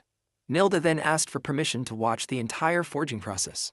Aizo had no objection, but he offered a small warning. He explained that the sword would take its final shape that very day, meaning the work might not be very exciting to watch. He also told her that she was free to spend her time however she wished, whether by training or exploring the area. Nilda insisted that she did not mind. She admitted that she had been interested in blacksmithing for a long time and explained that she rarely had the opportunity to watch such work in her homeland. Since she finally had the chance, she wanted to observe the entire process. Hearing that, Aizo welcomed her to stay and watch. The others agreed and prepared to help with the day's work. Before long, everyone gathered inside the workshop as Aizo announced that it was time to begin the project. Aizo then began the specialized process of forging a katana. As he worked, he reflected that although the overall process resembled forging an ordinary sword, the way the materials were handled was unique, causing many of the finer details to differ. He carefully sprinkled straw ash over the heated block of metal before pouring muddy water across its surface. With complete concentration, Aizo forged thin sheets of steel and infused them with magic. He then stacked the layers together, heated them, and formed them into two separate lumps of metal. As the process continued, Aizo realized that his special abilities caused the materials to become perfectly homogenized almost instantly. Because of that, even if he repeatedly folded and forged the steel, it would never develop the natural uneven characteristics normally found in traditional blades. He quietly felt that this was a little wasteful. From a short distance away, Nilda silently watched the work unfold. Curious about the repeated hammering, Nilda wondered what Aizo was doing. Aizo turned toward her and explained that he was repeatedly cutting and folding the metal to increase the number of layers inside the steel. He further explained that this repeated process removed impurities while making the material more uniform. Nilda quietly accepted the explanation. After some time, Aizo finished preparing one flat lump of steel and one long, narrow lump. As he looked at Nilda's interest in the craft, he quietly wondered whether she might have chosen to become a blacksmith herself if her social position had allowed it. Turning his attention to his apprentice, Aizo called Reich over. He explained that they were about to begin one of the most important stages in forging a northern katana and wanted her to observe every detail carefully. Reich immediately focused her attention on the work, fully prepared for the lesson. and Reich expressed her gratitude for being allowed to witness the process. Izo and Reich then moved on to the next stage of the project. Izo explained that the two pieces of steel would now be combined. Izo described the purpose of each piece of steel. The flat piece would normally serve as the hard steel, while the long, narrow piece would become the soft steel.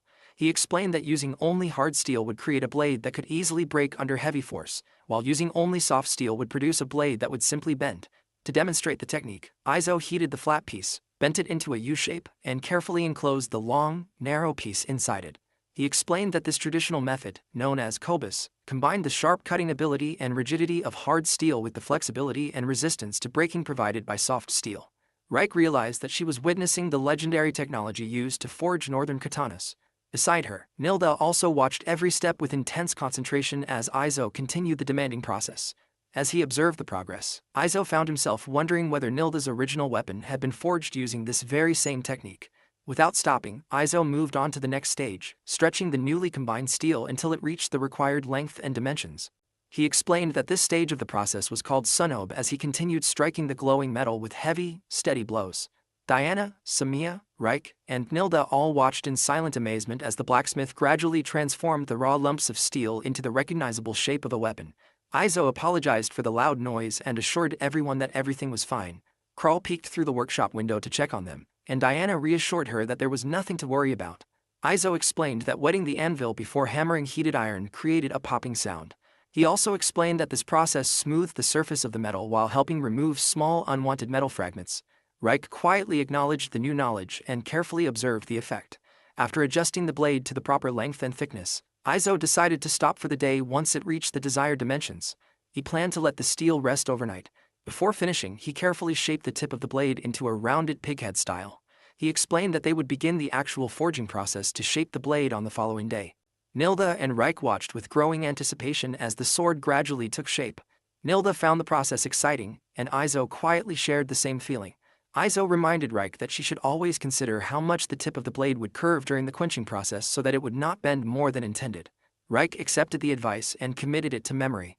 Curious about the process, Nilda wondered what quenching involved. Reich explained that it was the stage used to strengthen the steel. Nilda quietly nodded as she took in the explanation. Izo also explained that heating and cooling the iron at relatively low temperatures helped remove the surface oxides. As he carefully hammered the ridgeline and the flat sides of the blade, he tightened the steel and worked to improve its sharpness, hoping the final result would turn out well. While continuing his work, Izo reflected on how heavily he still relied on the special abilities he had been given, despite having studied blacksmithing only as a hobby in his previous life. Even so, he accepted that there was nothing wrong with making practical use of those abilities. Using a file, Izo carefully worked on the blade while it was secured in a vise. As he continued refining it, he felt a deep respect for the ancient blacksmiths who had first developed these complicated techniques. After filing and planing away the remaining bumps and distortions, Izo prepared a tempering clay mixture made from clay, wet stone powder, and charcoal. As he considered the best way to apply it, he explained that varying the thickness of the tempering clay created differences in temperature during the cooling process. This process created two different structures within the steel, with the boundary between them forming the hamon, or the blade's distinctive pattern. Izo found the effect remarkably impressive. As he focused on the blade, he regarded the hamon as the true face of the sword. He reflected on the many styles of hamon, including flowing and wavy patterns, realizing that this was where swordsmith's personal skill and artistic sense were truly tested. After carefully inspecting the blade, Izo felt satisfied that it was ready for the next stage. He carefully applied the clay mixture across the surface of the blade while Reich observed his technique from nearby. Izo explained that spreading a thicker layer of clay along the spine and a thinner layer along the cutting edge created the proper balance between hardness and flexibility. Using a small stick, he carefully spread the clay over the steel, and Reich recognized how effective the method was. Izo continued working on the blade, knowing that this particular process was what gave a sword its legendary sharpness and durability. He then informed Nilda and Reich that the next stage would be the quenching process. Izo eventually announced that they would stop for the day and continue the work the following morning. He also mentioned that dinner that evening would be something special. Later that evening, Izo returned to the kitchen to check on a bowl he had covered earlier. After lifting the cloth, he examined how its contents had developed. He was pleased to see that the first fermentation of the dough had progressed perfectly. Izo began kneading the dough, reminding himself that he was making apple yeast bread using fruit gathered from the nearby forest. He noticed that the batch he had prepared that morning had risen beautifully. He gently pressed the air out of the dough, divided it into individual portions for the family, and allowed it to rest for a second round of fermentation. While working, he also thought that making apple jam would be a good idea for future meals. As the bread underwent its final fermentation, Izo spent some time practicing combat movements together with Diana. Later, he placed the prepared dough into a Dutch oven and set it over hot coals to bake. Meanwhile, the family worked together to prepare the rest of the meal outdoors. Diana arranged the table, Samiya happily enjoyed a small snack, and Reich carefully stirred a large pot cooking over the open fire. Once the bread had finished baking, Izo proudly brought the finished loaf to the group and presented it to everyone. Reich, Samiya, Nilda, and Diana all stared at the golden brown loaf in complete amazement. Surprised by its unusual appearance, Samiya immediately noticed that it looked very different from the bread they normally ate. Izo invited everyone to take their seats and explained that because the bread had been fermented, it was much softer than the bread they were used to. Curious, Samiya gently poked the loaf and was astonished by how easily it gave way beneath her finger. Someone gently pulled apart a piece of the soft bread, admiring its texture. Samiya took a bite and was amazed by how fluffy it was. She found it delicious, and Diana agreed. Diana remarked that the flavor was excellent and compared its quality to the bread she had eaten back at her family home. Izo felt honored to receive such praise from a noble lady, while Reich quietly enjoyed her portion with a satisfied expression. Nilda also took a bite and found the meal delicious. As she looked at Izo, she found herself wondering what kind of person he truly was. Izo looked puzzled by the question as he prepared to eat a skewer of grilled meat. After taking a bite, he simply thought of himself as nothing more than a blacksmith. Nilda and the others found that difficult to believe. To them, an ordinary blacksmith would not be living deep in the forest while baking bread that's soft and delicious. Izo quietly reflected that he was simply a blacksmith who happened to be capable of many different things. Even so, Nilda remained unconvinced. Realizing that he could never explain the special abilities he possessed, Izo accepted that she would simply have to accept his explanation as it was. As night settled over the forest, Krull rested peacefully inside her newly built hut. The family offered their final thanks for the meal as the day came to an end. Nearby, the unfinished blade remained buried within the glowing coals of the forge. The following morning, Izo prepared for the important quenching stage of the forging process. He noticed that the forest gathering team had already departed, while Nilda remained behind to continue observing the work. Izo then called Reich over so they could begin. Standing before the furnace, Izo and Reich carefully watched the heated steel. After closely examining its color and condition, Izo determined that it had finally reached the proper temperature, and Reich agreed with his judgment. Izo reflected that most blacksmiths would normally need to work in the dark to accurately judge the temperature of heated steel. However, thanks to his special abilities and Reich's dwarven heritage, both of them could clearly see the blade's true condition even in the light. Reich maintained a deeply focused expression while Nilda quietly watched the entire process from the sidelines. Izo carefully removed the glowing blade from the forge and plunged it into the cooling water. A loud sizzling sound filled the workshop as the steel rapidly cooled. He kept the blade submerged while its intense heat slowly faded away. As the cooling continued, the sound of the steel echoed through his hands. Izo understood that the different cooling speeds caused the metal to contract unevenly, naturally creating the blade's distinctive curve. As he listened, Izo remembered that people in his previous world had called this sound the birth cry of a sword. At that moment, he fully understood why they had chosen such a name. After examining the blade, Izo observed that it had formed a gentle curve known as tori. He lightly tempered the steel, corrected any slight distortions, and then began polishing the blade with a whetstone. As he continued working, the surface gradually became brighter, revealing the quality of the steel beneath. Izo pointed out the emerging pattern on the blade to Reich and Nilda. He explained that the pattern was called the Hemen and that it was considered one of the defining features of a well-crafted sword. Both girls were impressed by the beautiful effect appearing across the steel. The blade gradually developed a soft, subdued shine as Izo continued polishing it. Once he was satisfied with its overall shape, he moved on to carving a groove along the blade. Izo explained that although many people believed the groove existed to drain blood, its true purpose was to reduce the weapon's weight.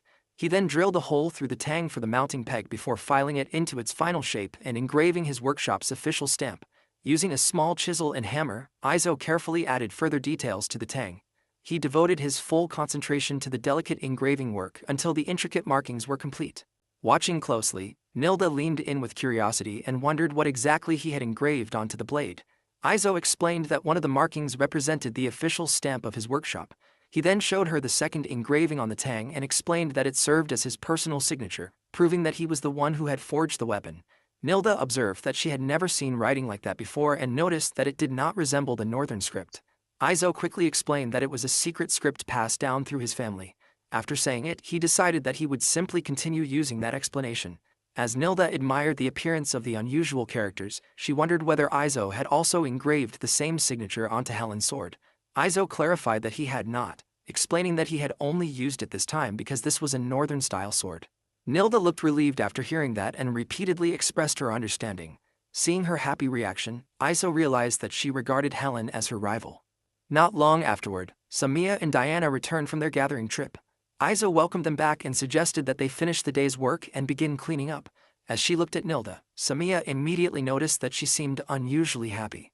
That evening, the group decided to celebrate using the herbs and plums they had gathered during the day. During dinner, Izo noticed that Nilda had become much more talkative after staying with them for several days. As they ate, she shared information about the demon realm. She explained that demons naturally replenish their magical power there and mentioned that the border was located far from the workshop. While eating his bread, Izo listened as Nilda explained that the demon realm contained an even denser concentration of magic than the Black Forest. He wondered whether that meant more monsters appeared there and whether the region was especially dangerous. Nilda clarified that although monsters did not attack demons, they also did not obey their commands. Izo accepted the explanation and noted that although excessive magical energy was dangerous for humans, some people still traveled between the human kingdom and the demon realm. Looking out toward the forest, he quietly wondered whether Camillo also conducted business within the demon realm. The following day, Izo pushed the project closer to completion. He reflected that his special abilities allowed him to handle every stage of the work by himself, even though each step would normally be performed by a different specialist. Sitting inside the workshop, he remained focused on completing the sword. Although he lacked several traditional tools and had skipped some of the usual steps, his goal had never changed. He simply wanted to create the best possible weapon for its owner, just as he always had. The completed blade rested on the work table, its polished surface and razor-sharp edge reflecting the light. Nilda looked at it with excitement and wondered whether the work had finally been completed. Izo confirmed that the blade itself was finished, but explained that crafting the scabbard would still require another day or so. Nilda admitted that she was eager to test the new weapon as soon as possible, making Izo quietly chuckle. Izo then turned his attention to the guard and pommel, recognizing them as essential parts of the sword's construction. Although his methods differed from traditional northern techniques, he carefully crafted and assembled each component. He admitted to himself that even with his extraordinary abilities, these delicate tasks demanded complete concentration. He also found himself wondering how northern swordsmiths carried out the same work and considered visiting them someday to see their methods firsthand. Nilda silently watched Izo work before wondering whether such detailed tasks were also part of his normal responsibilities. Izo admitted that it was probably surprising to see him doing everything by himself since this kind of work was usually divided among several craftsmen. To him, however, he was simply a blacksmith who happened to be capable of handling many different tasks. Nilda let out a small cough, appearing slightly flustered by his response. Nearby, Reik watched with sparkling eyes, finding her master's dedication incredibly impressive. Izo carefully fitted each component onto the sword's hilt with his own hands. As he continued assembling the weapon, he explained that he had intentionally removed as many decorative elements as possible to keep the design simple. He believed that this simpler construction would also make it easier to reproduce the weapon if he ever returned to his original homeland. Holding the completed sword in his hands, Izo reflected that although he had needed to substitute some of the traditional materials, he had made certain that the weapon remained durable enough for real combat without sacrificing its performance. At the same time, he quietly thought that a traditional northern craftsman might be upset by the shortcuts he had taken, hoping he would be forgiven if he ever found himself among those who followed the authentic methods. At last, Izo proudly raised the completed sword and considered the weapon itself finished. He explained that the remaining work would be completed the following day and suggested that everyone clean up for the evening. Nilda stared at the gleaming blade with unmistakable admiration. The next day, Izo began the final stage by crafting the scabbard. He carefully measured the blade against a block of wood to determine the proper length for the sheath. As he carved into the wood, he reminded himself that this sword's curved shape required much greater care than an ordinary straight blade. The scabbard had to be shaped precisely so that the curve would not interfere with either drawing or sheathing the weapon. Using a small knife, Izo carefully shaped the scabbard from plain white wood to match the style of the blade. He chose to keep the design simple, adding only a few decorations, including the mouth of the scabbard and the attachment knob needed to wear the sword on a belt. Izo held the fully sheathed sword in his hands and proudly declared that the entire project was finally complete. Nilda looked at the finished masterpiece with wide, sparkling eyes. She was astonished by how quickly the work had been completed. Izo quietly reflected that skipping certain steps and using substitute materials had allowed him to finish the weapon much faster than he normally could. Izo then invited Nilda to test the new sword for herself. She eagerly accepted the offer, and together the group headed to an open clearing. Nilda stood a short distance away while Aizo and Samiya watched from the side, carefully observing her movements. She drew the blade in one swift motion and allowed the empty scabbard to fall onto the grass at her feet. The moment Aizo saw that, he immediately called out to Nilda and informed her that she had already been defeated. Caught completely by surprise, Nilda turned toward him with a stunned expression. She could not understand why he would make such a discouraging remark. Realizing how it sounded, Aizo quickly apologized. He explained that it came from an old story in his homeland about a famous duel in which a swordsman had been criticized for throwing away his scabbard. Aizo then reflected on the lesson behind that story. A warrior who intended to win should never throw away the scabbard, because after the battle, the sword would still need to be returned to it. Nilda found the reasoning convincing and resolved to be more careful with her equipment in the future. Aizo picked up the scabbard and handed it back to Nilda, encouraging her to focus on testing the weapon rather than thinking too much about the story. Nilda accepted the advice and returned her attention to the sword. She slowly raised the blade above her head, her expression becoming completely focused. A moment later, she launched into a series of incredibly fast and precise techniques. The blade became a blur as she moved, finishing with a powerful sweeping horizontal slash that cut cleanly through the air. Standing with his arms crossed, Aizo carefully observed her performance. He remembered how he had once wondered whether Nilda's earlier struggles had simply been caused by using weapons that did not suit her. Watching her now, he honestly admitted to himself that he was no longer certain he could defeat her in a fight. He also found himself wondering how Helen had managed to overcome someone with this much skill so effortlessly. Nilda continued practicing with smooth, graceful speed before finally ending her demonstration. Breathing heavily from the intense effort, she stood silently while looking down at the sword in her hands. Aizo gradually became concerned by her silence. He gently assured her that if the weapon felt uncomfortable in any way, he could still make adjustments. Then, without warning, she burst out with excitement, declaring that the sword was absolutely incredible. Holding the weapon high with a broad smile, she could no longer contain her joy. Aizo was left stunned by her sudden outburst. Nearby, the household spirits, along with Samiya and the others, peeked out from the workshop door to see what had caused all the commotion. Nilda soon cleared her throat, trying to regain her composure. She admitted that she had become a little too excited. Looking back at the sword once more, she expressed just how remarkable she believed it was. Hearing her genuine approval, Aizo felt relieved and was glad that she liked it. Nilda quietly hummed to herself as she sheathed her new weapon. Inside the workshop, Nilda expressed her gratitude to Aizo for everything he had done for her. She then remembered that they had not yet discussed the final price of the custom weapon. Taking out a small pouch, she wondered whether 30 gold coins would be enough as payment. Aizo was completely surprised by the amount and tried to explain the policy he normally followed. For custom orders, he usually allowed the customer to decide the final price, believing they could simply pay whatever they thought was appropriate. Nilda found his approach surprisingly bold and questioned whether he should not be more concerned about earning a greater profit. Aizo struggled to come up with an answer, while Diana and Samiya watched him with doubtful expressions. Even the household spirits seemed puzzled by his lack of business sense. Aizo explained that custom orders were valuable learning opportunities for him as a blacksmith. He also believed that, ever since Helen had shown off the weapon he had forged for her, his reputation had begun spreading by word of mouth. Because of that, he expected more work to come his way in the future. After thinking it over, Nilda decided on what she believed was a fair payment. Reaching into her pouch, she placed a stack of gold coins along with a small dark object onto the wooden table.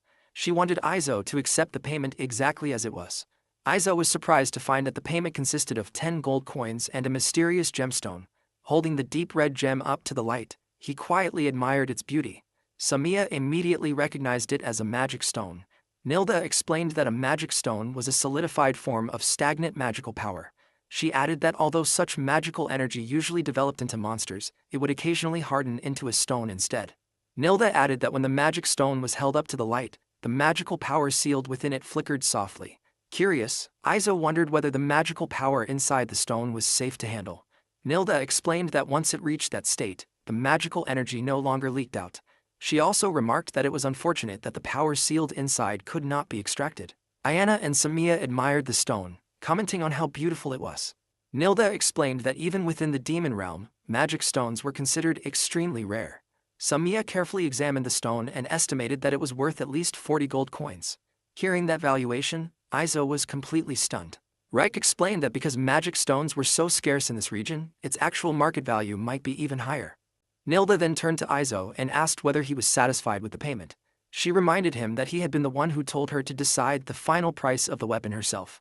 Faced with his own words, Izo found it difficult to argue. Smiling as she held her newly forged sword, Nilda remained convinced that the price she had chosen was fair. Seeing her determination, Izo accepted the payment without any further hesitation. Nilda looked pleased, believing that he should definitely accept it. As Nilda prepared to leave the workshop, Izo asked her to wait until she had returned to the demon realm before using her new weapon. Nilda reacted playfully, believing that humans would never be able to capture her and feeling confident that she would not be defeated by them. Izo wished her a safe journey and hoped that she would avoid taking any unnecessary detours on her way home. As Nilda pulled her hood over her head, she quietly remarked that Izo should not say things that made him sound exactly like her elder sister. Izo silently watched as the demon girl began her long journey back toward her own land. Before long, Nilda disappeared into the thick forest. Left standing there, Izo found himself thinking once again about her repeated mentions of her elder sister. Stretching his arms, Izo reflected that the mystery surrounding the highway bandit had finally been resolved. He then wondered whether Camillo would be able to pass this information along to Marius. Nearby, Samia playfully bared her claws and fangs while Diana and Reich laughed together, enjoying the lighthearted atmosphere around the workshop. As Izo looked up at the roof of the workshop, he decided that he should write a letter to Marius to inform him about everything that had happened. Far away across the kingdom, the sun shone over a large fortified city surrounded by wide open fields. At the Amal residence, a servant welcomed Marius home. Marius acknowledged the greeting as he walked through the grand hallway. As they continued walking, Marius revealed that the king had assigned him a difficult mission to subjugate monsters. He explained that they would need high-quality weapons to equip a monster subjugation squad, especially considering the losses his family had already suffered. The servant offered to contact the local blacksmiths, but Marius stopped him. Wearing a confident smile, Marius revealed that he already had the perfect place in mind for placing the weapon order. Sometime later, Nilda returned to the demon castle after being summoned. As soon as she arrived before the demon queen, she lowered herself in a respectful bow, but the demon queen told her there was no need for such formality. The demon queen noticed that Nilda seemed to be in a good mood and wondered if it had something to do with the sword hanging at her waist. Nilda confirmed that it did. She explained that it had been crafted by a human blacksmith and described it as durable, elegant, and exceptionally sharp, making it a very useful weapon. The demon queen was surprised to learn that it had been forged by a human. Nilda wondered if she had done something wrong, but the demon queen assured her that she had not. She explained that no matter what others might think, there was no longer any particular reason for demons to see humans as enemies. She reflected that the Great War had taken place centuries ago during the reign of the previous demon king. Curious, the demon queen asked to examine the sword, and Nilda handed it over. As she slowly drew the blade from its sheath, she was impressed by its craftsmanship and wondered if Nilda had already used it in battle. Nilda explained that she had only tested it a few times. The demon queen continued examining the blade closely. Its edge was remarkably sharp, and she asked how Nilda maintained it. Nilda explained that although it was not completely maintenance-free, it had not suffered any chips or warping, so all she needed to do was wipe away any dirt after using it. The demon queen acknowledged that it was truly impressive. She then asked whether the blacksmith also forged weapons for demons. Nilda confirmed that he did, although there were certain conditions. Curious, the demon queen asked what those conditions were. Nilda explained that every client had to visit the workshop alone, deep within the forest. When the demon queen asked if that was the only requirement, Nilda added that the workshop was located inside the Black Forest. The demon queen fell silent. She noted that the land surrounding the forest belonged to the beastfolk and that dangerous beasts were known to roam the deeper parts of the woods. Nilda explained that the dense magical energy within the forest was advantageous for them. More importantly, the workshop itself was protected by anti-human magic. The demon queen questioned the reason for such measures, finding it strange that the workshop was hidden in such a remote place while also making it difficult for customers to visit. Nilda added that, on top of everything else, the blacksmith accepted payment based entirely on whatever the customer chose to offer. The demon queen remarked that the blacksmith truly was a strange individual. Nilda agreed, admitting that he really was an unusual person. Meanwhile, at Camillo's shop, Izo arrived while suffering from a cold. Camillo noticed his condition and checked on him, but Izo ignored the concern and instead asked about the order. Camillo informed him that the next shipment would consist entirely of long swords. The more they could produce, the better. He wanted to place an order for as many as possible and asked if Izo could handle it. Izo understood that it was a very large request. Camillo had even prepared a formal contract. It was the first time Izo had received a commercial order on such a large scale. Izo accepted the request but explained that he would need the proper materials and fuel. He asked Camillo if everything could be prepared before he returned. Camillo assured him that he would take care of it. Izo then confirmed whether there were any other products included in the order. Camillo replied that there were not. Although he was tempted to request more items, current sales trends suggested that they should focus on long swords for the time being. Aizo accepted the decision and agreed to take on the order. He then mentioned that he had 2 requests of his own, which Camillo found rather unusual. Aizo handed him a letter and asked him to deliver it to Marius. The letter informed him that the bandit problem along the highway had already been resolved. Camillo found it surprising that Aizo was even accepting work from demons. Aizo then revealed his second request, asking Camillo to obtain seed potatoes and spices from the northern regions. Camillo agreed without hesitation, although he admitted that while acquiring the seed potatoes would be easy, he was not very familiar with northern trade, so obtaining the spices might take some time. Aizo replied that he could wait. Until now, Aizo had always been the one approaching clients to sell his goods, but this was the first time he had received a true commercial order. He was glad that his first large client was Camillo. Once everything had been settled, the two concluded their business by shaking hands to seal the agreement. Later, Aizo explained to everyone why the workshop would now focus entirely on the mass production of long swords. He encouraged the whole group to work as efficiently as possible. He assigned Diana to continue making molds while also carrying on with the preparations she had started the previous day. Since Samiya no longer needed to remove the burrs from the molds, she was given other work, while Reik and Aizo would take care of the finishing process. Aizo reminded everyone that although it was important to work quickly, they should never rush to the point of causing accidents. He explained that it was perfectly fine for each action to be done slowly, as long as everything was handled carefully and safely. He encouraged everyone to keep one thought in mind throughout their work: slow is smooth and smooth is fast. With that reminder, they all began their tasks. As Diana continued making the molds, she realized that if she did not finish them first, everyone else's work would come to a halt. She felt the urge to hurry, but then she remembered Aizo's words: slow is smooth and smooth is fast. As each person continued with their assigned work, Samiya began to feel how incredibly hot the workshop had become. Diana pointed out that the furnace had been running at full capacity for a long time, while Reik noticed that Samiya's fur had become especially fluffy from the heat. Aizo reminded everyone to stay properly hydrated whenever they took a break, explaining that heat stroke was something they needed to take seriously. Later that day, Aizo announced that their work was finished.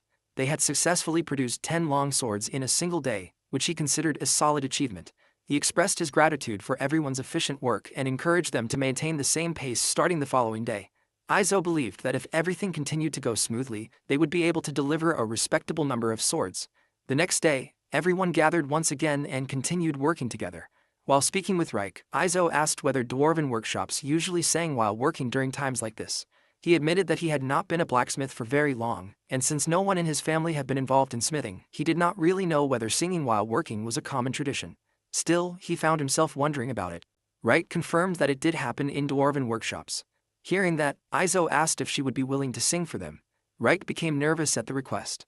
Aizo quickly realized that it might have been like unexpectedly asking someone to perform a hidden talent during a gathering. He assured her that there was no pressure and that he had only been curious. Reik decided that it was fine. She set down her glass, gathered herself, and began to sing. Once she finished, everyone responded by cheering for her. Aizo told her that she had sung well. Reik replied that it was not really about being good or bad. To her, it simply felt like such a dwarven thing to do, and that made her feel a little embarrassed. Before leaving her home, she had never really given much thought to it. Aizo pointed out that there was nothing embarrassing about being dwarfish. From his point of view, Diana and he looked like humans, Samiya was beast folk, and there were elves and many other races as well. He made it clear that if anyone ever looked down on Reik for being dwarfish, no one at his workshop would tolerate it. Reik appreciated those words and thanked him. She felt that she needed to become a blacksmith worthy of the dwarf name. After that, everyone returned to their work. As they continued, Diana remarked that Reik's dwarven singing was so powerful and memorable that she could not help humming the tune herself. Reik found it a little unusual to hear Diana singing it and asked if Diana could sing something of her own. Diana thought for a moment before recalling that, as part of her upbringing, she had been taught singing and dancing. With that, she began to dance. She felt that everything she had learned was so refined that it might not be very interesting to perform in a place like this. As she danced, she gently took Reik by the hand and invited her to join in, while Aizo quietly watched the two of them. As he observed them, Aizo quietly wondered whether someone with the name and status of a noble should be able to sing songs from this world. He realized that he had no such songs naturally in his memory, and he certainly could not sing songs from his original world either. Deciding it would be best, he quietly stayed out of sight so that everyone's attention would not turn toward him. A moment later, Diana let out a small cry that immediately caught his attention. When Aizo looked over to see what had happened, Diana assured him that it was nothing serious. She explained that after spending so much time making clay molds, her hands had become a little rough. As Izo gently took her hands to examine them, Diana blushed for a brief moment. Izo agreed that her hands had indeed become rough and apologized for not noticing it sooner. He immediately asked whether there was any medicine available. Diana fell silent for a moment and lowered her head, while Samiya quietly noticed her reaction from nearby. Reich mentioned that she still had some ointment she had brought from her family home and took it out. She carefully applied it to Diana's hands. Reich explained that her own hands had already become sturdy enough that she no longer needed to use the ointment, but she had kept it as a kind of good luck charm. Izo remarked that for a craftsman like Reich, having sturdy hands was a blessing. Even so, he wondered whether it was really acceptable for the hands of a noble lady to become so rough. Diana admitted that she admired hands like Reich's because she thought they looked cool. Izo concluded that, regardless of that, overworking themselves was not acceptable. Since the workload was much heavier than usual, everyone needed to manage their health carefully while continuing their work. Later that night, before going to sleep, Diana looked quietly at her own hands. As she did, her thoughts drifted to Izo's hands. They were large, rough, and sturdy, unlike the hands of her father or her brother. They were the hands of a blacksmith. She pictured Izo in her mind for a moment, then let out a small giggle before rolling over in bed. From the following day onward, everyone maintained a steady pace. Reich's singing also helped brighten the atmosphere inside the workshop. Over the course of several days, they continued their work without slowing down, and by the agreed delivery date, they had successfully completed all 50 longswords. Later, Camillo was surprised when Izo informed him that they had brought all 50 properly crafted longswords. Camillo remarked that Izo always managed to exceed his expectations. He pointed out that such a large number of swords must have been extremely heavy and imagined that transporting them could not have been easy. Izo agreed that it had been a heavy load, but Kral had seemed to enjoy carrying them and had been in an unusually good mood. Thinking of Kral, Izo mentioned that he had heard she used to eat a great deal after being taken in, yet ever since she started going into the forest with them, she no longer ate very much. Kral now appeared satisfied with only a small amount of food. Camillo mentioned that whenever Kral stayed at his place, she actually ate quite a lot. Hearing that, Izo realized he still did not fully understand Kral's nature. With that, they moved on to another topic. Camillo believed that Izo could probably guess part of the situation already. Needing this many swords meant that a large number of soldiers were being mobilized. Even so, Camillo did not expect any problems with the swords Izo had delivered. However, the client had also requested that Izo accompany the army if possible. His role would only be with the rear supply units, so there would be very little danger involved. Izo understood that his main responsibility would be repairing equipment at the supply base while the army was on the move. Camillo confirmed that this was exactly the assignment. Izo then asked how long the deployment would last, and Camillo explained that, including the travel time, it would take no more than about 10 days. Izo felt that if it was only for that length of time, he could leave the workshop and home in the care of the 3 girls without any problems. Camillo further explained that during the deployment, meals and tents would be handled by specialists. Izo would be treated as a civilian, while his responsibility would be setting up and repairing the tools needed for blacksmithing. Camillo added that the payment for the work was quite good. Izo then wondered which army he would be accompanying and what their objective would be.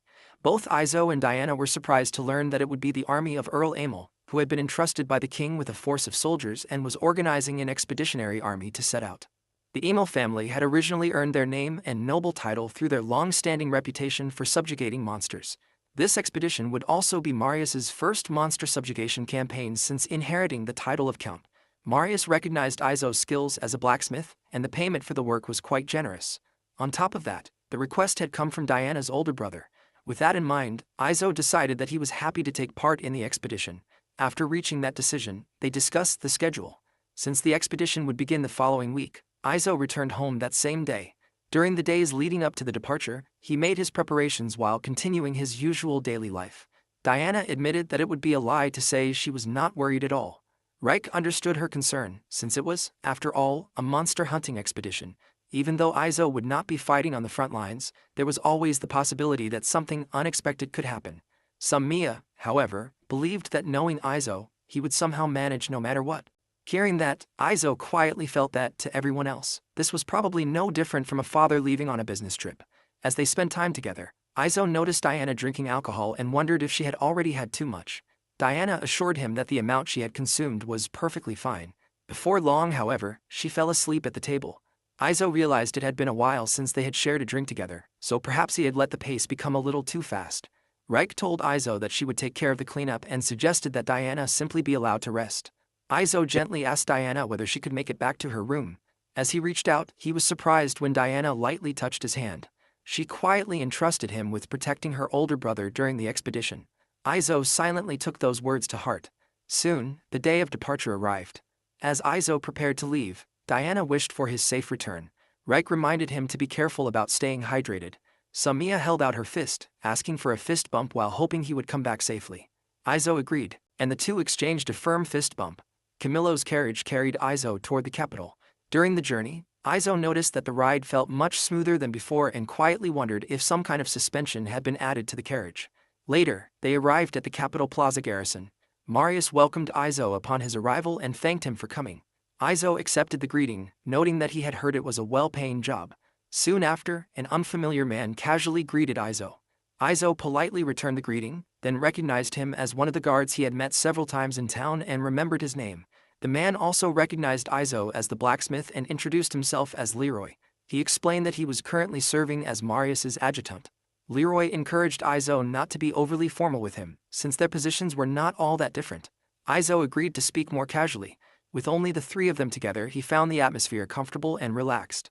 Aizo then confirmed that his assignment this time would be limited to repair work. Marius confirmed that it would. Aizo then asked about the payment. Leroy explained that meals would be provided, the base allowance would be the same as that of the soldiers participating in the expedition, and weapon repairs would be paid according to the number of items repaired. Curious about how those repairs would be counted, Aizo asked for clarification. Marius explained that a clerk assigned to the supply unit would keep track of everything. She was responsible for managing all incoming and outgoing supplies and was expected to arrive before the army departed the following day. Aizo understood the explanation. Marius informed him that everyone's training had been completed by the previous day and that the expedition was ready to depart the following morning. He encouraged Aizo to get as much rest as he could before the journey began. Later, Aizo was guided to the supply unit's tent.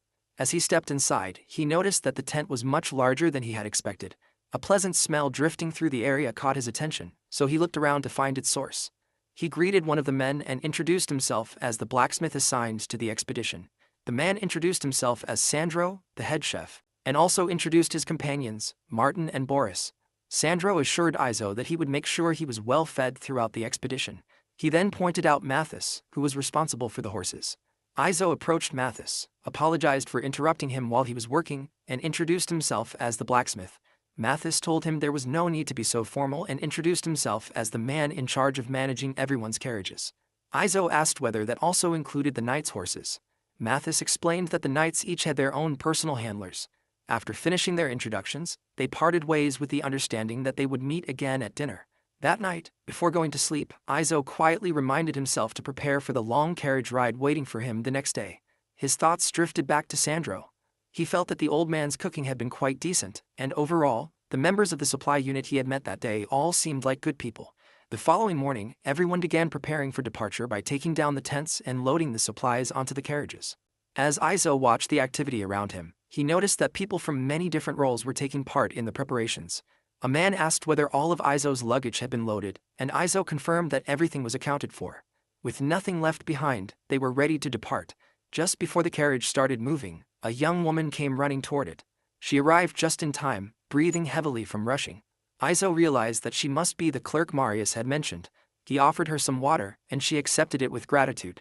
Aizo introduced himself as the blacksmith assigned to the supply unit and asked her to remember him. The young woman introduced herself as Frederica Schult, a civil officer attached to the supply unit. She asked whether, as the blacksmith, Aizo would be responsible for handling repairs. Aizo confirmed that he would.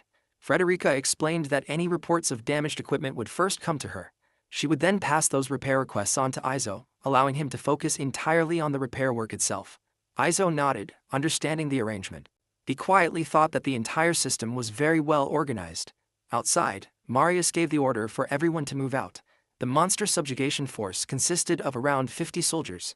They carried enough food for 12 days, firewood, 3 days' worth of water, cooking equipment including stoves, blacksmithing tools, and many other necessary supplies. All of these supplies were transported by wagons pulled by draft horses. As the journey began, Aizo started to feel pain in his back and hips from the constant shaking. He turned to the older man sitting beside him and asked whether he was feeling the same discomfort. The man confirmed that he was. Looking around, Aizo noticed that the younger members of the group seemed to be handling the rough ride much better. He also overheard Frederica mentioning that the constant shaking had left her with sore hips. Izo had already grown used to traveling by cart back at home, but in this world, leaf spring suspension systems were still uncommon. After traveling for some time, the group stopped to take a break near a river. Some of the soldiers fetched water, others stretched their stiff bodies, while everyone else spent the break in their own way.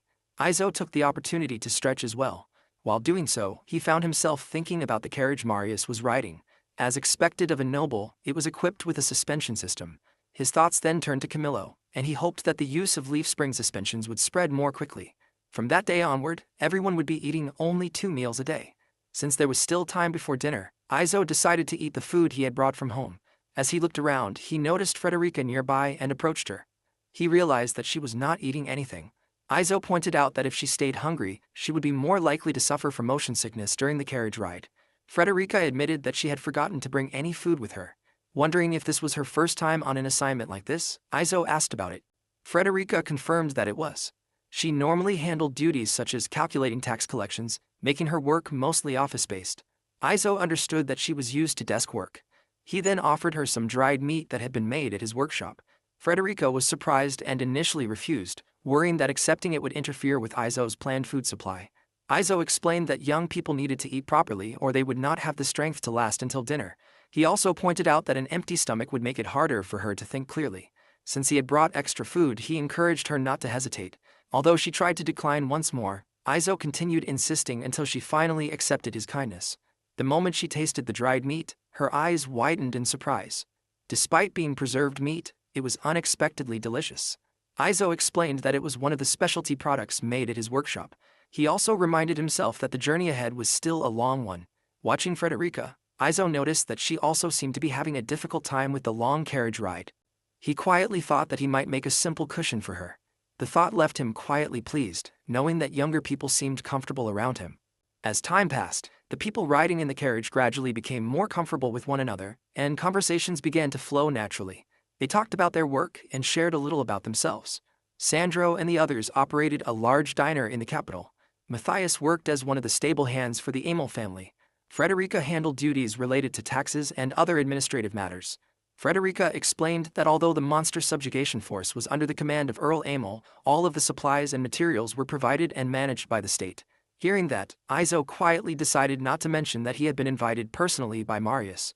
After watching him for some time, Sandro noticed that Izo had been making something throughout the journey. Izo admitted that he had been working on a small project. He quietly thought that once they reached that day's campsite, he would also make the other item he had in mind. On the second day at the campsite, Izo called Frederica over. She greeted him that morning, and he handed her a small item, telling her that she could have it if she wanted. Frederica looked at it with curiosity, wondering what it was. Izo explained that she had seemed uncomfortable from the constant shaking of the carriage the previous day, and he thought sitting on it would make the ride easier. He had made it from spare cloth and an extra blanket, so if the threads were pulled out, everything could easily be returned to its original form. It would not affect the expedition's inventory in any way. Frederica appreciated the thoughtful gift and thanked him. Back inside the carriage once again, Izo noticed that Sandro also seemed pleased with what he had made. Seeing that reaction made him feel that staying up all night to make them had been worthwhile. On the third day, they finally reached their destination in the afternoon. Until the previous day, they had simply been traveling and camping, but from that point onward, the area would serve as their frontline base. Realizing that it was time to begin his own work, Izo started setting up his forge. Once everything was in place, he looked over his work and decided that it was ready. His field workshop was now complete. Afterward, he took another item from his bag. It was a small statue. He walked behind the workshop and carefully placed it where he felt it belonged. Once he was satisfied with its position, he left it there. It was a goddess statue he had carved when he had free time, and now he hoped it would watch over both the safety of the expedition and the success of his work. Frederica looked at the completed setup with admiration. To her, it looked exactly like a real blacksmith's shop. She even felt that he could start selling knives and scissors there. She reminded Izo that if he ever began running low on charcoal or water, he should report it to her at the command post. She also explained that any work outside of the repair requests she assigned to him would not be covered by his compensation. After making sure everything had been explained, Frederica left. Izo understood that this simply meant he was free to do other work as long as he was not expecting payment for it. Later, Izo walked over to the kitchen area and approached Sandro, casually greeting the old chef. Sandro welcomed him. Although Izo called him an old man, he quietly felt that Sandro appeared to be about the same age Izo had originally been. Izo mentioned that he had finished setting up his workshop, but it looked like he would not have much work for a while. Sandro agreed that there was not much to do at the moment. Izo then asked whether Sandro needed any help sharpening kitchen knives. Sandro replied that, in that case, Izo could sharpen the knives belonging to the men who had gone to fetch water, since his own knives had already been taken care of. He placed 3 knives in front of Izo and asked if those would be enough. Izo accepted the task without hesitation. Sandro remarked that he expected to have them back within an hour, and with that, Izo returned to his workshop. As Izo sat down to begin working, he carefully inspected the knives first. As he expected, they had already been well maintained and were in good condition. With that confirmed, he began sharpening them. Later, he returned to Sandro and informed him that all of the knives had been finished. Looking across the table, Izo noticed that Sandro had managed to prepare such a large amount of ingredients in such a short time, and he was genuinely impressed by the chef's efficiency. Sandro examined the sharpened knives and recognized Izo's skill. Izo simply regarded it as part of his job and added that the knives had already been well cared for before he worked on them. Sandro then warned the others that if anyone treated Izo poorly, they would have to answer to him. Afterward, Izo returned to his workshop. Since he wanted to be ready the moment the subjugation party came back, he decided to spend the idle time on a test forging using some sheet metal he had brought from home. His plan was to make a spearhead. Just as he would when creating a custom piece, he heated the iron and carefully forged it. As he examined the completed spearhead, he was surprised to see it glowing faintly. He understood that monsters were born where magical power became concentrated. In other words, the appearance of monsters meant that this forest was overflowing with magical energy. Before he could continue thinking about it, Frederica arrived and called out to him. She placed several swords and a shield before him, instructing him to repair the damaged weapons and armor stored in the barrel. Looking over the repair list, Izo saw several long swords with chipped edges and bent blades, along with 2 round shields. He accepted the work. Frederica informed him that once he had finished, he should report to the command post, as everyone was counting on him. After giving those instructions, she left. The first official assignment for the Izo workshop field office had begun. As he inspected the damaged equipment, Izo noticed that the weapons had been badly warped by tremendous force. The damage looked as though it had been caused by lizardmen or dwarves rather than humans. While carrying out the repairs, he carefully limited the amount of mana he infused into each weapon, adjusting it only whenever necessary. After completing the work, Izo headed to the command post and informed Frederica that the day's repairs were finished. She remarked that, as expected, he had completed everything quickly. Izo replied that there simply had not been very much work that day. Frederica told him that someone would come to collect the repaired equipment later and thanked him for his hard work. Later, while Marius and Leroy were discussing their strategy, Izo approached them. Marius welcomed him with a smile. That night, as Izo lay down to sleep, he remembered hearing that the day's mission had only been reconnaissance. The true monster subjugation would begin the following day, which meant his workload would likely become much heavier. With that in mind, he decided to get a proper night's rest. The next morning, breakfast consisted of soup filled with plenty of ingredients, bread, and extra meat to help build stamina. Frederica greeted him, and Izo returned a greeting. Noticing that she looked tired, Izo asked whether she had stayed up late the previous night. Frederica admitted that she had. She explained that the Earl had continued planning strategies until late into the night, leaving her responsible for calculating and organizing the expedition's supplies. Izo understood that it must have been demanding work. He also remarked that staying up late was the greatest enemy of beauty, so whenever she had the chance to rest, she should make sure to get proper sleep. Frederica thanked him but felt there was little reason for her to worry about her appearance. Izo quietly thought that she could have a little more confidence in herself. Frederica simply dismissed the thought. According to Frederica, the amount of repair work was indeed expected to increase that day, so Izo requested additional charcoal and other materials in preparation. Meanwhile, Frederica continued moving from place to place, handling every part of her work with careful attention to detail. Frederica had most likely been chosen for the expedition so she could gain practical experience. As Izo watched the activity around the command post, someone caught his attention. He noticed an elf making her way toward the command post.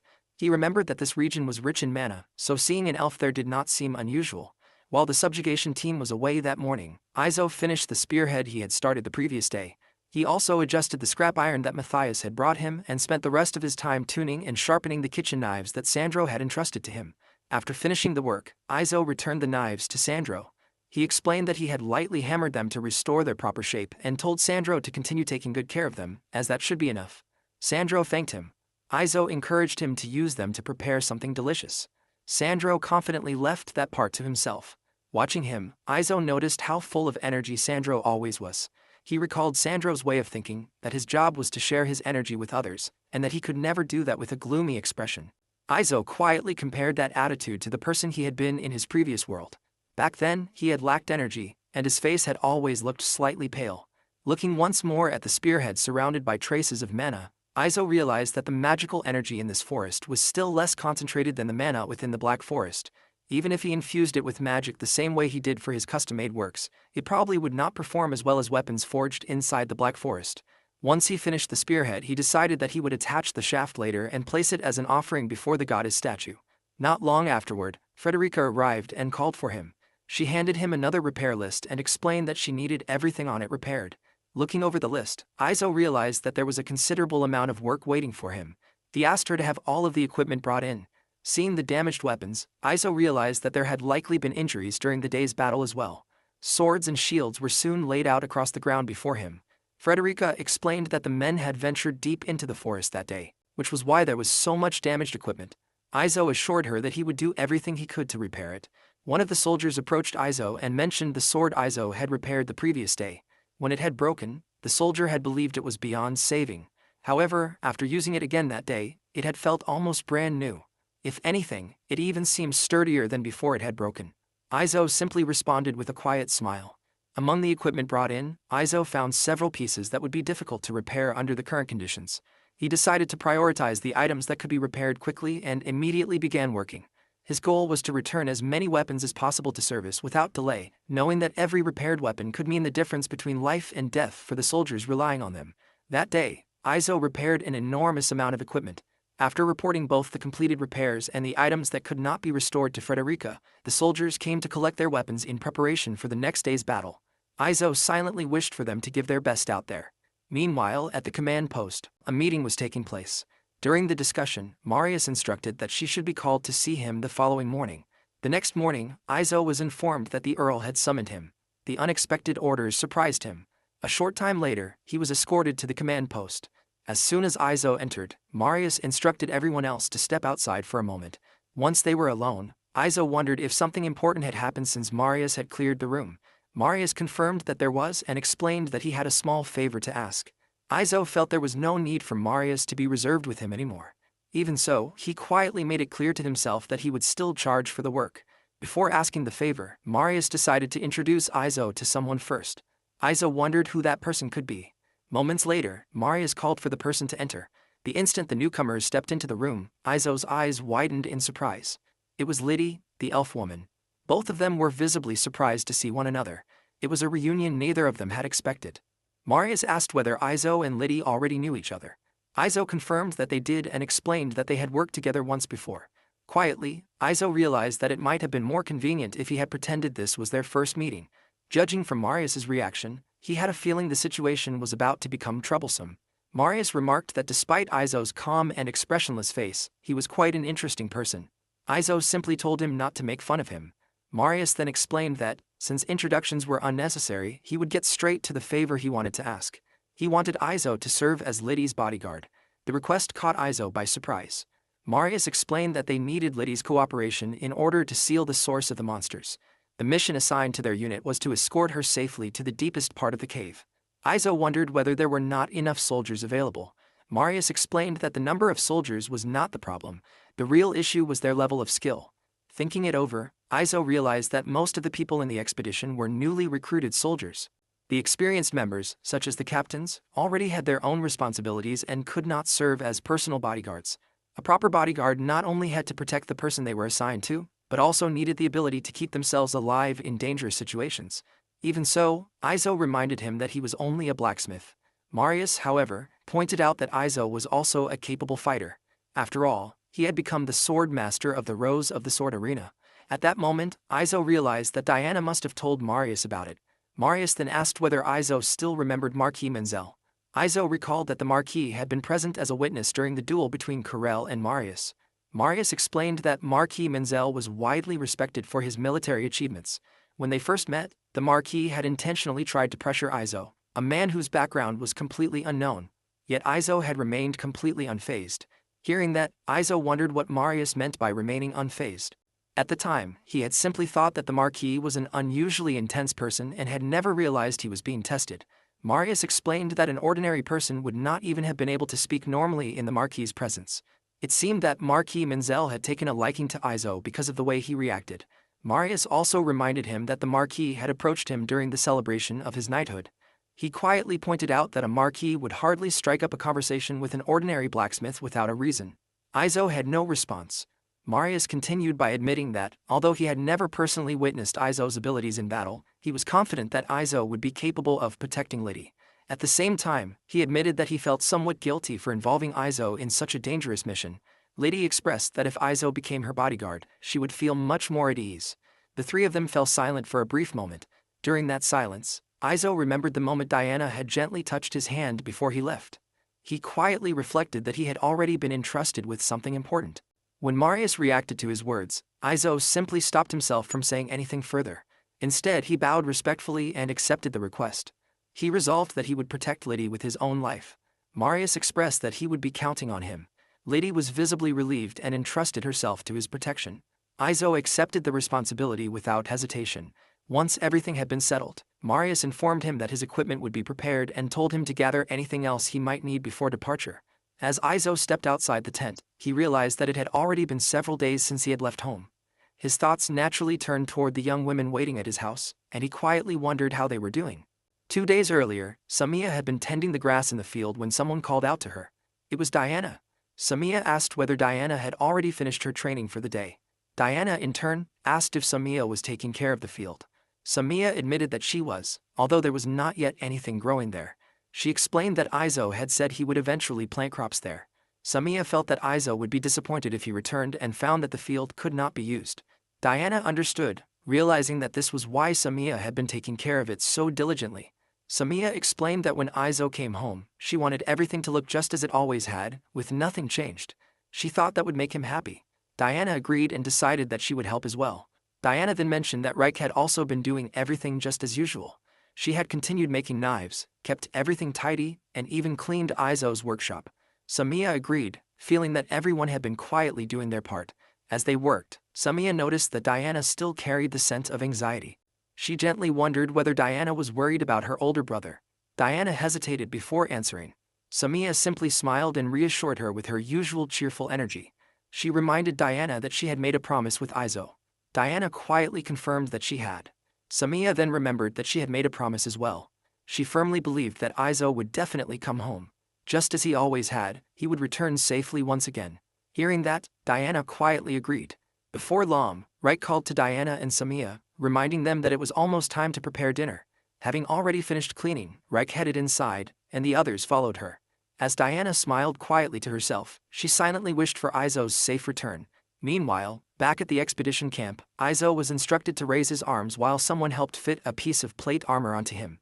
After it was secured, he was told that it suited him very well. Aizo recognized the woman assisting him.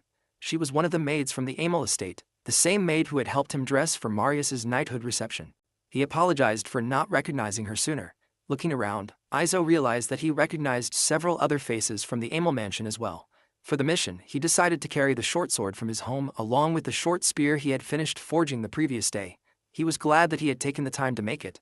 In addition, he secretly brought along the small goddess statue, hoping it would serve as a good luck charm. Just then, Frederica caught his attention. Aizo greeted her that morning, and Frederica asked whether he had any previous military experience. Aizo admitted that he had none at all. Looking him over in his plate armor, Frederica remarked that it suited him well. She encouraged him to do his best before heading off to continue her duties. As Aizo watched the preparations around him, he noticed how naturally Marius carried himself while a maid assisted him in putting on his armor. Aizo quietly wondered whether there might be something between the two of them. He also found himself wondering if Frederica's assignment at the command post was partly to help keep everyone's spirits up. Soon afterward, the order was given for everyone to assemble. As the soldiers gathered together, Marius addressed the entire force. He declared that the day had finally come to bring justice upon the monsters and to achieve complete victory. At the same time, he admitted that even such a great accomplishment would not allow him to reward everyone with everything they might desire, as doing so would empty the treasury of the Amel family.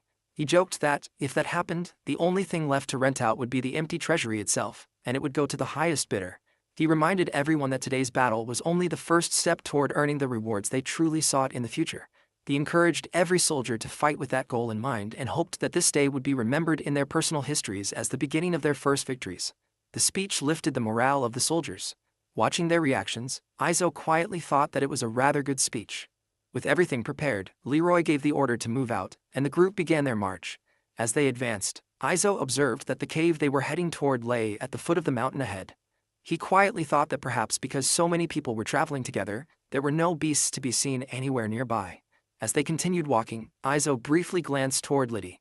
Later, when they reached the entrance to the cave, Leroy ordered everyone to halt. From that point onward, they would proceed according to the planned formation. After giving the signal, the group moved forward. Izo found himself assigned to the very last group. Just before they entered, Marius called out to Izo and reminded him that everyone was counting on him. Marius and the remaining guards would stay behind. Although he looked eager to fight alongside everyone else, his own duty required him to remain there. As they entered the cave, Izo noticed how deep it stretched. He had already heard that it was enormous, but he also realized that there were very few branching paths.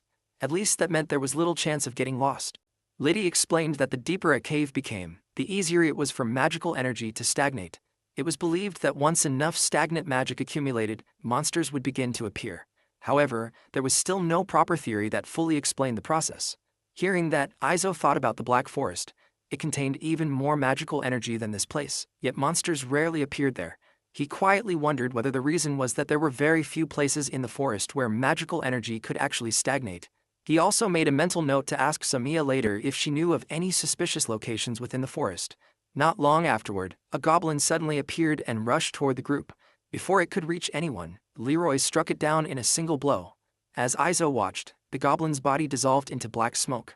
Without wasting any time, Leroy ordered everyone to continue advancing. From what Izo had heard, the expedition had already reached the deepest part of the cave the previous day. However, they had encountered a particularly powerful creature that could be considered the leader of the monsters and had been forced to retreat. Since most of the soldiers were inexperienced recruits, clearing the cave had proven difficult. That was why Liddy, who came from an elven village and knew how to defeat the creature, had been brought along. Izo wondered why the monsters could not simply be stopped by any other means and asked why defeating the leader was necessary. The soldiers themselves did not seem to know the answer. Liddy explained that monsters were born from stagnant magical energy. Hearing that, Izo wondered whether monsters were not truly living creatures at all. Liddy confirmed that they were not. She explained that creatures such as dragons, demons, and other living beings that later transformed into monsters were one matter. However, monsters created directly from magic were fundamentally different. They were not alive in the same way ordinary living creatures were. They were born from magical energy, continued multiplying through that same energy, and instinctively attacked living beings. Izo then wondered what happened after such monsters were defeated. Liddy explained that they disappeared together with the magical energy dwelling within them. Remembering the goblin that Leroy had defeated earlier, Izo realized that this matched exactly what he had witnessed. Liddy further explained that if a living creature became a monster, its physical body would remain after death, but the magical energy inside it would disappear. That made Izo think about the bear that had once attacked Samia. He then asked whether the existence of a leader meant that, unless it was defeated, monsters would continue being created from the accumulated magical energy, causing even more monsters to appear. Liddy confirmed that his understanding was correct. Izo then wondered if that meant the number of monsters could continue increasing without limit. Liddy explained that this was indeed the case. Under normal circumstances, monsters only appeared little by little. However, if something triggered an unusually large outbreak, the situation would become extremely dangerous. She explained that such an event had occurred in this very place not long ago. Izo was surprised to hear that. Liddy continued by explaining that they had barely managed to drive the monsters back at that time. Even so, several monsters had survived. For a while, they had managed to prevent the remaining monsters from multiplying further, but because they had been unable to eliminate them completely, it had begun to look as though another large outbreak was about to occur. That was why a monster subjugation force had been dispatched. After hearing the full explanation, Izo finally understood the situation. The elves possessed the knowledge needed to defeat the leader, but they could not fight their way through the monsters to reach it. The subjugation force, on the other hand, was capable of clearing a path but lacked the means to defeat the leader itself. Their mission depended on working together, covering each other's weaknesses until every monster had been eliminated. Suddenly, both Izo and Liddy became alert as an enemy appeared. They immediately rushed toward the disturbance. As they drew closer, Izo noticed that the tunnel opened into a much wider chamber. When they arrived, they found several soldiers already engaged in battle against a group of goblins. Looking around the cavern, Izo observed how spacious it was. Spotting Leroy occupied with fighting the goblins, he called out to him. At the same time, he instructed Liddy to remain behind him. For the first time, Izo was able to clearly see the monsters. They had green skin and yellow eyes. He quietly wondered if these creatures truly matched what people called goblins. Looking at them, he sensed neither intelligence nor any trace of civilization. Leroy immediately ordered the guard squad to protect the elf woman and ensure her safety. Izo responded that there was no need to remind them, as they already understood their responsibility. One goblin suddenly lunged toward Izo. Without hesitation, he struck it down. As the creature died, its body dissolved into black smoke. Watching it disappear left Izo with an unpleasant feeling. As he observed the soldiers continuing to fight, Izo remembered hearing that many of them were inexperienced recruits. Even so, the unit before him fought with remarkable discipline. Their formation never fell into disorder. He quietly concluded that Marius's training must have been excellent, even though Marius himself was not present. Leroy then called for the guard squad. He informed them that the enemies in the current area had mostly been eliminated and ordered them to move farther into the cave. He assigned 2 soldiers to remain behind and guard their current position, while everyone else followed him. Leroy then gave the commands to open a path for the guard squad. As they advanced deeper into the cave, Leroy explained that another large chamber lay ahead. When they reached the entrance to the next open area, the group concealed themselves first before carefully looking inside. The sight before them visibly surprised Izo. Beyond the goblins stood another creature, one unlike anything he had seen before. It was far larger than an ordinary goblin. The monster towered over the others, standing even taller than a human. Realizing what it was, Izo concluded that it had to be a hobgoblin. Leroy called out to Izo and explained that his men would deal with the smaller goblins surrounding the area while the guard squad focused on the leader. He immediately turned toward Liddy and asked whether she was ready to proceed. Liddy answered by reaching for the sword at her side, signaling that she was ready. Izo quickly recognized the weapon as the same sword he had repaired before. Leroy shouted to everyone that it was coming. The hobgoblin raised its fist and slammed it down at Izo, but he managed to dodge in time. The hobgoblin immediately followed with a powerful side strike. Izo was hit, but the breastplate he was wearing protected him from the worst of the blow. He then rushed forward to attack, but the hobgoblin easily avoided the strike. Izo realized that although the monster was enormous, it moved with surprising speed. He looked toward Liddy and saw that she was safe as she gathered a magic sphere between her hands. Izo decided that his role was to restrain the monster's movements as much as possible. Liddy focused on preparing her spell while Izo continued buying time. She intended to give him a signal once everything was ready, and until then, Izo resolved to do everything he could. He managed to land a strike on the hobgoblin before stepping back for a brief moment. At that point, he realized that choosing the combat cheat had definitely been the right decision. He felt grateful that it allowed him to fight while protecting the people around him. That alone made him thankful. However, Izo was surprised when the wound on the hobgoblin's body rapidly healed. The elf explained that the stagnant magic power filling the area was the source of the monster's strength. The subjugation squads had clearly been able to overpower the goblins, including this one, but they had been unable to finish it off the previous day because of its powerful regeneration. Izo realized that the situation was becoming troublesome. The hobgoblin once again slammed its fist down at him, and he quickly avoided the attack. He understood that this monster was completely different from the others. Even the slightest hit against his breastplate carried tremendous force. Even so, Izo managed to land another strike, leaving another wound on the monster. He understood that he needed to keep attacking so the hobgoblin would stay focused on him instead of Liddy. As soon as she finished preparing, she gave him the signal to get down before releasing the magic sphere. The hobgoblin managed to dodge the attack at first, but the magic sphere suddenly changed direction and flew back toward the monster, striking it directly in the face. The impact exploded with intense heat, and Izo could feel the burning air around him.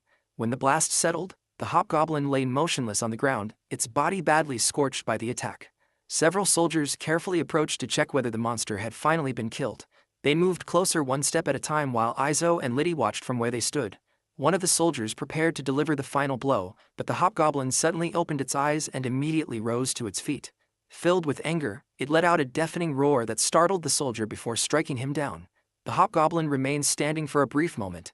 Instead of launching another attack, it suddenly turned around and fled. Izo refused to let the monster escape and immediately gave chase, but the remaining goblins rushed forward and blocked their path.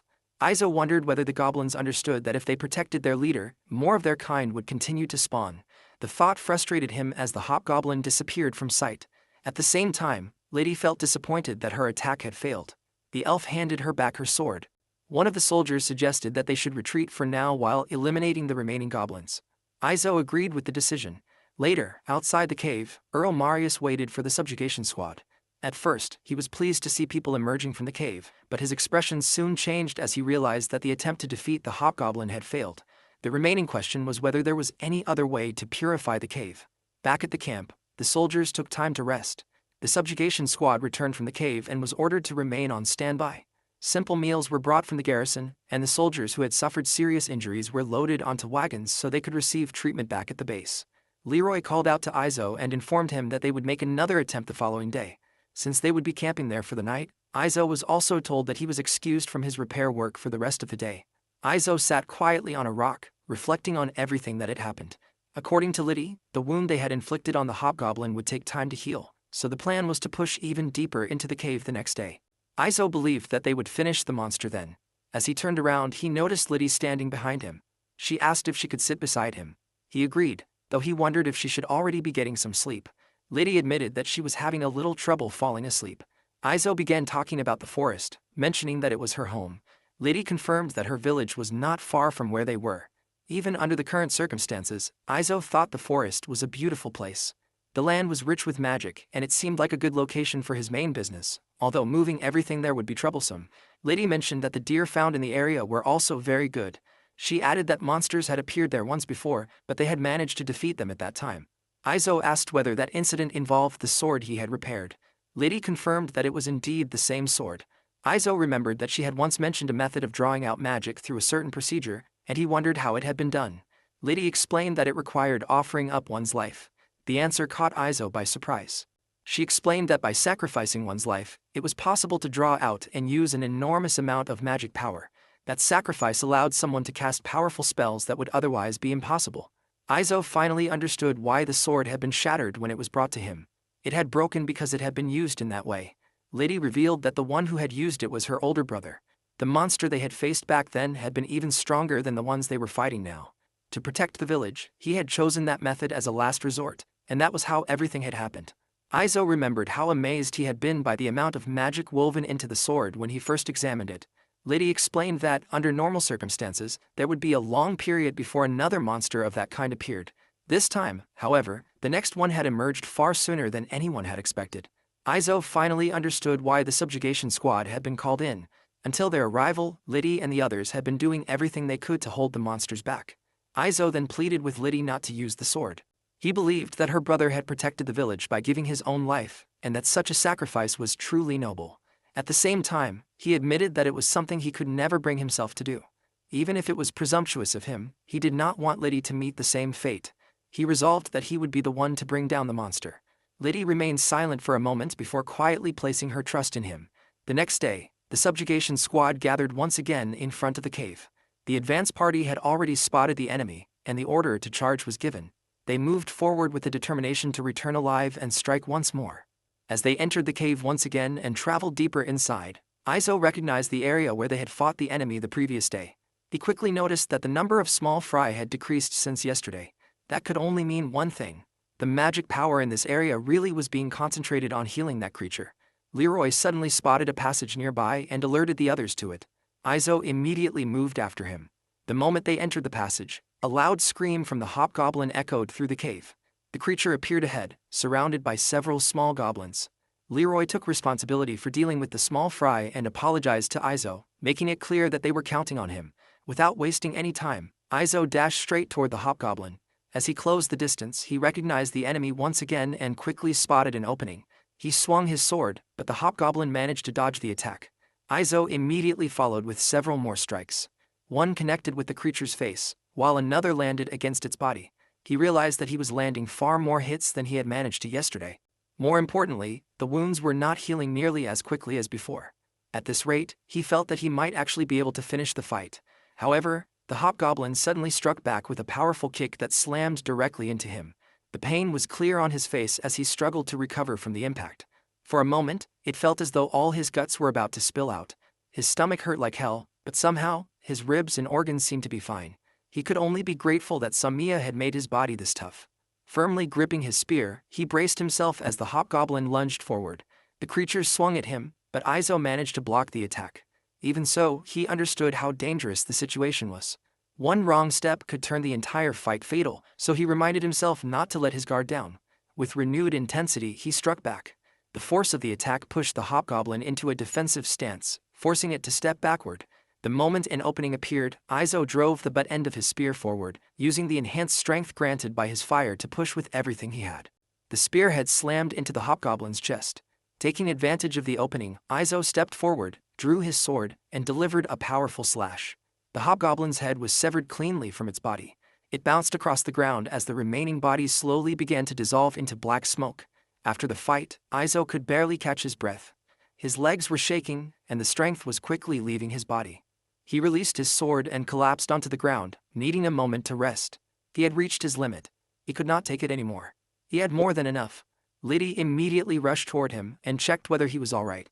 As Izo looked at her, he noticed how beautiful her eyes were. She urged him to stay with her and pull himself together. Izo explained that his stomach hurt a little, but it was nothing life-threatening. Tears immediately began to fall from Liddy's eyes as relief washed over her, grateful that nothing worse had happened. Izo raised his fist toward her, showing that he had managed to keep it. The promise. Liddy tightly held onto his hand. Once the boss, the source of the goblin's supply and power, was defeated, the surrounding goblins rapidly weakened. With their source of strength gone, wiping out the remaining enemies went surprisingly quickly. After the battle was over, Leroy extended his hands toward Izo and helped him back onto his feet. According to Liddy, there probably would not be another monster outbreak for a while. Something like this happening twice in a row was already abnormal, which made the chances of a third outbreak extremely unlikely. They eventually reached the cave's exit. The moment they stepped outside, Izo was relieved to see Marius standing there with a flag raised high. Frederica was also glad to see him and was about to approach, but she hesitated when she noticed him talking with Liddy. The rest of the subjugation team then knelt down. Leroy formally announced that thanks to Izo's efforts and Liddy's assistance, they had successfully slain the goblin boss. Marius decided that everyone should take a short rest before heading back. He then called for Izo and Liddy to follow him. Once the two entered a nearby tent, he explained that the reason he had asked them to come was to discuss their reward. After all, Izo had been made to work outside of his usual blacksmithing duties. Izo brushed the matter aside, explaining that from the moment he was summoned, he had already been prepared to handle spear work to some extent. He also pointed out that the person who had actually defeated the boss was someone else. Marius remarked that Izo's quick thinking made things much easier for him. Izo simply reassured him that there was no need to worry about it. Marius thanked him once again, while Liddy remained silent beside them. He then explained that because of the circumstances, they could not really have this conversation in front of the young lady, Frederica. Quietly, he understood that discussing such matters in her presence would only result in everything being officially recorded. There was also one more matter to discuss. This time, it concerned a request from Liddy. Before that, Izo's wound was treated. Marius instructed him to remain still and simply listen as he began explaining the situation. Izo might have already heard a little about it, but before this subjugation force was dispatched, a massive monster outbreak had occurred, causing severe damage to the elf village. They had apparently managed to hold the monsters back at the time, but the destruction had been catastrophic. The village's population had dropped drastically, making it nearly impossible to rebuild. Because of that, the elf village would be abandoned, and its remaining villagers would relocate to other settlements. The information caught Izo by surprise, and his attention turned toward the cave nearby. The state would take control of it. Since abandoned villages could eventually become hiding places for bandits, troops would be stationed in that area. The cave, together with the current outpost, would then be turned into a training ground for new recruits. Izo understood what that meant. It would be a place where opponents for actual combat could be spawned indefinitely. Marius confirmed that was exactly the purpose. Izo then asked about Liddy's request. Put simply, she wanted to be allowed to live at his house, and the request caught him off guard. He pointed out that the elves were supposed to move to other villages. Marius acknowledged that they were, but this particular village was the closest one to the capital. Under normal circumstances, whenever the state needed to borrow the knowledge of the elven people, traveling between settlements would take an immense amount of time. If possible, it would therefore be ideal to have at least one elf remain nearby. However, having the elves live directly in the capital would be difficult. Izo understood and quietly wondered if the reason was that they would not be able to replenish their magic power there. When they looked into the matter, they found that the Black Forest, specifically Izo's house, was the closest location to the capital and the most convenient choice. That was the reason behind Liddy's request. Izo then turned toward Liddy and checked whether she was truly all right with the arrangement. She was willing to do it as long as it would not become a burden for him, but Izo made it clear that it was not a bother at all. Still, this meant she would be separated from the rest of her fellow villagers. Liddy understood that as well. Izo found himself unable to respond to that part, but in the end he accepted the request. Liddy was deeply grateful, while Izo also offered his thanks, though there was no need for her to thank him. In fact, having Liddy come with him could bring benefits to Izo's workshop as well. Until now, he had lived his life completely unaware of the phenomenon known as magic power. With Liddy around, however, he could finally learn more about it. Reich would also have the opportunity to learn blacksmithing techniques that involved magic power. For Izo, the arrangement was a clear win-win situation. With that, the deal was settled. Liddy was delighted now that everything had been decided, and with her joining them, the workshop was about to become even livelier.